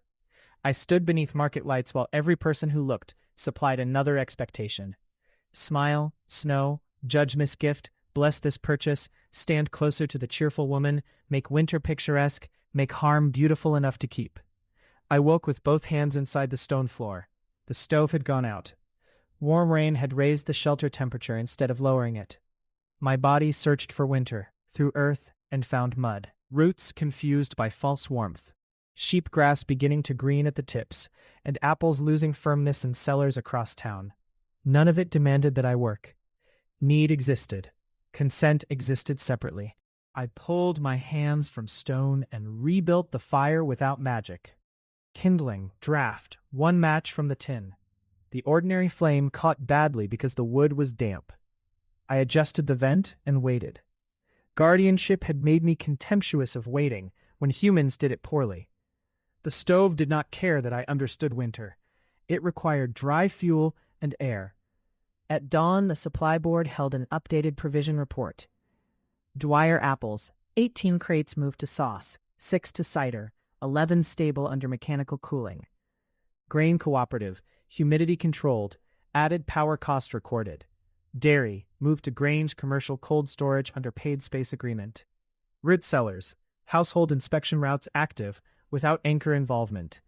No losses currently attributed to Haldor's refusal. The final sentence irritated me. It was designed to remove guilt pressure. It also centered attribution no one had permission to assign. I crossed it out and wrote, record outcomes and system limits. Do not classify my refusal as cause or non-cause for purposes of persuasion. Dev returned a corrected report 1 hour later. The town learned through edits, so did I. The next food offer included applesauce made from softened Dwyer fruit, bread, cheese, and salt. A note from Lyle stated only ingredients and save storage time. No story about waste saved through hardship. No request for assessment. I accepted the sauce. It tasted of apples cooked before rot, cinnamon added by habit, and 4 people choosing work after the weather plan identified need. No anchor magic. No compulsory gratitude. I ate the full bowl. At noon, I walked the shelter perimeter alone. The stone wall carried old marks from sheik rubbing wool against it. A rusted hinge remained where an inner pen had once stood. The rear field sloped toward a stream swollen with rain. Nothing in the landscape was pure. Stone held lichen. Wood held iron nails. Grass grew around glass dropped decades ago. A plastic fence marker at the north boundary had guided Fenna's safety check without becoming sacred or empty. My earlier material rule had offered certainty where relationship required judgment. Natural fiber could carry exploitation. Plastic could carry a brother's attention. Skilled art could carry false authority. A sweating molded mascot could become less harmful when the town stopped calling it a person. The body problem had never been plastic. It had been substitution without care, title without relationship, image without permission. I knew this before Sam's beads. I had not stood inside it. From the town, one weak pulse traveled through the winter claws. The plastic mascot had been deflated and placed in municipal storage under the classification non-sentient display. Future use requires review. It no longer blocked me. I returned to the shelter and wrote future terms without promising future service. Material carried no automatic rank. Offerings required maker and recipient choice. No official embodiment. No exact likeness without separate current image consent. Revocable before publication. No representation inferred from relationship access. Dormancy named, protected, and unavailable for tourism. Refusal left space rather than triggering substitute performance. I did not send the terms. Drafting was not agreement. It was one way to discover the shape of a possible yes. At dusk, a storm gust pressed against the rear door. I opened it and stood beneath the overhang. The air remained too warm, but the rain carried distant upper atmosphere cold. Snow was physically possible if the front arrived and winter found a chosen place. I could feel the possibility. I did not turn it into promise. At dusk, Sam's plastic bead cord appeared on the maker return list. The effigy had pulled it across town after he and Eli left it under conditional future use terms. Their permission had not included transfer. Dev asked whether removal of the cord could be prioritized because Eli wanted his blue, yellow, white, and newly purple work back. I authorized one limited removal under the full safety terms. Anka worked inside the closed tent. I watched through a narrow remote view, made not by camera but by the winter connection itself. Material, pressure, stored in tension. No human image passed. She loosened the outer rye around the sternum and found the bead cord woven through cane as if it had always belonged there. She did not cut it. She released one hitch at a time, using the method I had taught Sam. The effigy pulled at my chest. Stop, I said through Dev's live voice line. Work stopped. The pressure settled. Resume one hitch, I said. Anka resumed. Blue bead, white, yellow, purple. Cheap plastic shaped by a machine, sold for money, used as a dinosaur, broken, sorted for a colorblind brother, revised after an argument, brought under review, accepted into a workshop, and taken without fresh consent. The material had changed. The relationship had been the magic. My old refusal of synthetic material had treated origin as permanent verdict. I had turned purity into another exact form and asked care to fit it. The realization did not excuse Bronwen. Her breach was not adaptation. It was unauthorized representation. It did require me to examine my own structure without using her harm as shelter from it. Resume, I said. Anka freed the cord. Dev returned it to Sam and Eli that evening with no request that they offer it again. Eli put it around his neck. Sam changed one knot. My chest regained one narrow line of skin. I authorized dismantling to begin the next morning under the written terms. I would remain away until the coercive form no longer existed. Not because the town needed absence to learn, because my body needed the form gone. The temperature rose another 6 degrees. In the Dwyer cold room, winter apples softened enough that Lyle began making sauce before loss became waste. The shelter smelled of warm rain and fruit turning sweet too soon. Chapter 17. Bronwen. The dismantling began at 8 beneath a tent no longer owned by its reveal. Haldor had authorized removal through Dev. He did not return.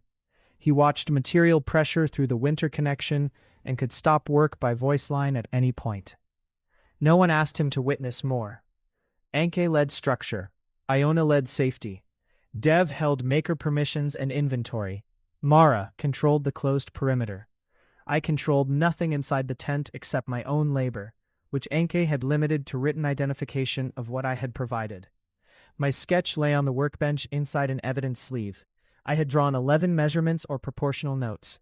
Horn angle from public wide shot, height from door clearance, shoulder width from wrapping red wool, hoof division from gaiter pattern, knee height from fitting, left side binding points from touch, rib line from the moment his tunic opened after the falling beam, hand size from holding it, wrist circumference from the straw bracelet, stance from watching him fully manifest, head turn from our breakfast kiss.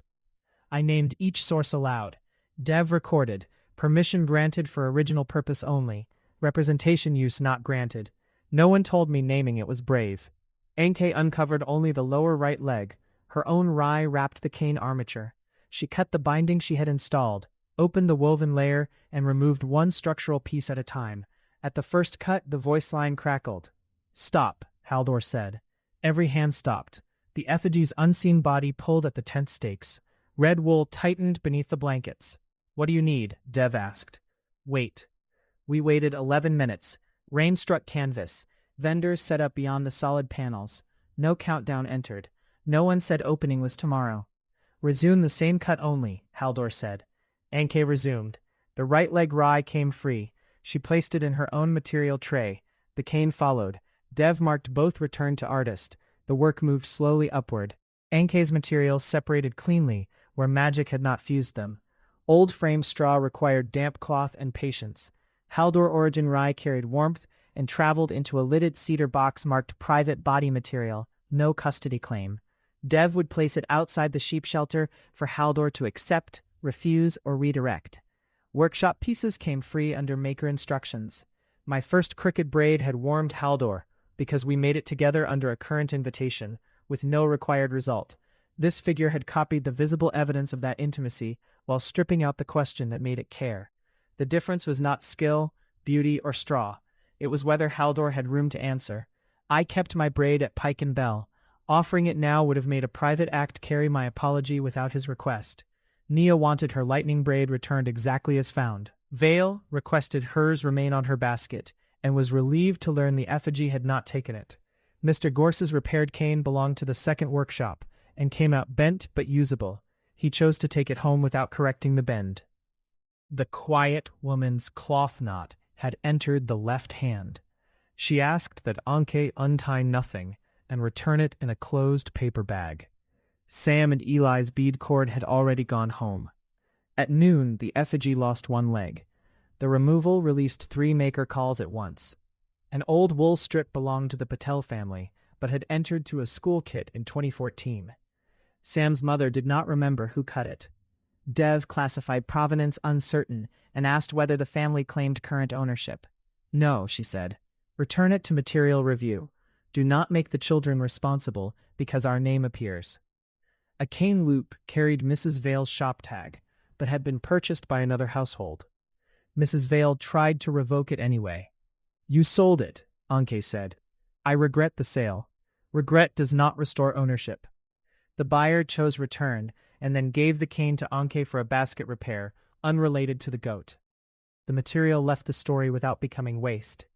One red wool binding had no maker record. It pulled toward Haldor, but also carried the old frame's dust. We stopped work and asked him through the voice line. "Place it in uncertain custody," he said. "Not body material by assumption." "Do you want later review?" Dev asked. "After I am stable. No deadline." The binding entered a plain box. Every uncertain piece slowed dismantling. The old festival method would have treated delay as inefficiency and bundled material by visual category. Now, delay made room for ownership the likeness had erased. At 12:15, Sponsor Council asked for a progress estimate. "No completion time promised," I replied. "The court hold expires at 5. Then request extension based on right-safe process. That may increase fees. Record them." Money remained consequence, not command. The extension was granted at 1. Work continued without speeding. The remaining form did not become less accurate. It became more grotesquely dependent, upright only because hidden braces and public attention still held it. "This is where people usually photograph process," Anke said. "No," I replied. "Correct." She had not been proposing it. She was naming habit. At 12:30 we paused for food. Talia delivered soup and left it outside the perimeter. Everyone stopped work to eat. I began filling bowls. Mara took the ladle from my hand. "Your assigned labor is source identification. Food needs serving. I chose it. Then what do I do? Eat." I sat on an equipment case and ate a bowl I had not served. The act did not repair anything. It prevented accountability from becoming another way I earned the right to ignore my body. At 1, Nessa posted the public incident statement I had written with Dev and independent review. I had used Haldor's public cover agreement to create market interest. I later used permitted footage, body knowledge, and touch-derived measurements outside their allowed purposes to develop a likeness he had prohibited. I withheld my intention through technically precise statements, allowed sponsor pressure to convert disputed direction into a build, and invoked the relationship cover after he withdrew it. The resulting form harmed Haldor and misused workshop contributions. The television opening was cancelled. Sponsor funds were frozen. Maker materials were being returned. Haldor owed the town no service, appearance, forgiveness, or response. The statement named Merritt's invalid addendum and the committee chair's exposure as separate actions under review. It did not turn them into reasons mine happened. Comments arrived immediately.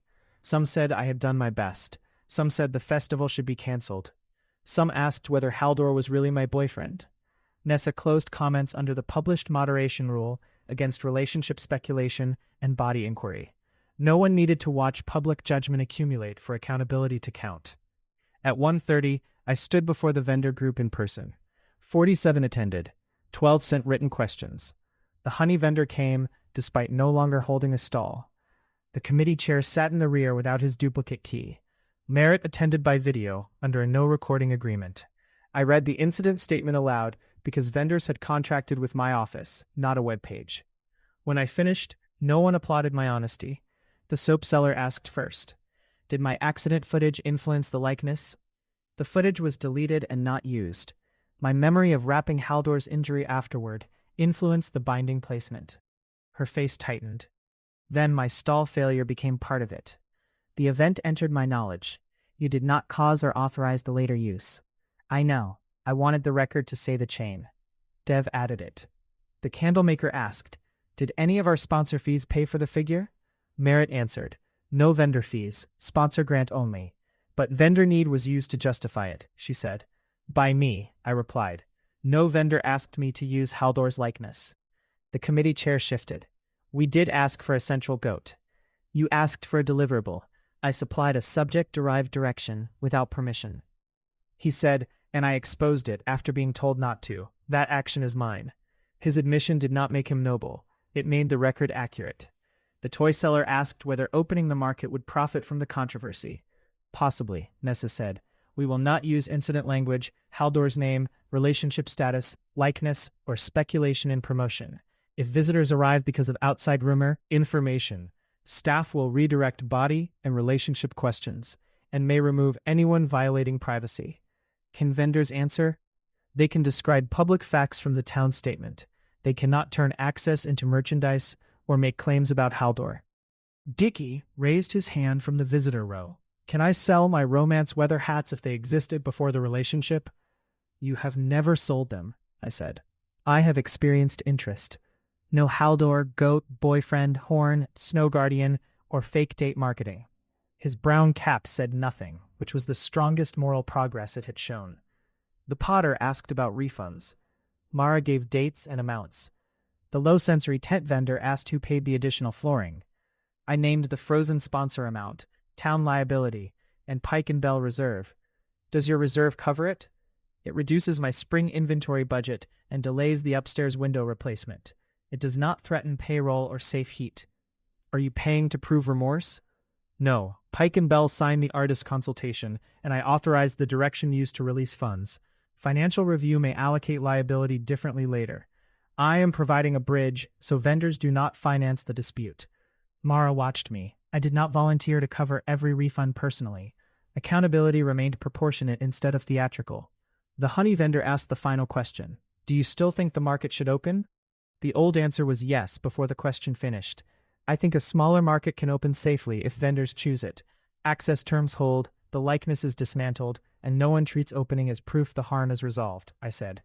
I do not hold the only vote. The vendor group later chose opening by 38 yes, 7 no, 4 abstentions, and 10 written choices not yet returned. The no votes did not become disloyalty. Refunds remained available. After the meeting, the committee chair surrendered his authority pending review. Merritt disclosed every email and production note. Sponsor council froze the contract without demanding silence. None of those actions restored Haldor's body. At 2, I met Anke outside the tent. I owe you payment for every hour, including dismantling, I said. Yes. The sponsor freeze may delay their share. Pike and Bell pays now and seeks recovery later. Accepted. I used your good faith trust and written approval. Yes. I am sorry. Received. Not forgiven, not rejected, received. Do you want to continue working with the festival after this form is gone? I asked. I want to teach open structural methods under a new agreement. No featured artist, no central design authority, no likeness work. My participation does not endorse you. Accepted. We returned to the tent. At 3:20 the torso opened. Haldor cried out through the voice line, but did not stop work. Dev asked whether he wanted a pause. He said yes. We waited while his body released from the woven rib line one section at a time. I stood beside the workbench with my hands empty. No apology could be sent through the line. No update about my pain belonged there. The only useful action was stopping when he said stop, and remaining stopped until he chose. At 4, work resumed. At 6, the exact face came apart. Anke removed pale cane strips without naming features. Brow, cheek, mouth. The empty rectangular eyes collapsed when their cross braces released. My drawing stayed inside its sleeve. The market decorations fell silent one by one. The silver sleigh stopped accusing its joint. The paper stars stopped ranking sincerity. The bent antler wreath said, rest, once softly, and became a wreath again. At 7:12, no likeness remained. Only the structural base stood. Asymmetrical hazel and cane. Open on one side, no horns, no face, no assigned body. Anke had separated everything she could. Haldor's private material box left with Dev. Old frame straw returned under cover. Maker pieces went home or into renewed choice trays. The sponsor's commissioned object no longer existed. The open armature belonged to Anke unless she chose otherwise. She looked at it. I offer the base to the future workshop as structural material, not design. Anyone may refuse. I retain the right to take it back before use. Dev recorded current offer, future consent still required. We left the empty space visible. The next morning, I canceled the televised opening permanently. Approved setup footage could air only as a later report after every subject reconsented. Sponsor funding remained frozen, pending breach review. The $4,000 already used for weather flooring became a town liability, not a debt assigned to vendors or Haldor. Pike and Bell placed reserve money against it until the dispute resolved. The market committee met without me chairing. Mara facilitated. Vendor seats held equal votes. Haldor's seat remained empty without a proxy. Anke attended only for workshop terms. The committee could cancel the entire market, postpone, or open under a smaller plan. They chose a smaller market. The central reveal tent became an open straw workspace. No finished object promised. Quiet hours ran from 9 to 10 each morning and 3 to 4 each afternoon. Those hours contained no music, announcements, demonstrations, or forced whispers. People could speak normally at low volume or say nothing. The first open session began before the market did. Anke placed the asymmetrical base in the center, only after every participant agreed it could remain. She did not invite contributions. She demonstrated 3 structural joints on loose sample cane, then returned to a side table. People worked. One person repaired a basket and took it home.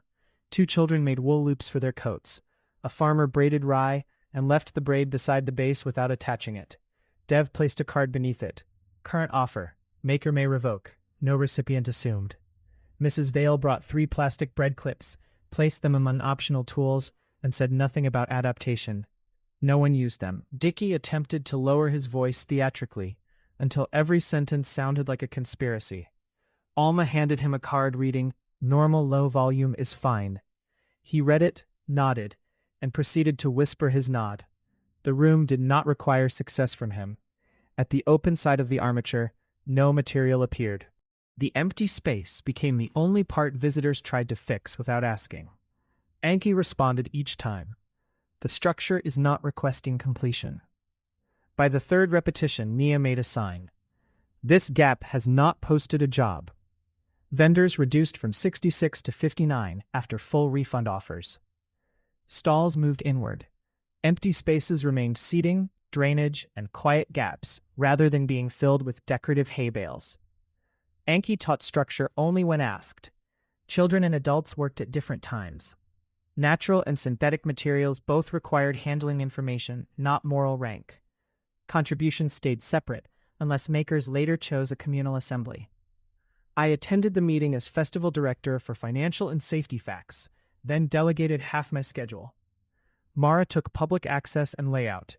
Talia took food systems. Iona took power and weather structures. Dev took record and maker permissions. Nessa took communications. Vendor representatives took sales programming. Anki took optional workshop teaching. Public optimism? Mara asked. The old plan assigned it to me under opening presents. Delete the task, as said. Someone has to welcome visitors, the committee chair said. No one has to perform confidence. Information desk can state what is open, cancelled, changed, and available. Who smiles? Whoever naturally smiles. Dickie raised his hand. Not as an assignment, I said. He lowered it with difficulty. The committee adopted no public optimism role. I scheduled myself off-duty Wednesday and Friday morning, beginning immediately. 2 mornings each week, not conditional on finishing everything, not transferred into unpaid night work. At the first off-duty morning, I went upstairs to my flat and sat beside Alma on the sofa. The temporary heater kept the room safe. The pear quilt covered both our knees. Its embroidered fruit remained excessive and warm. Do you want to talk? Alma asked. No. Company? Yes. We sat. Below us, Pike and Bell opened under Mara's coverage. The doorbell rang. Kit answered a question. A delivery arrived and someone else signed. The shop survived my silence. At 10, my off-duty block ended. I did not leap up. At 10:12, I returned to work. The town had built nothing finished in my absence. In the central tent, the asymmetrical base waited, with one side intentionally open. Chapter 18. Haldor. The coercive form ended at 7:12 on December 12th. I knew before Dev's written confirmation arrived. Pressure released from my ribs. The transparent horn tip returned with cold pain. Straw gathered beneath skin instead of traveling toward town. My left hand remembered 5 fingers without checking an image. No snow fell. The old instinct expected repair to announce itself through weather. Instead, the stove smoked because I had closed the draft too far. I opened it. Ordinary fire improved. At 8, Dev placed the cedar material box outside the shelter. Haldor origin rye, red wool, and 3 pieces whose source remained uncertain. No custody claim, no inventory value, no request for future use. I brought the box inside. Some straw returned when I held it against my chest. Some remained only material. I could not tell which pieces had once belonged to my shoulder, and which had formed from the town's memory of me. Body and story had never been perfectly separate. Permission still mattered at their boundary. I put the remaining rye in a clean cloth bag. Returning material did not mean replacing it where I imagined it had been. I spread a wool blanket across the floor and separated rye by response. Some warmed when held near my shoulder. Some moved toward the left ribs. Some remained still, but carried my remembered scent of snow, stone, and red thread. 3 pieces pulled toward the old frame rather than me. 2 carried workshop hands I could not identify, and therefore did not own. I placed the uncertain pieces into separate cloth folds. For body-responsive straw, I loosened the wool at my shoulder and laid each piece against the open place. Rye did not burrow or vanish. It aligned slowly beneath skin, held by my current choice and the body's memory. 1 piece became tendon, another remained visible as a gold line beneath my forearm. A third slipped free and fell. I did not force it back. By noon, my left hand was fully solid. The horn tip remained translucent. My ribs closed except for 1 open line beneath the tunic. The body was not restored to a before state. Before had included harm from 1986 and years of partial presence. Repair made a current form, not a recovered museum condition. I wrapped 1 red wool length around my chest. The tension supported breathing without imitating the effigy's design. I placed the release loop where my own hand could reach it. Then I labeled the uncertain bundles in my own script and asked Dev to return the old frame-responsive pieces to the covered transfer yard site. Workshop origin material required maker review.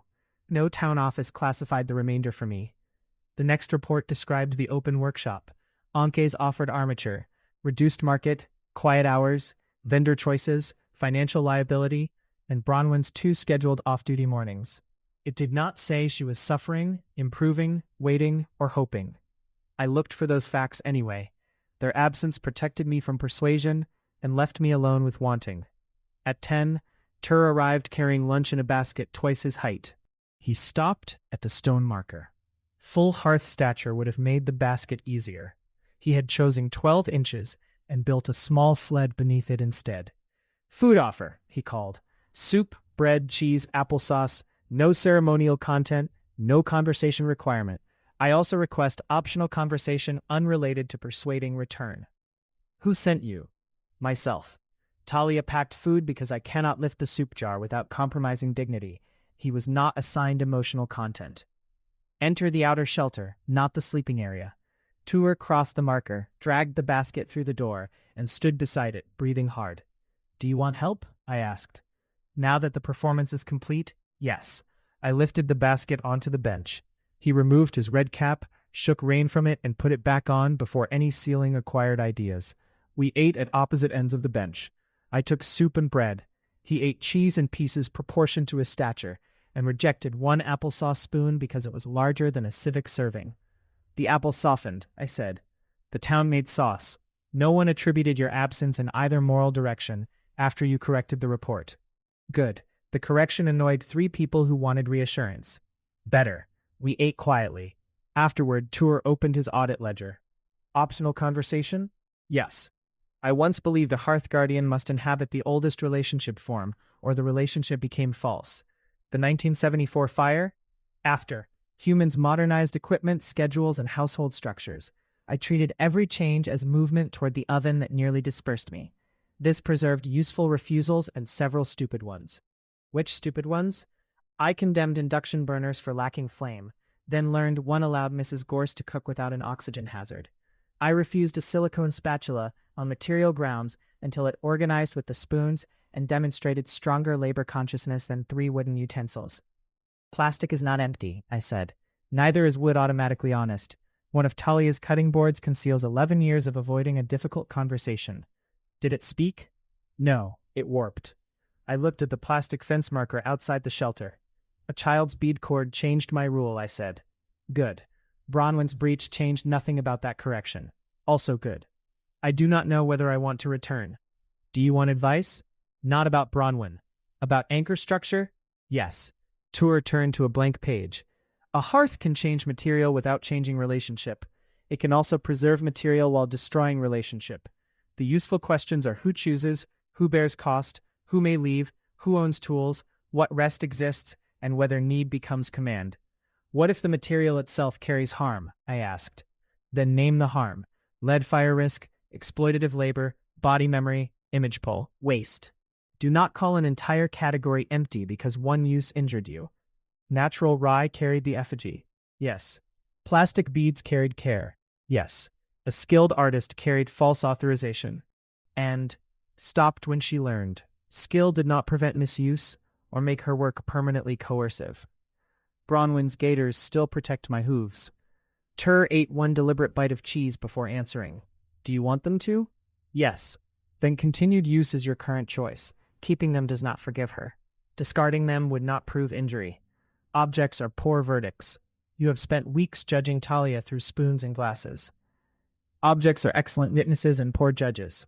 The spoons would dispute that. The spoons dispute rinse water temperature as a constitutional principle. We looked at my gaiters beside the door. What if I return and never resume romance? I asked. Then you return and never resume romance. What if I resume romance and leave anchor work? Then Bronwen dates a private citizen with strong weather opinions. What if I want both? Negotiate both separately. What if wanting her makes my judgment unreliable? Want is information. Fear is information. Neither signs. The answer belonged in my draft terms. You have become procedural. Love has forced me into paperwork. Do not tell Bronwen. She will find that romantic. I am not carrying messages. We considered the stove. The town has built an open frame, he said. It has not named it offering because no recipient has accepted that role. Makers are contributing or not under current permission.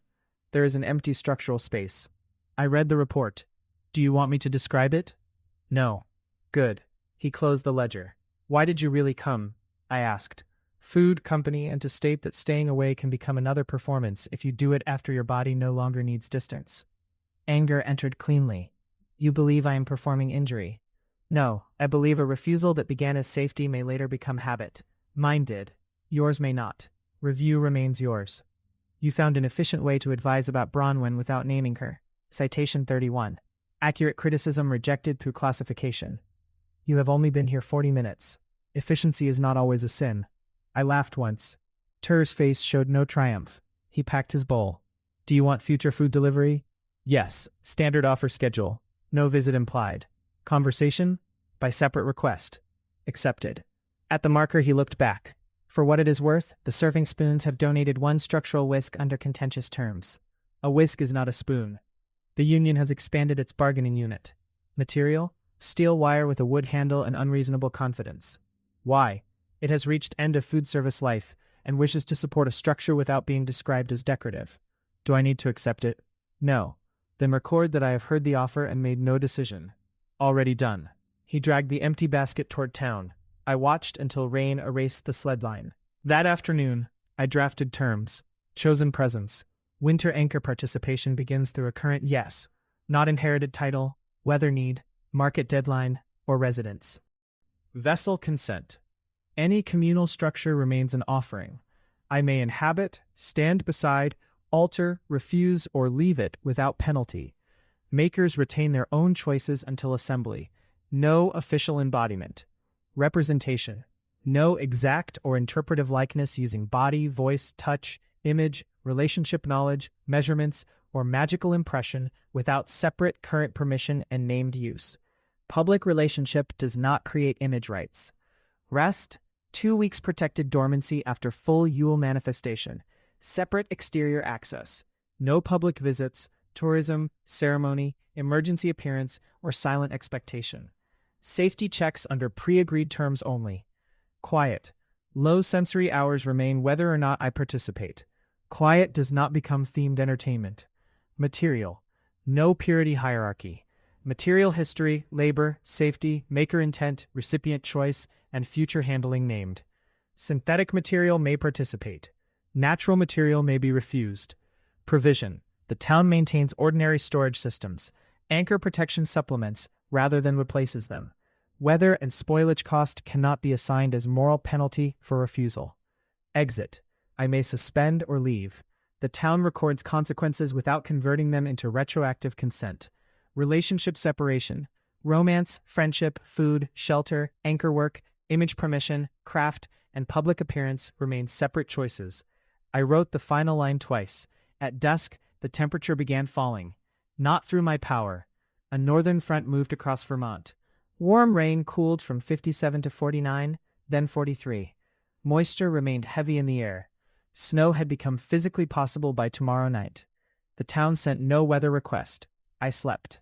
On the morning of December 13th, Dev delivered an updated maker record.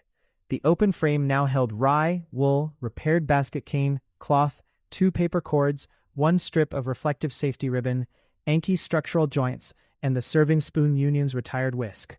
The left side remained open. Sam and Eli had reclaimed their bead cord. No future offer had been made. I read the line twice. The beads belonged to them. The empty space belonged to no one.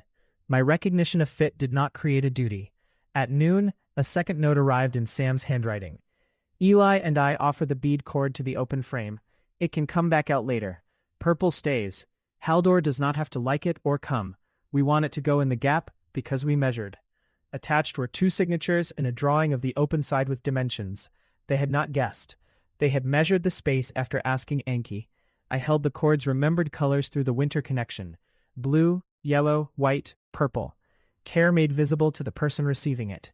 Revisable, removable. Offered without summons. The bead cord fit the empty space exactly. Not because destiny had shaped it. Because 2 children had done the work. I added 1 term. No contribution becomes proof of purity, redemption, welcome, or obligation. Good fit remains an offer. Then I packed the draft, my red wool, the material bag, both hoof gaiters, and no promise of snow. I left the sheep shelter by the rear door. At the field boundary, I stopped. The town did not pull. The possible offering did not call. Bronwen did not wait, or I would have to refuse her body before entering. I chose the road to Gloamsbury. The walk took 1 hour. I could have requested transport. I wanted distance measured through my own body. Both gaiters held on the wet road. The northern front moved above me, cooling rain until it struck my coat with the half-frozen weight of weather considering form. At the first farm, a generator powered the milk cooler. The owner waved from the barn and did not ask for blessing. At the second, crates of softened apples stood beside a borrowed cider press. A sign listed shared labor hours and jar destinations. No line blamed my absence. At Notch Road, the town boundary recognized me without tightening. The winter clause opened like a cold window. Through it I felt cellars, grain bins, market tents, wet timber, stove drafts, and the open frame inside Widdershins Square. Information arrived without command, because no active anchor agreement claimed my hearing. I paused and let it pass. 1 household had stored potatoes too near a furnace. The ordinary inspection route had already flagged them. 1 vendor's wool stock was damp. Iona's weather team had already brought fans. The old impulse to intervene did not become service. I continued. At Candlehook Lane, Dickie saw me from 50 paces away. He wore the plain brown cap. It remained silent. He lifted 1 hand, then pointed at the ground before himself, as if asking whether distance should remain. I nodded. "Good afternoon," he called. No escort role assumed. "Good afternoon." He turned down a side street without announcing my arrival. Mrs. Vale looked up from her stall, saw me, and kept pricing jars. The bent antler wreath moved 1 fir branch aside as I passed. It did not ask for review. No bells rang. The central tent stood with every side open for ordinary work. Solid privacy panels from the rupture had become windbreaks around the quiet corner. The asymmetrical frame occupied no platform. People sat around it at different distances. I stopped outside the square. Mara saw me first.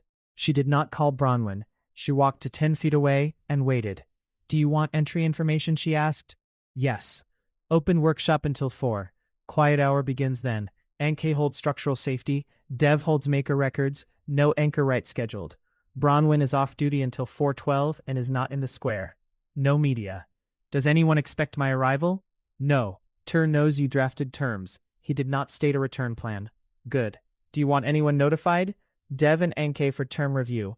No public announcement. Do not notify Bronwen until I separately request." "Accepted." Mara opened no ceremonial path. She pointed toward the information table like any other entrance volunteer. I crossed into Widdershins Square, carrying terms, material, and the right to leave again. Chapter 19. Bronwen. Haldor returned while I was off duty. This was both considerate and unbearable. At 4:12 on December 13th, I came down from my flat after a morning extended into afternoon by deliberate scheduling. Pike and Bell had survived. The market had survived. No one had used the empty hours to solve my life in a festive manner. Mara met me at the shop counter. Haldor arrived at 3:38, she said. He requested Dev and Anke for term review. No announcement. No request for you. He knows your off-duty block ended at 4:12 and has made no contact decision. My body heard only Haldor arrived. My responsibility heard everything else. Anchor condition, I asked. Not mine to report. He appears more solid. He has not asked for care. Where? Grange side room with Dev and Anke. Do I have a role? Festival director receives proposed terms after effective party review. You are also a separate named party for representation and possible housing. Those sections require your presence if Haldor chooses to present them. Has he? Not yet. Then I wait. Mara's expression changed by the smallest amount. Do not praise me, I said. I was checking whether fever caused it. Excellent. I worked the shop counter for 40 minutes. Kit had handled opening, deliveries, returns, and a customer who wished to know whether red wool now required a magical material surcharge. It did not. We had added a sign stating craft material has no automatic anchor status. Ask before assigning symbolism. At 4:56, Dev entered. Haldor requests your attendance at a term review in the Grange side room, they said. Festival and representation terms only. No relationship discussion. You may accept or refuse. I accept. Do you need the summary first? Yes. They gave it without emotional interpretation. Haldor proposed chosen presence, revocable vessel reception, representation limits, protected dormancy, persistent quiet hours, material neutrality, ordinary provision systems, exit and separation among romance, shelter, craft, image, anchorwork, and public appearance. The open frame remained a possible offering only if makers freshly agreed. No snow promise, no residence assumption. Does he want the official clause amended tonight? He requests the committee adopt interim language subject to the already scheduled permanent vote. Authority? The read suspension can be replaced by a unanimous temporary committee amendment if the sponsor releases objection. Sponsor released all designation claims in the breach settlement draft this morning. Funding? 4,000 flooring expense converts to unrestricted town grant. Artist and media funds cancelled. Sponsor pays Anke's dismantling invoice and waives campaign delivery. No confidentiality. Merit? Separate production review. He is not attending. We crossed the square under warm rain cooling towards sleet. The market opened tomorrow at 10. 59 stalls stood ready in smaller rows. The central tree wore only functional lights, and 4 paper stars it had accepted one at a time after direct questions. The low sensory tree had 2 soft lights and a sign asking visitors not to photograph quiet as atmosphere. Inside the Grange side room, Haldor sat at the far end of a rectangular table. He wore the gaiters I had patterned, red wool he had tied himself, and a dark coat. His left horn tip remained translucent. Gold lines showed beneath the skin of one hand. He was not returned to the form I had first met. He was fully present in the one he had now. I looked at his face only after he looked at mine. Bronwen, he said. Haldor. Dev controlled documents. Anke held maker and structural notes. Mara represented market operations. Cicely held temporary clause authority. Turi attended for labor and anchor separation. Iona held safety. Sam and Eli sat with their mother for the bead cord choice. 2 vendor representatives held market seats. The frame itself was not in the room. No object sat where a decision should be. Haldor said, I request review of the winter terms. My presence is not acceptance until review completes. It is not rescue. It creates no snow promise. Accepted, Cicely said. We read every term. Chosen presence received no objection. The vessel clause replaced embodiment with freely received offering. Haldor could inhabit, stand beside, alter, refuse, or leave any structure. No one could describe choice as endorsement beyond the exact act. If he stands beside it, may market information say so? A vendor asked. After separate image and publicity permission, Haldor said, factual attendance does not become product language. Accepted. Representation terms name the breach directly. Body knowledge, voice, touch, measurements, images, magical impressions, and private records could not change purpose without fresh agreement. Every permission named its use and exit. The section required my signature, because Pike and Bell still held permitted Coco footage, and because I knew his body through private contact. I accept, I said. Haldor watched me. What will you do with knowledge you cannot return? not converted into objects, stories, plans, measurements, advice, safety claims, or representation without asking. State when it affects a decision. Accept that memory remains mine and use remains limited. If you are uncertain whether use is new, treat it as new and ask. Accepted. We both signed. Dormancy required 2 protected weeks after full Yule manifestation. The Pike and Bell loft was one possible site, not assigned housing. Any site needed separate exterior access, safe heat, privacy, emergency terms, and no visitor route. No Thursday table meeting inside dormancy, Turi said. Haldor replied. Can the chair remain empty? Dev asked. Membership does not require visible attendance, Haldor said. That sentence entered the series of things Gloamsbury should have known without needing magic to teach them. Quiet hours stayed permanent, whether Haldor served or left. No sponsor could brand them. Dicky could not act as quiet marshal unless chosen under ordinary volunteer process. He looked relieved to be spared. Material terms passed after Sam asked one question. If our beads go in and Haldor hates them, do we have to take them out? No, Haldor said. You choose whether they remain offered. I choose my relation. Both may exist. Eli said, Purple stays. Purple stays if you and Sam choose. They did. Ordinary provision systems remained funded. Anchor protection could supplement storage, but never replace inspection, refrigeration, shared labor, or household preparation. Cost from weather or refusal did not become leverage. The vendor representatives signed. Exit terms passed. Relationship separation came last. Romance, shelter, work, image permission, public appearance, and forgiveness created no claim on one another. Haldor did not look at me while the words were read. Neither did I use the term review to ask him to. At 6:20, the committee adopted interim language unanimously. The Gloamsbury Yule work may create a freely received offering. No object is an official embodiment. The Winter Guardian's presence, form, service, rest, representation, and relationship remain chosen and separate. Cicely struck the suspended phrase from the temporary record and wrote the new words beneath it. Permanent public vote remains scheduled, with the full 10-day notice. The winter page warmed, it did not close. Connection test? Iona asked. Haldor said, tomorrow. After makers complete or leave the work as they choose. No one argued that opening waited. He gathered his copy. Do you want to discuss housing tonight? Dev asked. No. Relationship? No. Any contact requests for Bronwen? His gaze met mine. Not tonight. Pain arrived. I did not turn it into a visible demonstration of respect. Accepted, I said. Haldor left for the sheep shelter under his own travel choice. He did not ask me to wait. I did not ask when he would return.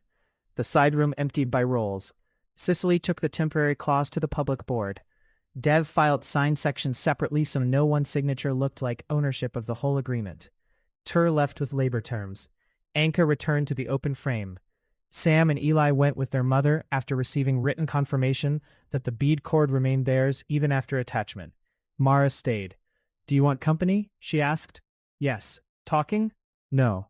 We sat on opposite sides of the table where Haldor's empty chair held no symbolic assignment. My mind tried to narrate his return. He came back because the apology worked. He came back because the dismantling proved change. He came back because the kiss mattered. He came back because he loved me. He came back because winter needed us both. I replaced them with the only fact I owned. Haldor returned and requested term review. That was enough information for one night. Mara passed me a cup of water. I drank it. After 10 minutes she asked, What work belongs to you? Festival safety liaison until 9. Shop closing at 8. My own dinner. Which comes first? Dinner. Is that sequence chosen or performed for me? I dislike you. Not an answer. Chosen with resentment. Adequate. At Lark and Ladle's temporary market kitchen, I ordered stew and sat at the staff table. Talia handed me bread without asking whether I had earned it. Tor did not discuss Haldor. The serving spoons held a closed union meeting about their whisk and posted minutes stating, Donation does not constitute anti-soup sentiment. I ate everything. Then I returned to Pike and Bell and closed the shop on time. Kit had completed the register. Mara had approved the morning staff schedule. No work waited inside my flat, except the old wish to make tomorrow guarantee something. I took off the measuring tape. Alma sat on the sofa, knitting one sleeve of a sweater whose body did not exist yet. Is that structurally sound? I asked. No, I may make a scarf. From a sleeve? Material can change relationship. Everyone in this town has become impossible. Seasonal feature. I sat beside her. We discussed no goats, men, weather, forgiveness, illness, or market risk. She showed me how the cable pattern crossed.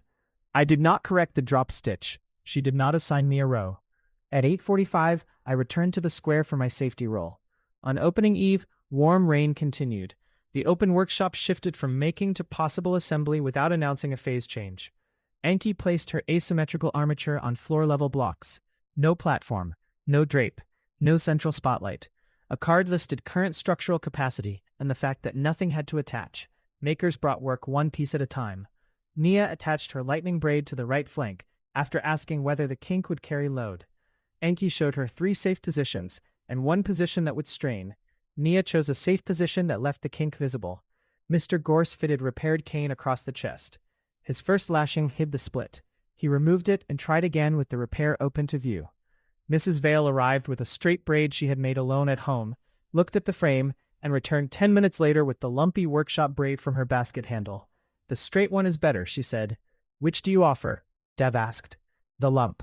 Why? Because I made it while other people were allowed to annoy me. The record preserved her exact language. The retired whisk entered under escort from 3 serving spoons.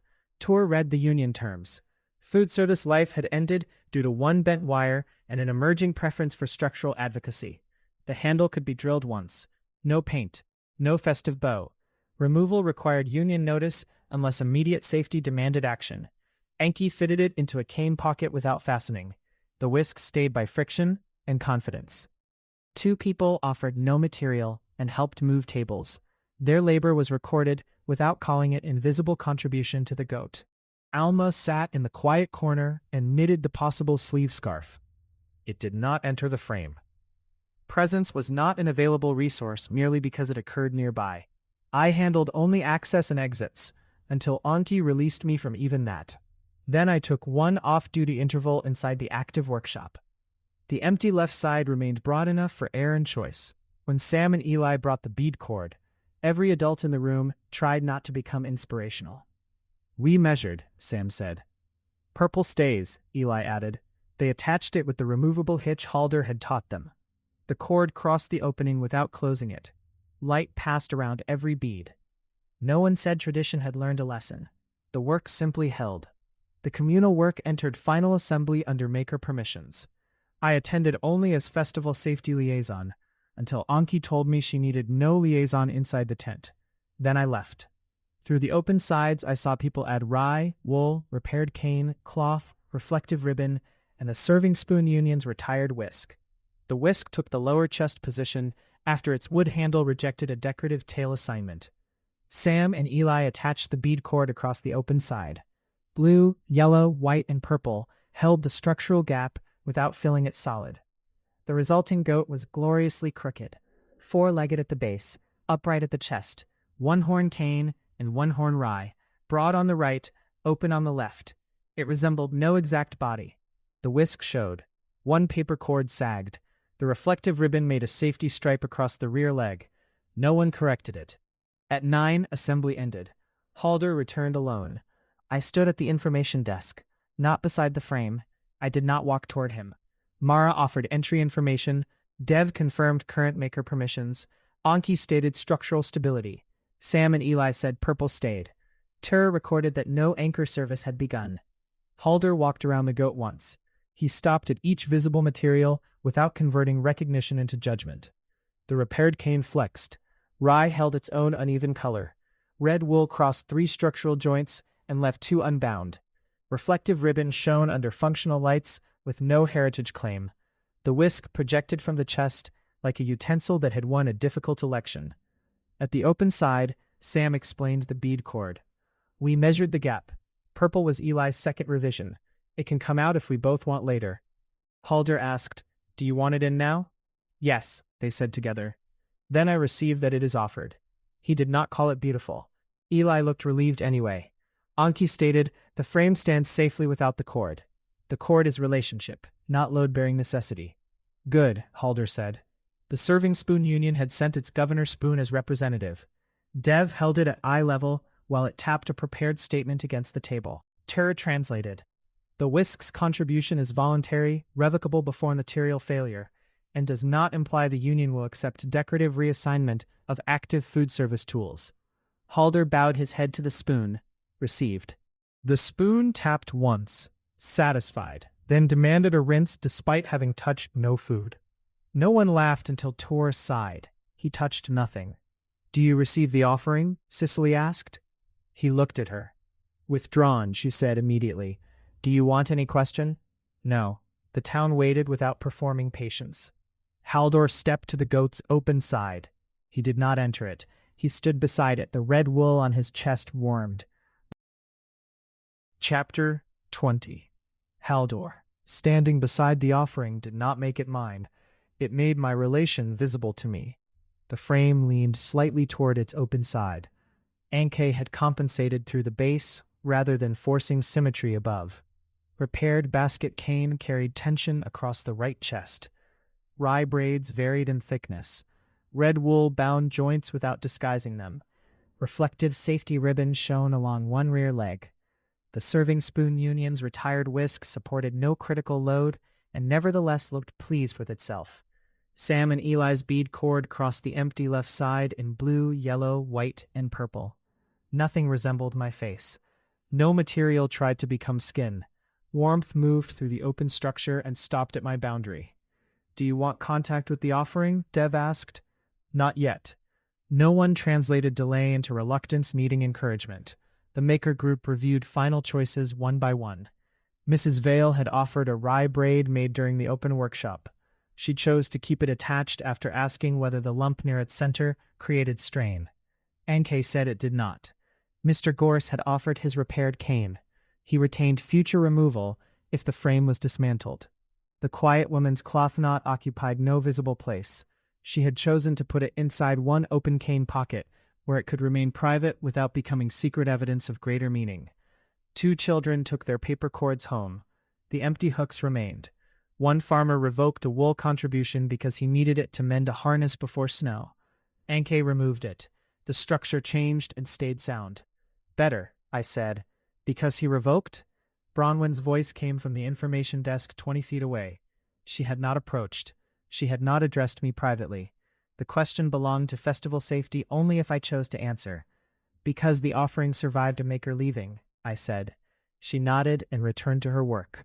The sight of her hurt. Pain did not become instruction. At 10, the market opened. No ribbon was cut. Mara turned the entry sign from setup to open. Visitors entered beneath cooling rain. The information desk stated what had changed. Smaller market, no televised opening, no snow guarantee. Quiet hour until 11. Open straw work without promised object. Central structure received under private terms and unavailable for photography until current permission was posted. I had granted no photography. Visitors looked, and then looked elsewhere when asked. This required effort. Effort carried care even when imperfect. The first hour passed without magic. Vendors sold bread, wool, soap, pottery, toys, preserves, paper, and gifts carrying intentions I did not announce. Talia's distributed food stations opened under separate leads. Tor ate breakfast before reviewing any hearth support. Dickie wore the plain brown cap and volunteered at coat storage, where geography could do limited harm. Quiet hour was not quiet. Boots scraped. Babies cried. Coins dropped. One vendor forgot and played 3 notes of accordion before stopping. Dickie whispered so dramatically that Mara reassigned him to normal volume directions. The town performed not performing until effort became ordinary. No decoration spoke moral judgment. I walked the vendor rows without offering review. The chipped wooden angel stood at the ceramic stall after its owner chose not to sell it. Its repaired wings still carried grief and kitchen glue. It did not whisper generous. The maker's history existed without becoming a label. The silver sleigh displayed its repaired runner beneath a small factual card. Joint opened, resoldered, load limit decorative only. No mention of vanity. The truthful structure was enough. Mrs. Vale's preserves had ordinary ingredient labels. The pear jam listed cardamom in type large enough to protect anyone who found spice excessive, without exposing her emotional state while cooking. At the toy stall, the horse's wheels turned cleanly. Its maker had added metal pins after the accidental judgment identified weakness. The repair remained useful, even though the magical speech had been coercive. "Do I have to throw out the improvement?" he asked me. "Do you want assessment?" "I want to know whether using information gathered wrongly repeats the wrong." The question belonged to me too. "You cannot unlearn the weak joint," I said. "You can stop using my private gift as authority, record how the issue was found, and let future safety reviews stand on ordinary evidence." He turned the wheel. It wobbled visibly after I looked. "Then you have current evidence. May I keep the pins? That choice is yours." He kept them and removed a sign that had read, "Winter Approved Construction." The overworked wreath hung at the bent antler with fewer objects and a repaired drainage loop. Oren had left one side bare for 2 days before deciding he liked the balance. "Moral condition?" he asked, then winced. "Sorry. Habit." "Do you want my private opinion as a person looking at a wreath?" "Yes. No business use." "It appears able to breathe." "Wreaths do not breathe." "Then it may be structurally pretending." Oren laughed. He posted no quote. At the low-sensory tent, Alma sat with 3 visitors and no task. One child wore headphones and sorted wooden buttons. Another person slept beneath a donated blanket. Quiet did not resemble emptiness. Bronwen's old fear had built roofs full of action to keep loss away. This room held people without asking action to prove life. I did not enter. I acknowledged it from the path and continued. The market was smaller than planned. Empty stall spaces held packed snowmats, benches, drainage channels, and one puddle Dickie had named Lake Scandinavia before Geography Review removed the sign. Vendors sold less spectacle and more actual goods. No part of this required first snow to become valid. At 11, the first music began in the far lane. The low-sensory tent remained available. Quiet did not end everywhere because a schedule changed. The temperature fell to 38. I felt cold descend through the upper air and meet ground warmth rising from roofs, bodies, stoves, and wet brick. Moisture saturated every layer. Snow was possible. Not guaranteed. The front needed another degree and a chosen winter relation. Cecily approached to 10 feet. "Do you want weather information?" "Yes." "National forecast says transition after 3. No town request attached." "Received." She left. At noon, I touched the offering. I asked the maker group through Dev whether current permissions allowed one hand on the open cane at the right shoulder. Every affected maker answered or had pre-authorized structural contact.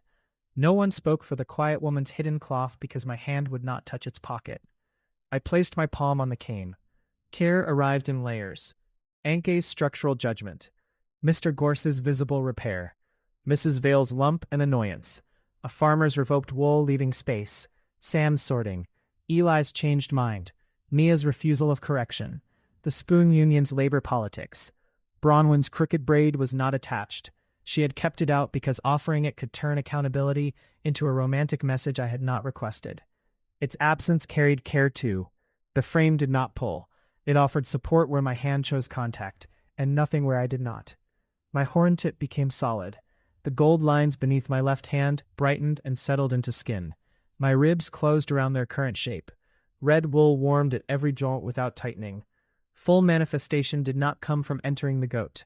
It came from standing in relationship while every edge remained distinct. I released the cane. My body stayed. "Significant change?" Dev asked. "Full manifestation." They recorded it without applause. The market continued selling soup. At 1, I tested distance. I walked to Candlehook Lane.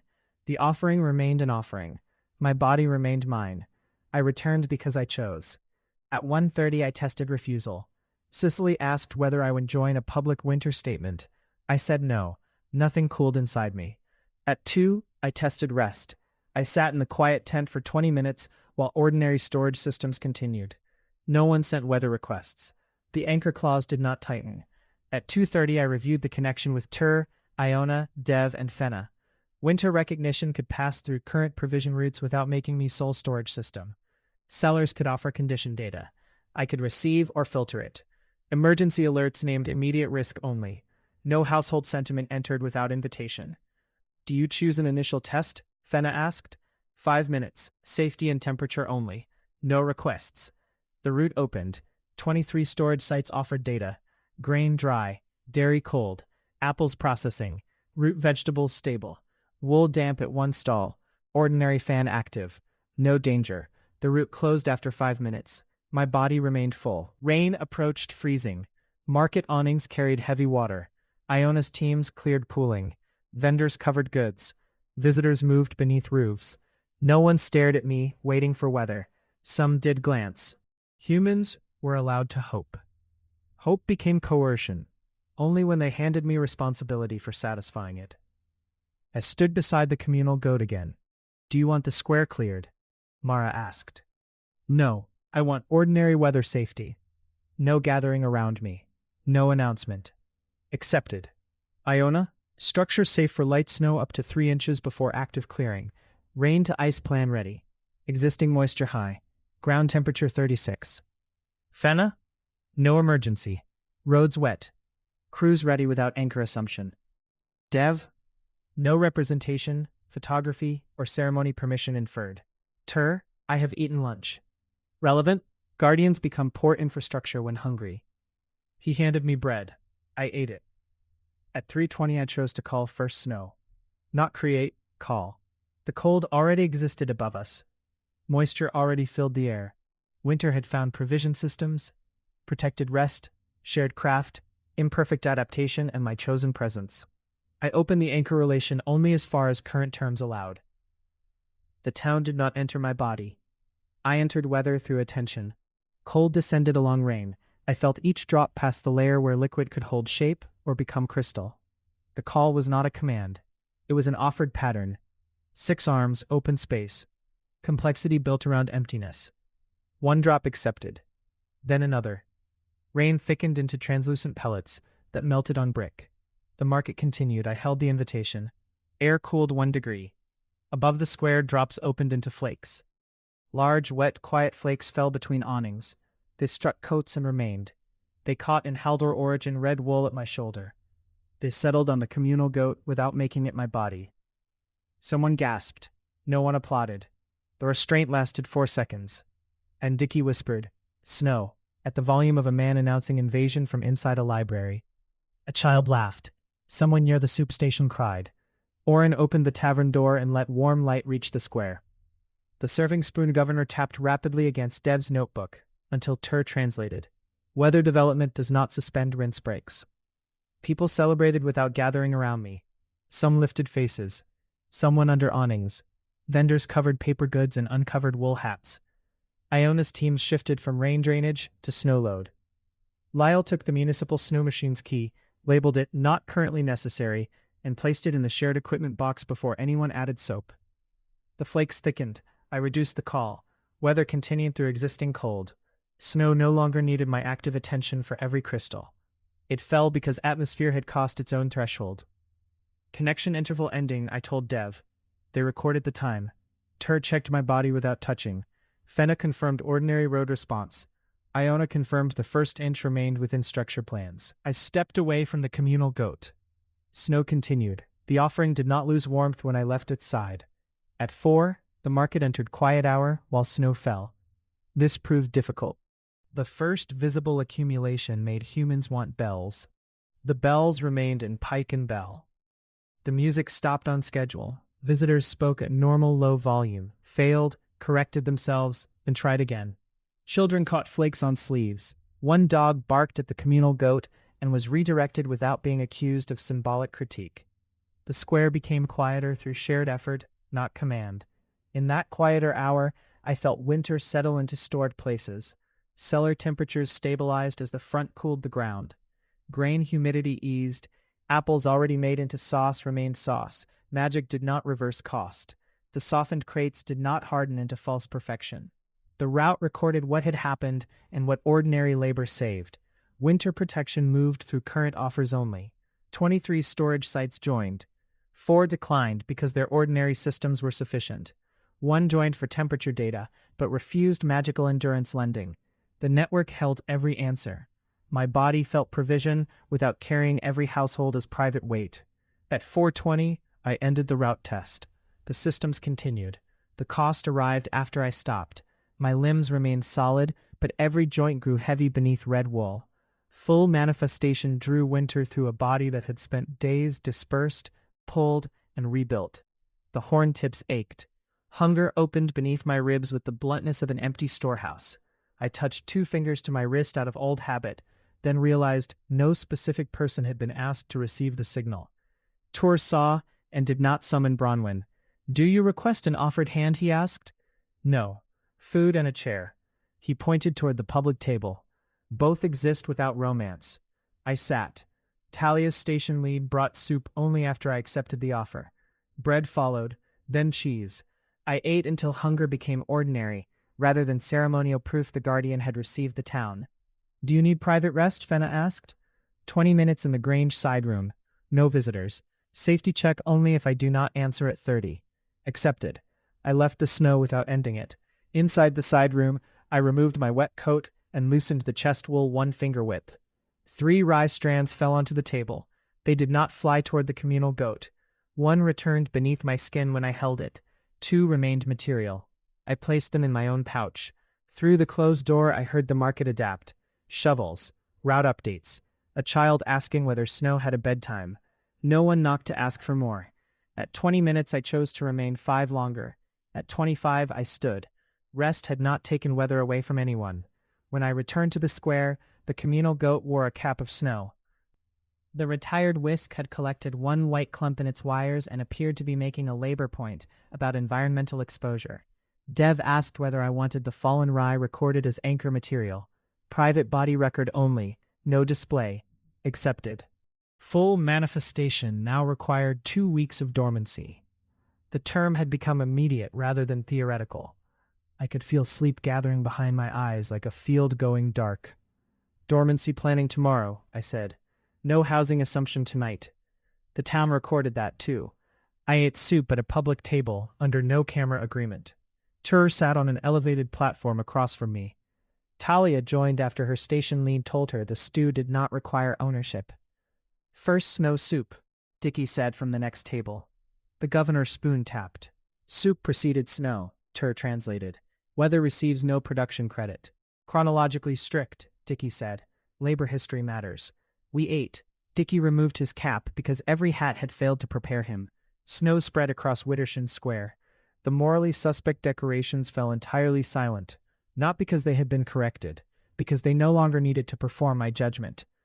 Bronwen stood beneath the Pike and Bell awning with her hands empty. She did not come toward me. I looked at her through first snow. She smiled once, not for the crowd. Winter arrived without making either of us a display. Chapter 21. Bronwen. The market opened smaller, quieter, and with enough snow to make everyone forget walking required friction. At 4:23, 3 visitors slid past the information desk in a single link chain. Dickie attempted to catch them, lost his plain cap, and joined the chain. They stopped safely against a hay bale that had been approved for impact control rather than decorative emptiness. "I meant to do that," Dickie said. From Pike and Bell, the lying bells rang through 2 brick walls. "The truth has range," I told him. He retrieved his cap. It remained silent, either humbled or full of snow. My assigned task was information desk from 4 to 6. 1 task. I answered where quiet hours applied, which stalls remained open, where the low-sensory tent was, whether the snow machine had caused the weather, whether Haldor would pose for photographs, whether the communal goat was magic, and why a whisk protruded from its chest. Quiet hours, market-wide at stated times, persistent in designated tent. Open stalls, map. Low-sensory tent, West Lane. Snow machine, no. Photographs, no current permission. Do not ask him while he is working or resting. Communal goat, freely received offering, not official embodiment or guaranteed magical object. Whisk, union matter. At 5, Mara changed the pedestrian route after meltwater froze near the fountain. She did not ask me. I watched her move barriers, consult Iona, and update the map. No disaster occurred. My chest still objected as if authority had been removed with kitchen tongs. I remained at the information desk. At 5:15, the paper seller ran out of waterproof bags. She coordinated with Pike and Bell staff. No one asked me where the spare stock lived. Kit knew.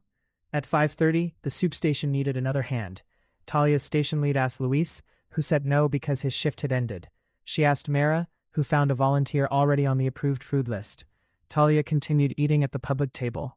I remained at the information desk. At 5:45, Merritt arrived without camera equipment. He stopped at the public side of the desk. I'm here as a visitor.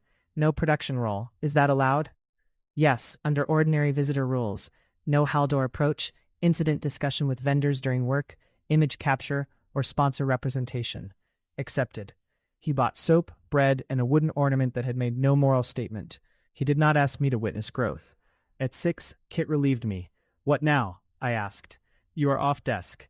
I know. What needs doing? Many things. None assigned to you. You could say that with less pleasure. I could. She did not. I walked the market without scanning for tasks for 11 minutes.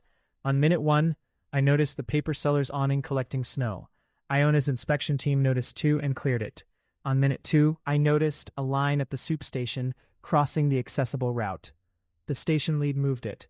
On minute 3, I noticed 2 empty stalls and began calculating what display could fill them.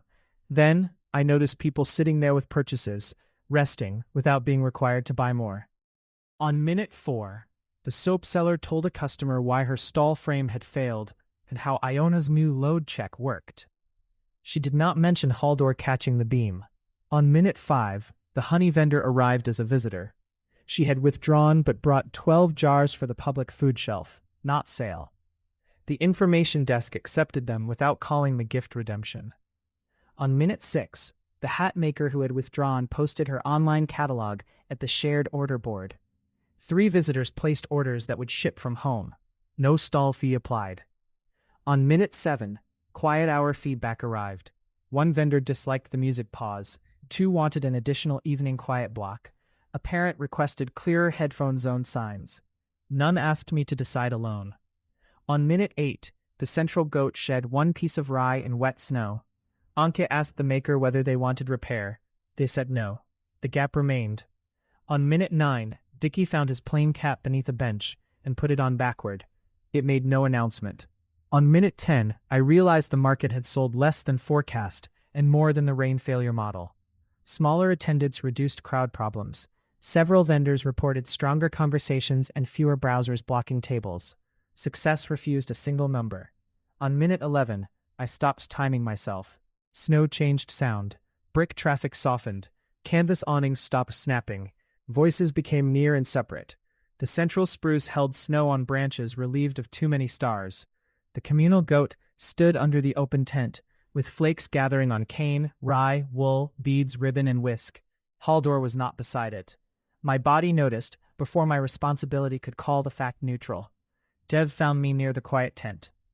Haldor requests a private relationship conversation after your current duty, if you are willing. Grange side room, door open 6 inches, no witness unless requested. I am willing. Do you want a support person nearby? Alma in the tavern, no active role. I will ask her, not assign. At 6:20 I went to the Grange. The side room door stood 6 inches open. Haldor sat at the table where we had reviewed terms, his coat damp with snow. Full manifestation held. His left horn tip was solid. Gold lines remained beneath the skin of one hand. Red wool crossed his chest by his own pattern. May I enter? I asked. For relationship conversation. I entered and chose the chair opposite, not the one beside him. Do you want the door as it is? Yes. Witness? No. Do you? No. Alma is nearby by my request. Not listening. Good. Snow moved past the narrow opening. Haldor placed a small cloth bag on the table. He did not open it. I received your apology, he said. I watched your conduct after it, through records that did not ask me to respond. I kept my hands open. Yes. You dismantled the form under my terms, disclosed your use of private knowledge, separated other people's actions from yours, paid Anke without making payment punishment, released vendors, canceled the broadcast, delegated authority, and left the offering incomplete until makers chose. Those actions do not erase the breach. No. They do not prove future safety. No. They matter. My breath caught. I did not call the sentence forgiveness. Thank you for telling me, I said. Do you still want forgiveness? Yes, I will not ask you to give it as a condition of any future. I am not ready to call the matter forgiven. Pain came and sat in its own chair. Accepted. I believe you understand the harm. Thank you. That is not absolution. I know. The room held the difference. Do you want to resume romantic contact? He asked. The answer wanted to leap across every term. Yes, only if you want it, not as proof of forgiveness, anchor repair, town stability, or the kiss remaining real. I want to continue the relationship without the word fake. Joy rose so quickly I distrusted it. What does continue mean to you? I asked. His mouth shifted. Procedural romance. Extremely attractive. That concerns me. Current definition. Private courtship. No public relationship announcement yet. No default image permission, touch, residence, work role, attendance, or future. Separate dates chosen one at a time. The first kiss remains ours. Public cover ended and does not return. Yes. If either of us uses private knowledge outside its purpose, we state it before action where possible. Uncertainty becomes a question, not an interpretation. Yes. If I refuse a public event, you do not supply a charming explanation. I say, you declined, if permission exists to say even that. Otherwise, I say your participation is private. If you want my opinion on decor, I ask whether you want to give a private opinion and state how I plan to use it. Wanting company and judgment is allowed. Outsourcing judgment is not. If I notice you taking every task, ask whether I want observation, help, or neither. Do not turn caretaking into surveillance. Good. If you need quiet, I state it when possible. I do not build tests you should discover. If you cannot state it, I may say I cannot answer. You do not fill the silence with what makes you useful. Yes. If you fear I will leave, he asked. The question found the oldest room in me. I say I am afraid. I do not build a festival, task, promise, image, illness plan, or relationship role to make leaving impossible. If I leave anyway, I survive the answer without renaming your freedom harm. Haldor's expression changed. That will be difficult, he said. Yes, I do not require confidence. Good. I am low on stock. His kettle shutter laugh entered the room, quieter than before and no less real. If you fear being made into a form, I asked. I name the fear without treating every expectation as coercion. I ask what is actually being requested. I allow care to change material. I refuse what I refuse. If I make a mistake, we review the mistake. The relationship does not make consequence disappear or ending inevitable. If I breach again, future Haldor decides with current facts. No advance forgiveness. No advance sentence either. The future remained available without being guaranteed. Your 2 off-duty mornings remain even if the festival ends. Yes. My dormancy remains even if courtship continues. Yes. No scheduled cheer. I reserve spontaneous cheer. It appears structurally inevitable. Accepted. Haldor opened the cloth bag. Inside lay 3 rye strands from our first kiss and 1 length of red thread. He had removed them from his return material box. These left my body during chosen contact, he said. You return them under material terms. I want to braid a loop with you. Not a likeness, vessel, or public token. Private relationship marker. Open until both choose closure. Yes. Do you want to help braid? Yes. We moved to adjacent chairs only after asking. Haldor laid the rye between us. I held one end. He crossed the first strand. Then let me make the second turn. My hands remembered the crooked braid. Too tight? I asked. Slightly. I loosened it. We made 6 turns. The braid curved. One end remained longer. Haldor tied red thread around the working end with a release loop and left the circle open by 2 inches. Current state, he said. Open. Chosen. Yes. He placed it on the table. Do you want touch? I asked. Your hand. I offered my palm.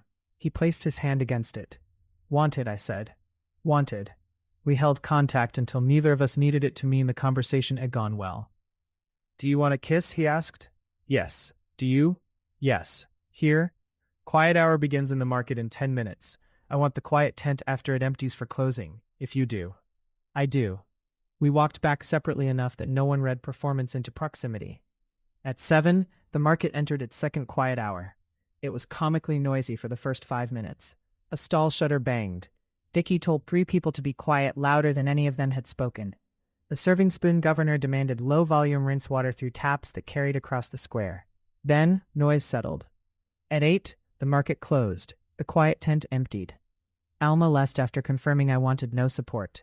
Mara closed exterior access. Haldor and I remained beneath low lamps, with snow whispering against canvas. May I touch your face? He asked. Yes, both cheeks. He cupped my face. His hands were warm, solid, and his. May I touch your waist? Yes. May I kiss you? Yes. The second kiss did not repair the first. It met it across everything that had happened. Haldor kissed me slowly. I held his waist over the coat, away from red wool bindings. Snow cooled the tent. His mouth warmed mine. No bells evaluated us. No camera composed us. No town waited for proof. When we parted, he asked, "More?" Yes. We kissed again. The kiss contained no urgency to catch up for lost days. His thumbs rested along my jaw. My hands stayed at his waist. When his right horn brushed the tent roof, we both stopped to assess whether structural romance had become an egress issue. "Clearance," I asked. 2 inches if I turn left. "May I move the lamp table?" Yes. I moved it. We resumed after a new yes.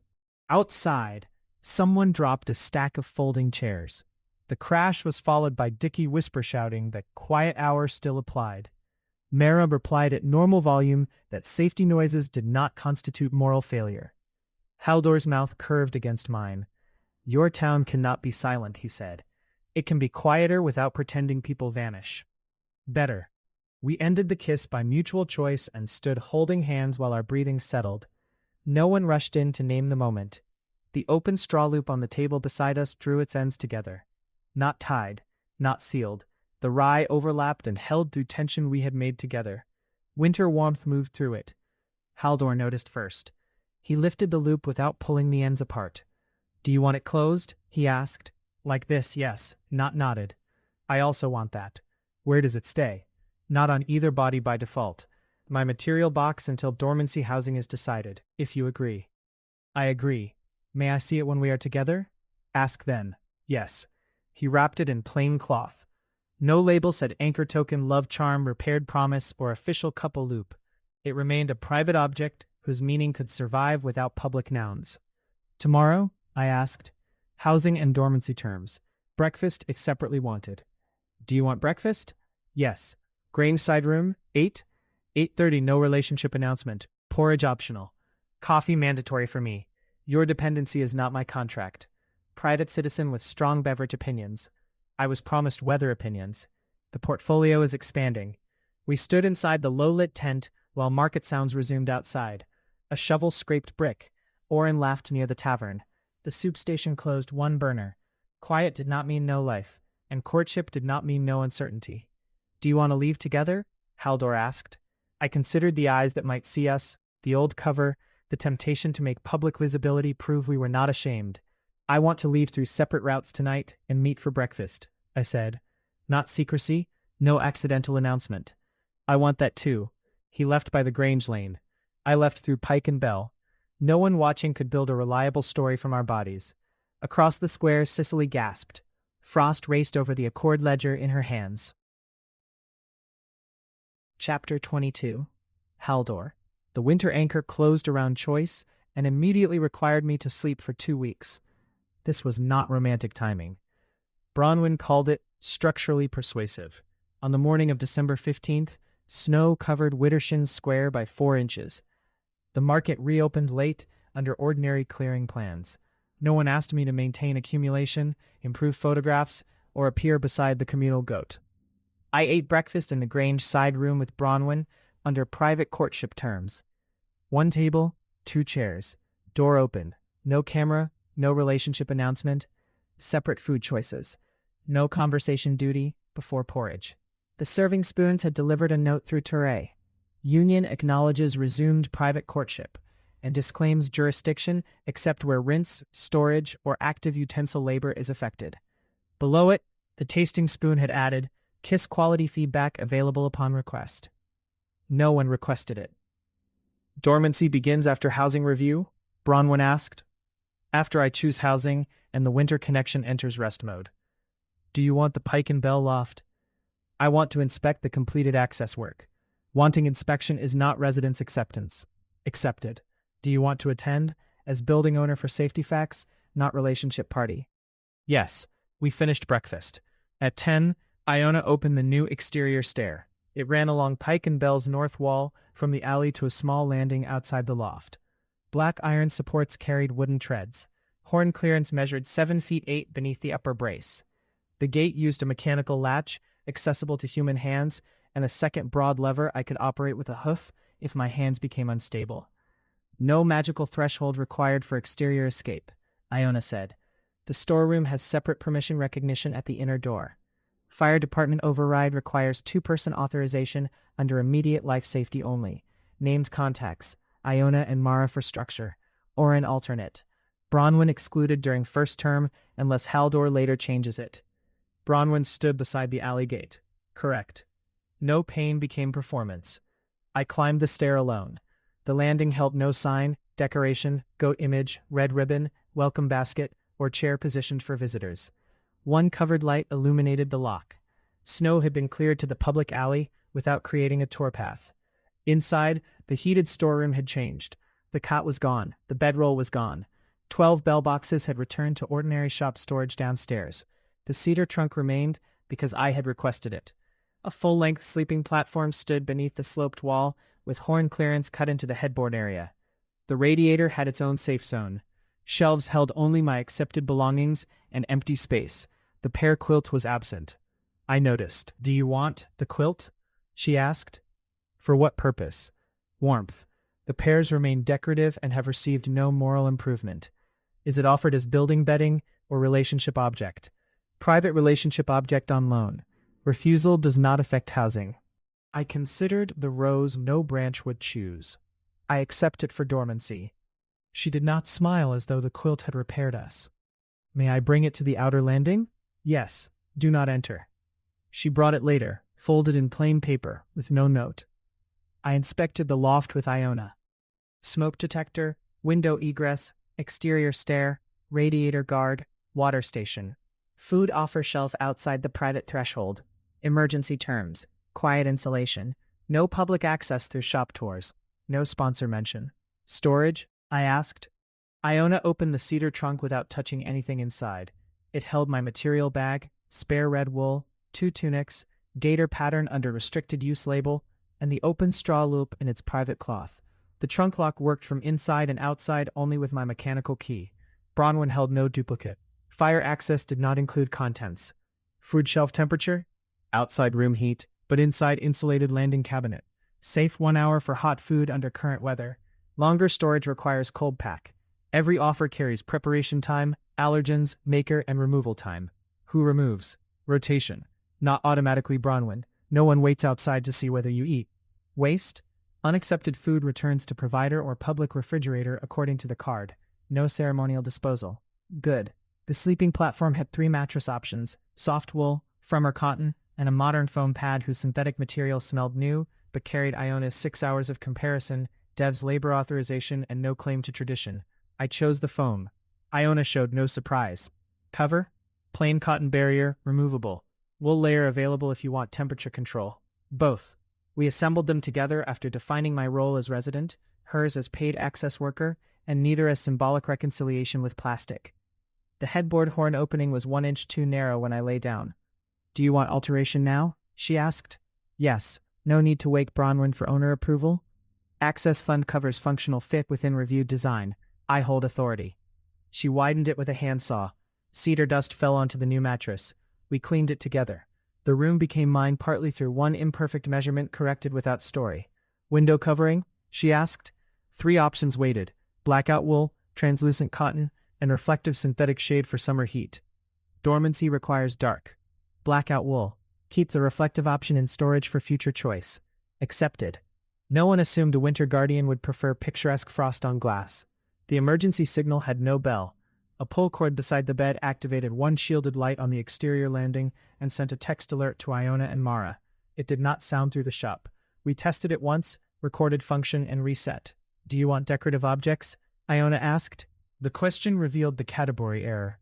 1 reading lamp, water cup, coat hook at shoulder height, low stool for gaiters, a small table for the material box. She installed nothing as decor. Each object entered because I requested use. When inspection ended, the room looked sparse to human eyes and complete to mine. "Do you accept residents for the 2-week dormancy?" Iona asked. "Yes. Future residents reviewed after waking. No permanence." Dev recorded it.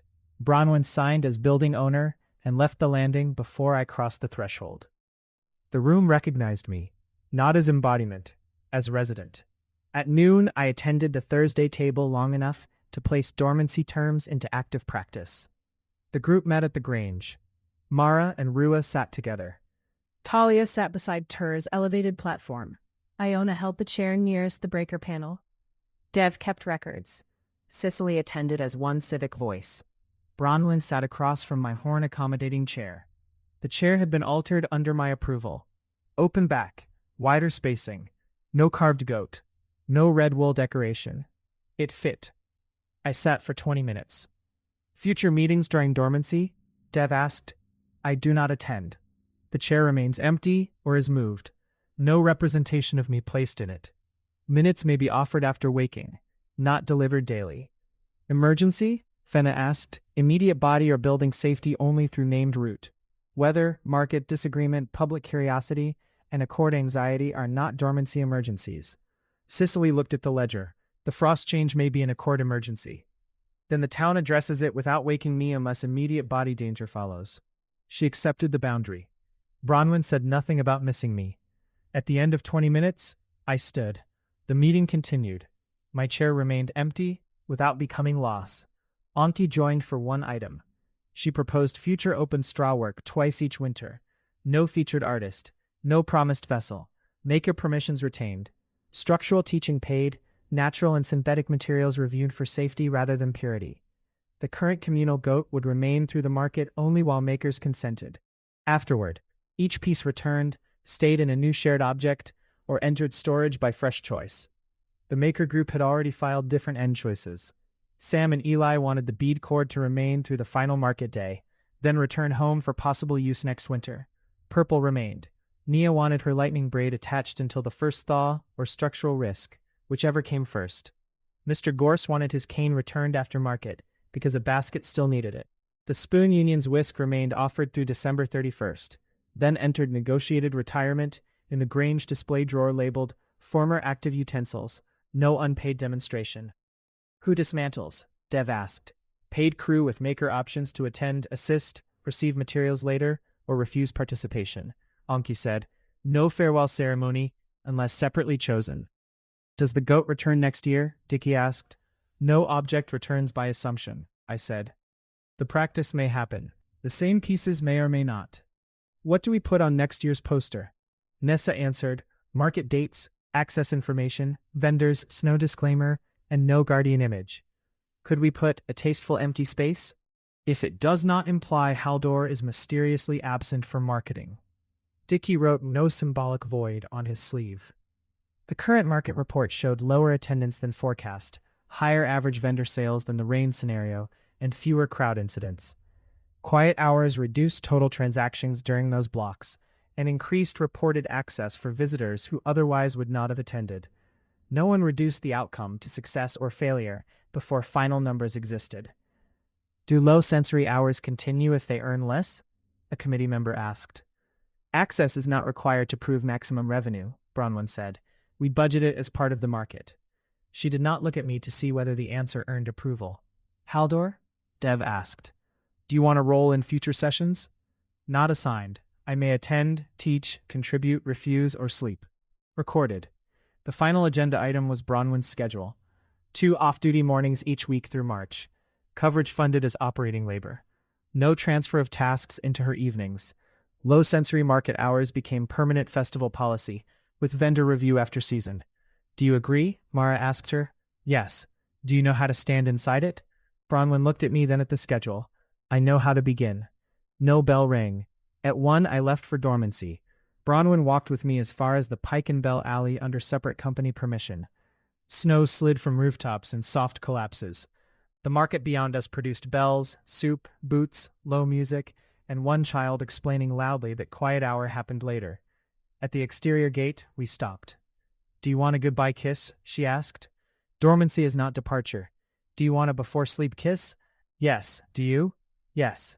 We kissed beneath the stair, private from the square, and visible to the alley if anyone happened to use it. Privacy did not require secrecy. Public possibility did not create performance. Her hands rested on my coat sleeves. Mine held her waist. The kiss lasted long enough to warm and ended before either of us turned ending into threat. "Food offers?" she asked. "Standard shelf at noon. Remove at 1. You may contribute under the same rotation as others, not more often through relationship. Quiet? No knocks, no bells. Messages? 1 private note may wait in the sealed box for waking. No updates. Emergency terms as signed. Yes. I will see you after dormancy if you still choose. I intend to choose. Intent is not obligation." Her smile contained ache and no attempt to remove it. "Good sleep, Haldor. Good work and good rest, Bronwen." She left. I climbed the exterior stair and entered my room. The pear quilt waited on the landing. I brought it inside myself. Before closing the threshold, I looked toward Widdershins Square. Cicely stood beneath the Grange awning with the Accord ledger open. Frost had covered the winter page after our second kiss. Now sunlight reached it through snow clouds. The frost cleared.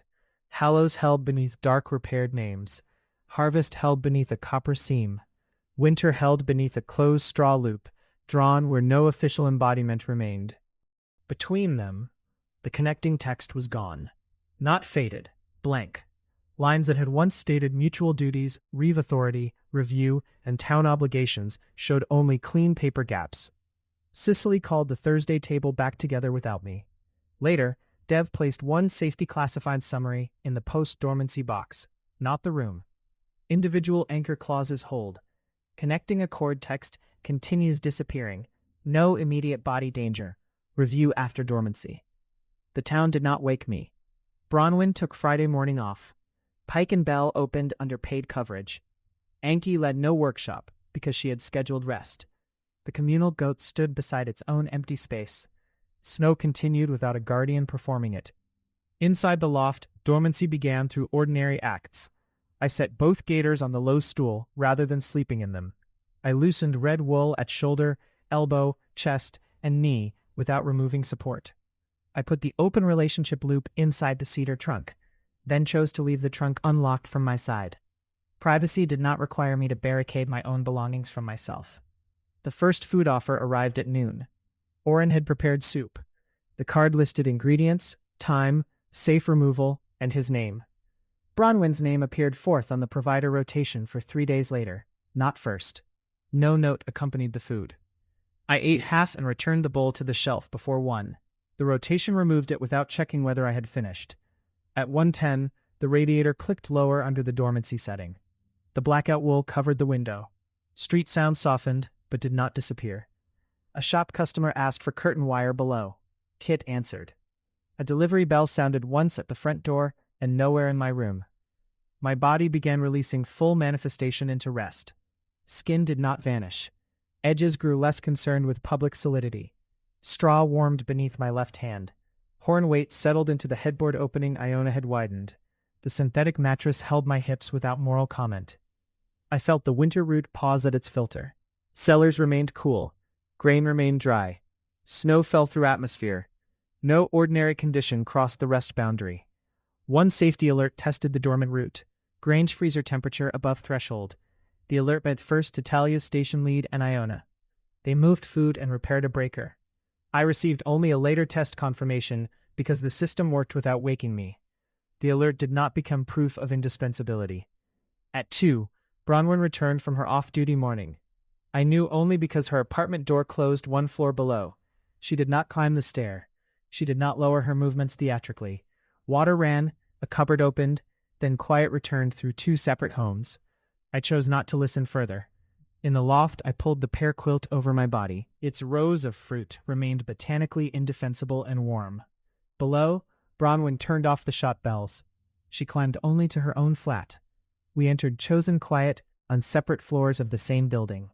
Snow covered the exterior stair without closing it. At the first scheduled check, paid staff cleared the treads and left no footprints at my threshold. Access remained possible, privacy remained intact, and no one mistook an unopened door for an invitation to knock.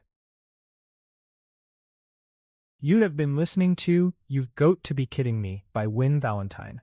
End of audiobook.